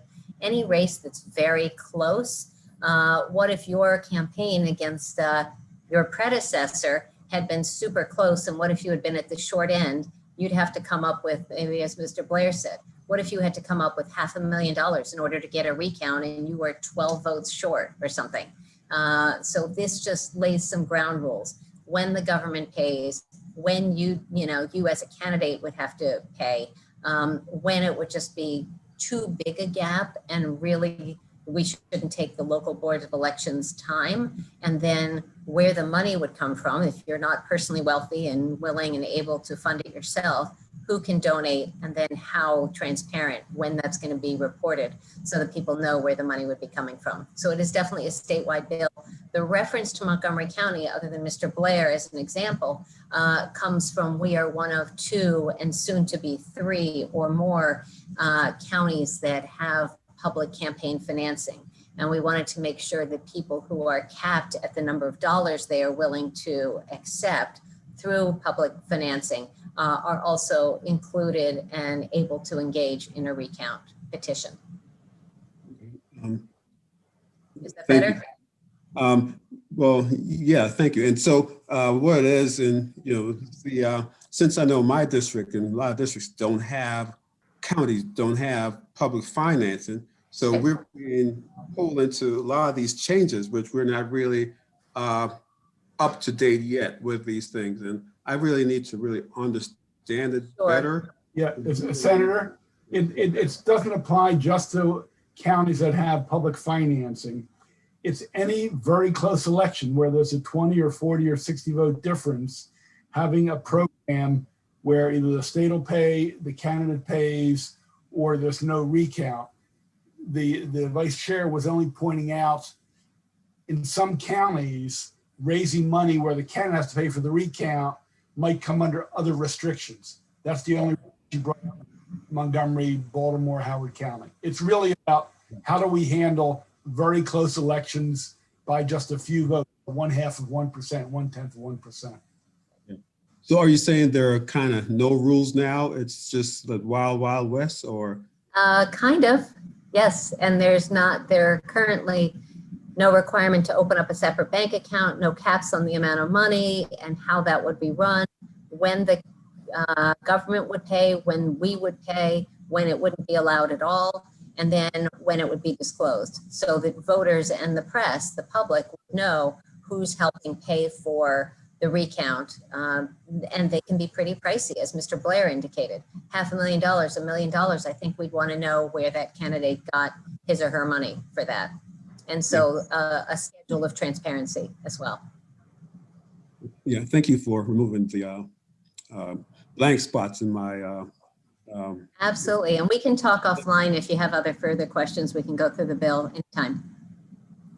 Thank you. Okay, thank you. That concludes the hearing. That concludes the hearing on SB 632. We'll go to the last bill of the day, and that is SJ Senate Joint Resolution 7.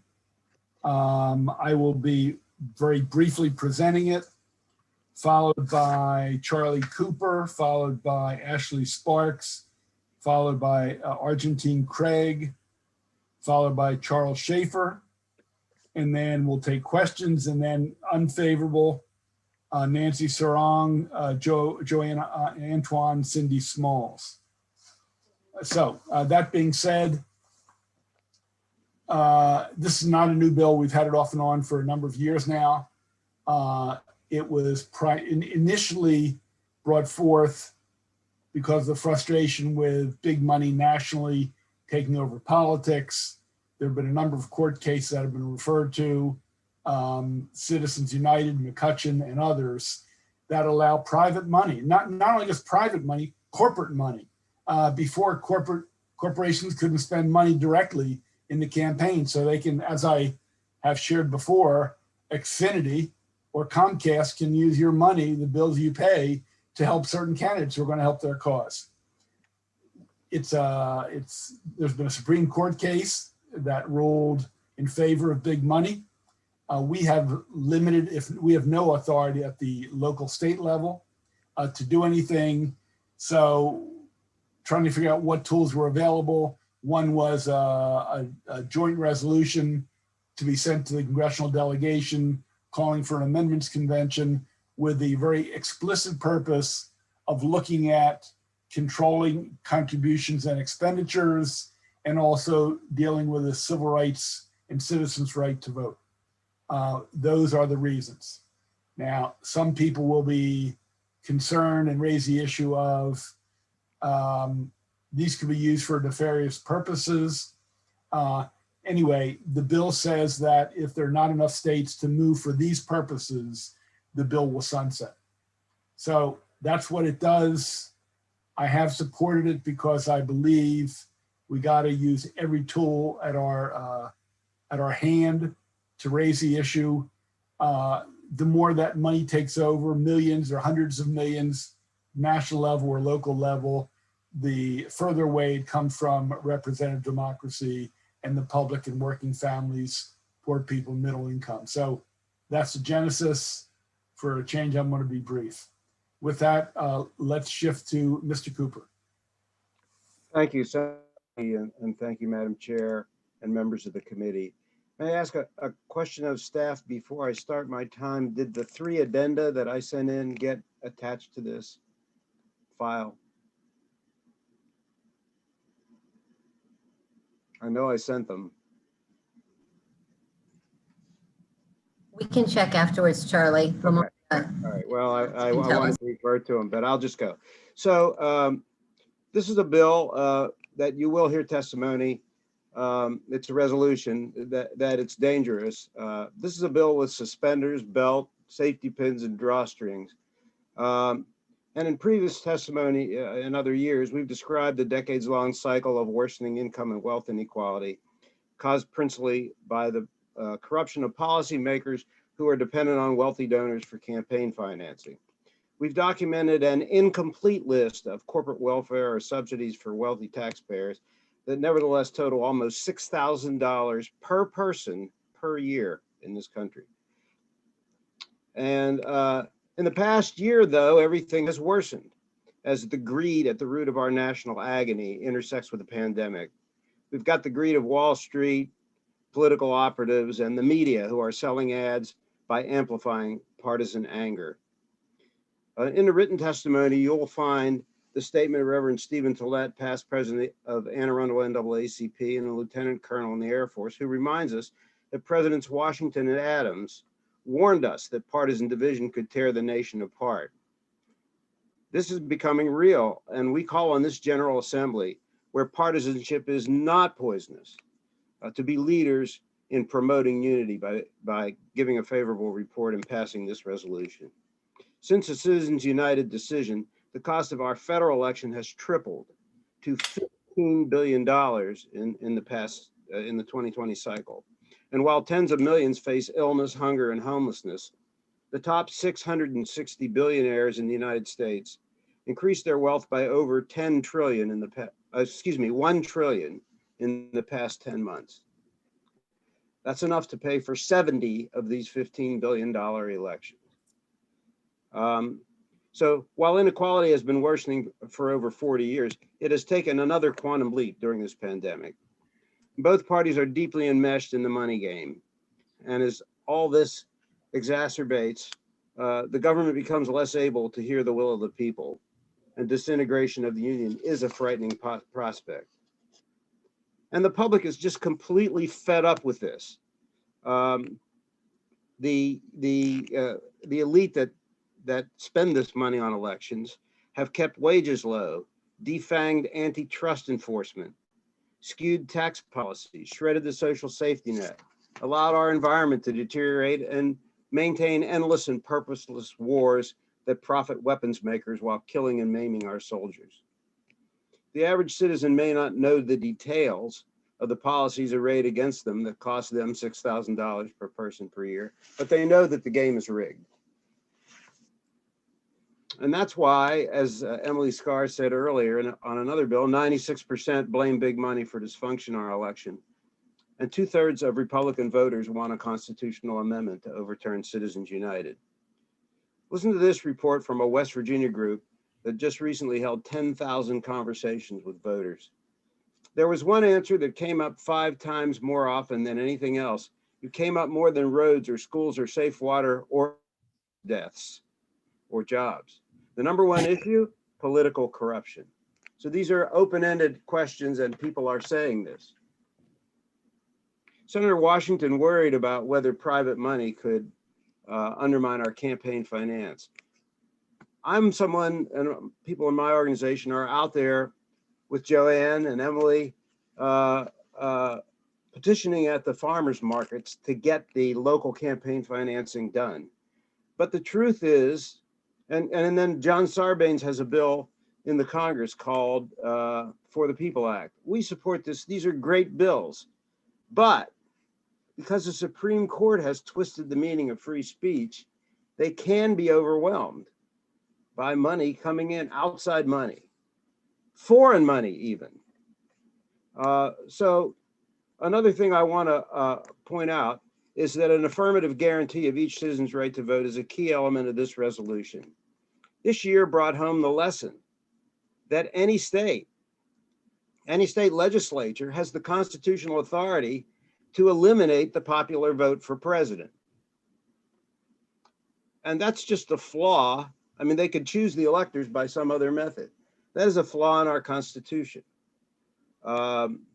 We used to have appointment of US senators by the state legislatures, and there were bags of money being put in desks in state legislatures. In 1912, the people got rid of that by having one of these campaigns for an amendments convention. They didn't get an amendments convention. Why? Because when we got close, the Congress said, you know what, we better propose this amendment, and they did. So the Article 5 path incorporated. Mr. Cooper, you have to wrap up. Okay.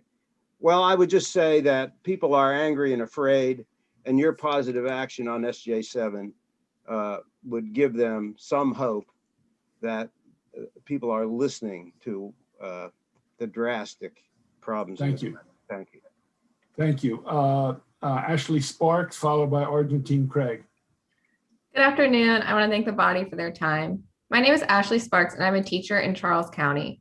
I believe in nothing less than facts obtained by meticulous research. Due to this, I'm vexed at the misinformation surrounding an Article 5 convention, and I would like to explain to you how this process works. First, after reading through my opponent's testimonies, I believe they've incorrectly conflated scholars speaking on a constitutional convention with an Article 5 convention. One such scholar the opponents have blatantly misrepresented is Professor Lawrence Tribe, who stated, and I quote, "I would also object very much to someone who says I would oppose ever having an Article 5 convention. That is why I've made very clear I do not take this view," end quote. According to both James Madison and Alexander Hamilton, a constitutional convention will require unanimous consent from all states and could rewrite the Constitution. However, an Article 5 convention would be for specific amendments called for by 3/4 of the states. Thus, the opposition has completed two very different processes. Second, there are two ways to propose a constitutional amendment: through Congress or the states. As Senator Washington highlighted earlier, the issue before us is that Congress and Supreme Court are the problems. Thus, the only way to force their hand is through the Convention of States. Let's be clear. If you vote in favor of this resolution, you are voting for a letter to be sent to Congress that would put pressure on them. It is this strategy which led to the passage of the 17th Amendment, the direct election of senators. Let me reiterate, if you vote in favor of this resolution, you are just voting for a letter to put pressure on Congress. Third, my opponents speak of a hypothetical runaway convention, but the facts are reliable, highly researched sources do not agree with them. In September 1987, the Reagan Justice Department affirmed the Carter Justice Department's conclusion that an Article 5 convention can, quote, be called for limited purposes and that a variety of practical means to enforce such limitations are available. These justice departments are backed up by Antonin Scalia, Professor Lawrence Tribe, Jamie Raskin, the Congressional Research Services, the American Bar Association. If their addendums are there, that's addendum 3. Furthermore, the most recent study on this topic was in December 2019 by the state of Massachusetts, which found, quote, after significant review of a broad collection of materials, the commission supports a Massachusetts application for such limited purpose amendment. Finally, I would like to point out a few things about this bill. The language is extremely limiting. It has an 8-year limit itself. Maryland would only become the 6th of 34 states needed to compel Congress. And if it ever looked like a convention is imminent, we would, and be dangerous, we could rescind. I come to you today as a teacher, begging each of you to look at the facts and the research presented to you and not give in to unsubstantiated fear. Thank you, Ms. Sparks. Next, we have Ms. Craig, who has been with us for hours and hours, and I admire her patience. Has the patience of Job, let me tell you that much. And I know something to learn from her, and others might as well. Welcome, Ms. Craig. All right. Good afternoon, Senator Penske and Vice Chair Kagan. I am Dr. Argentine Saunders Craig, retired university professor, mother, grandmother, and an active Maryland citizen working in District 43. I request from you a favorable report for this SJ7. Why? Because such a favorable decision is not only the right one to make, but will right the wrongs that run rampant in the specific areas of every citizen to vote unsuppressed. Voter suppression, all the techniques financed by big money, results in the disenfranchisement of hundreds of thousands of citizens each year. And on this issue, I share with you a statement by citizen Miss Stacey Abrams. When asked, what amendment would you put into the Constitution if you could add just one? And without hesitation, Miss Abrams answered, I'd add every citizen's affirmative right to vote in every local, state, federal election. Only then will we have the basis to finally eliminate all the forms of voter suppression which create the inequality we are fighting against. Senators, I implore you to decide favorably for S-17 during this 2021 legislative session to make America more inclusive and more accountable to we the people in our democracy. Thank you. Thank you, Ms. Craig, for your testimony and again, your patience. Mr. Schaefer will be the last one on the favorable side, and then we'll move to the opponents. Mr. Schaefer. Thank you. I also have the patience of Job, I want noted. So my name is Charles Schaefer, and I'm on the board and a chairman of the Ethical Action Committee of the Baltimore Ethical Society. And however, I'm speaking obviously just for myself, but I think that it is important that we see this as an ethical issue. It's so important that people feel that their democracy is, and that in their democracy, they have equal participation and that they're are recognized equally. And our society depends on that. And we've seen in the last several months just how difficult and how frightening it is. So the ethical issue is that we need this respect for laws to have society. And as you know, as a result of the Citizen United case, a small number of wealthy individuals and corporations have been contributing a hugely disproportionate amount of money to campaigns and have been able to hide a lot of that money. So the power to have the ear of politicians, of course, depends in the real world on money. So the facts are, first, here's a few frequently asked questions. Will this fix everything? No, it won't fix everything, but nothing will change if this isn't enacted. Secondly, can the Constitutional Convention, can the Article 5 Convention be dangerous? And the answer is yes, there may be some problems, but as was just pointed out, this bill provides tremendous safeguards to prevent some of the fears that have been expressed. And once again, there may be some question about it, but the most dangerous thing of all is to do nothing and try to correct this problem. So I am urging you to reduce this disproportionate power that's been granted to the wealthy and calling for a convention, an Article 5 convention, to recognize that in the real world, it is necessary to make it possible for all of us to have an equal access to speech. Thank you very much. Thank you, Mr. Schaefer. We have one question, then we'll move on to the opponents. Senator Washington.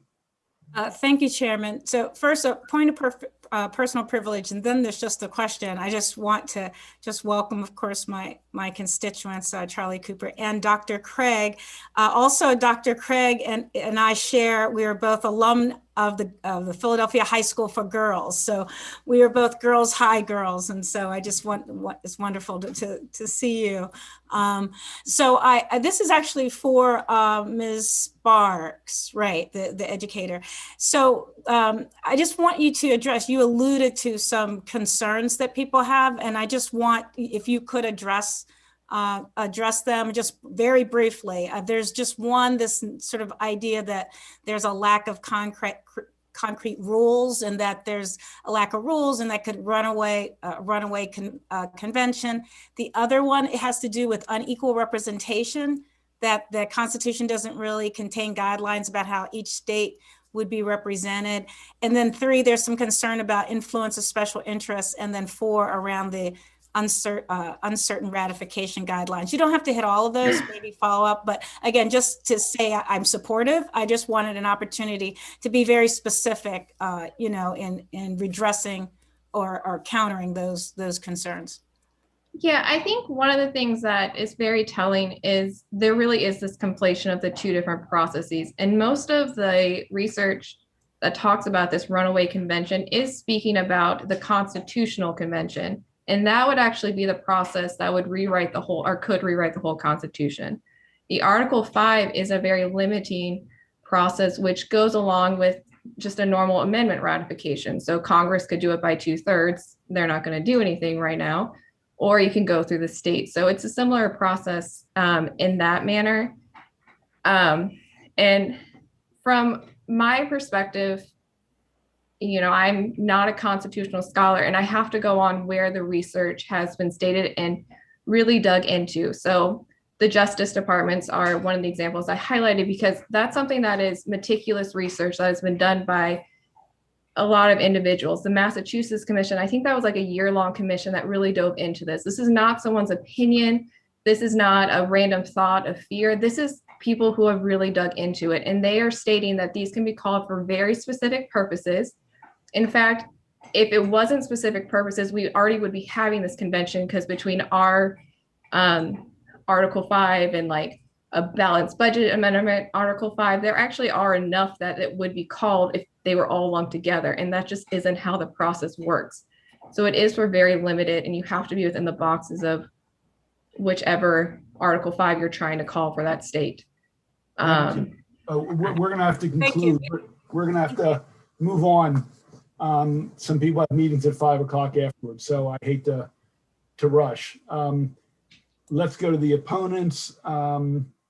Nancy Sarong from League of Women Voters, Joanne Antoine, Cindy Smalls. Did you want us in that order? It's your call. Just step up. Okay, well, I'll lead off and the others can play cleanup. I'm Nancy Soring with the League of Women Voters of Maryland. And I have to say, I'm very sympathetic with the reasons why both the Senator Pinsky and the other supporters of this resolution want to see something happen about Citizens United. It has indeed brought great problems onto this country and our political process. In fact, the League of Women Voters of Maryland, many of our members were so concerned about Citizens United that they wanted the League to call for a constitutional convention as well. But instead, what we decided to do was a 2-year study where we looked at the question from very bunch of different sides and came up with the realization that there are many, many unanswered questions about the powers and the processes of an Article 5 constitutional convention. And these questions go beyond just whether you can limit the scope. They talk about how the delegates will be selected. Will they be based on population or one person, one vote? Will it be on a specific topic? As we talked about, that is one of the issues. But also, none of these questions have been answered by Congress, and it would be up to Congress to come up with some parameters. And I'm not sure right now in this day and age, it's even more dangerous to think about how Congress might organize a convention that's theoretically to look at the issue of Citizens United, but with no controls could grow into a much larger and much more vulnerable, make many of our rights that we feel are really important vulnerable. So therefore, we strongly urge an unfavorable report on SJ7, and we appreciate the fact that in the past that people have been concerned enough about what kind of Pandora's box we would be opening by doing this, that we've decided this is not the time or the right route to do something about Citizens United. Thank you. Thank you. Again, either Ms. Antoine or Ms. Smalls. I will go.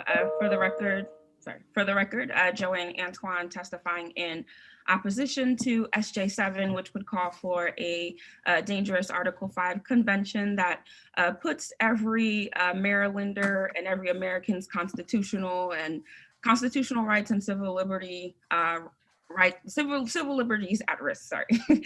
For the sake of time, I'm just going to try and keep it very short because I feel like we are, unfortunately having to do this every year. I've submitted written testimony that outlines all of our concerns. It also provides you with information from legal scholars, as well as a link to a coalition document with over 240 organizations, many of them which you all turn to on democracy, a number of other democracy reforms who oppose this as well. As noted in our testimony, there's no language in the Constitution that unfortunately limits a convention. Convention could also open the Constitution up to amendments, which I think we all can agree under this political climate, even with a new administration, the events over the last few months and even the last few years, I think, leaving our safeguards, we need to ensure that we are not putting Americans at risk and any of our safeguards at risk either. Again, there's no rules or guidelines to govern a convention, no clarity on how delegates are picked, what rules would be in place, how legal disputes are handled, what issues would be raised, how we'd ensure that all Americans, again, just thinking about myself as a person of color, as a woman, as a child of immigrants, how my best interest would be represented in a convention like this one, and how to influence the limit of special interests that we've seen in play even here in Maryland around getting this bill passed. Just noting that when I say special interest, this is not our grassroots partners who, support this. These are, organizations that, even as we're talking about other campaign finance reform here in the state, aren't here testifying in support of these bills. Again, my right to vote, my reproductive rights, our freedom of speech, our freedom of religion, and all of these things are left at risk. And, as an organization, we spend an insane amount of time working on campaign finance reform. We agree that we need to work on finding ways to limit the influence of big money here in the state, and that we must overturn Citizens United. Our national office is spending a lot of time working on HR 1 right now, which calls for a convention to try and overturn it. We just don't agree on the strategy here. Today we spent a lot of time talking about these fair elections or small donor public financing programs being proposed by, Senator Pinsky, and we instead urge the committee to focus your efforts on fixing the Fair Campaign Financing Fund for now. It's a roadmap that is being used at the national level to support HR 1, and for now, it is the route that we go. So unfortunately, again, we empathize with our partners, but we urge an unfavorable report. Fine, Ms. Smalls. Yes, thank you. I must be privileged to bring up the rear on the last bill. So thank you, Mr. Chair and Madam Vice Chair, Cindy Smalls, for the record, Cindy Smalls with ASME. I'm going to submit a written testimony. I'm not going to echo a lot of things that Nancy and Joanna talked about. I just wanted to say that, we've testified respectively, unfavorably on this resolution.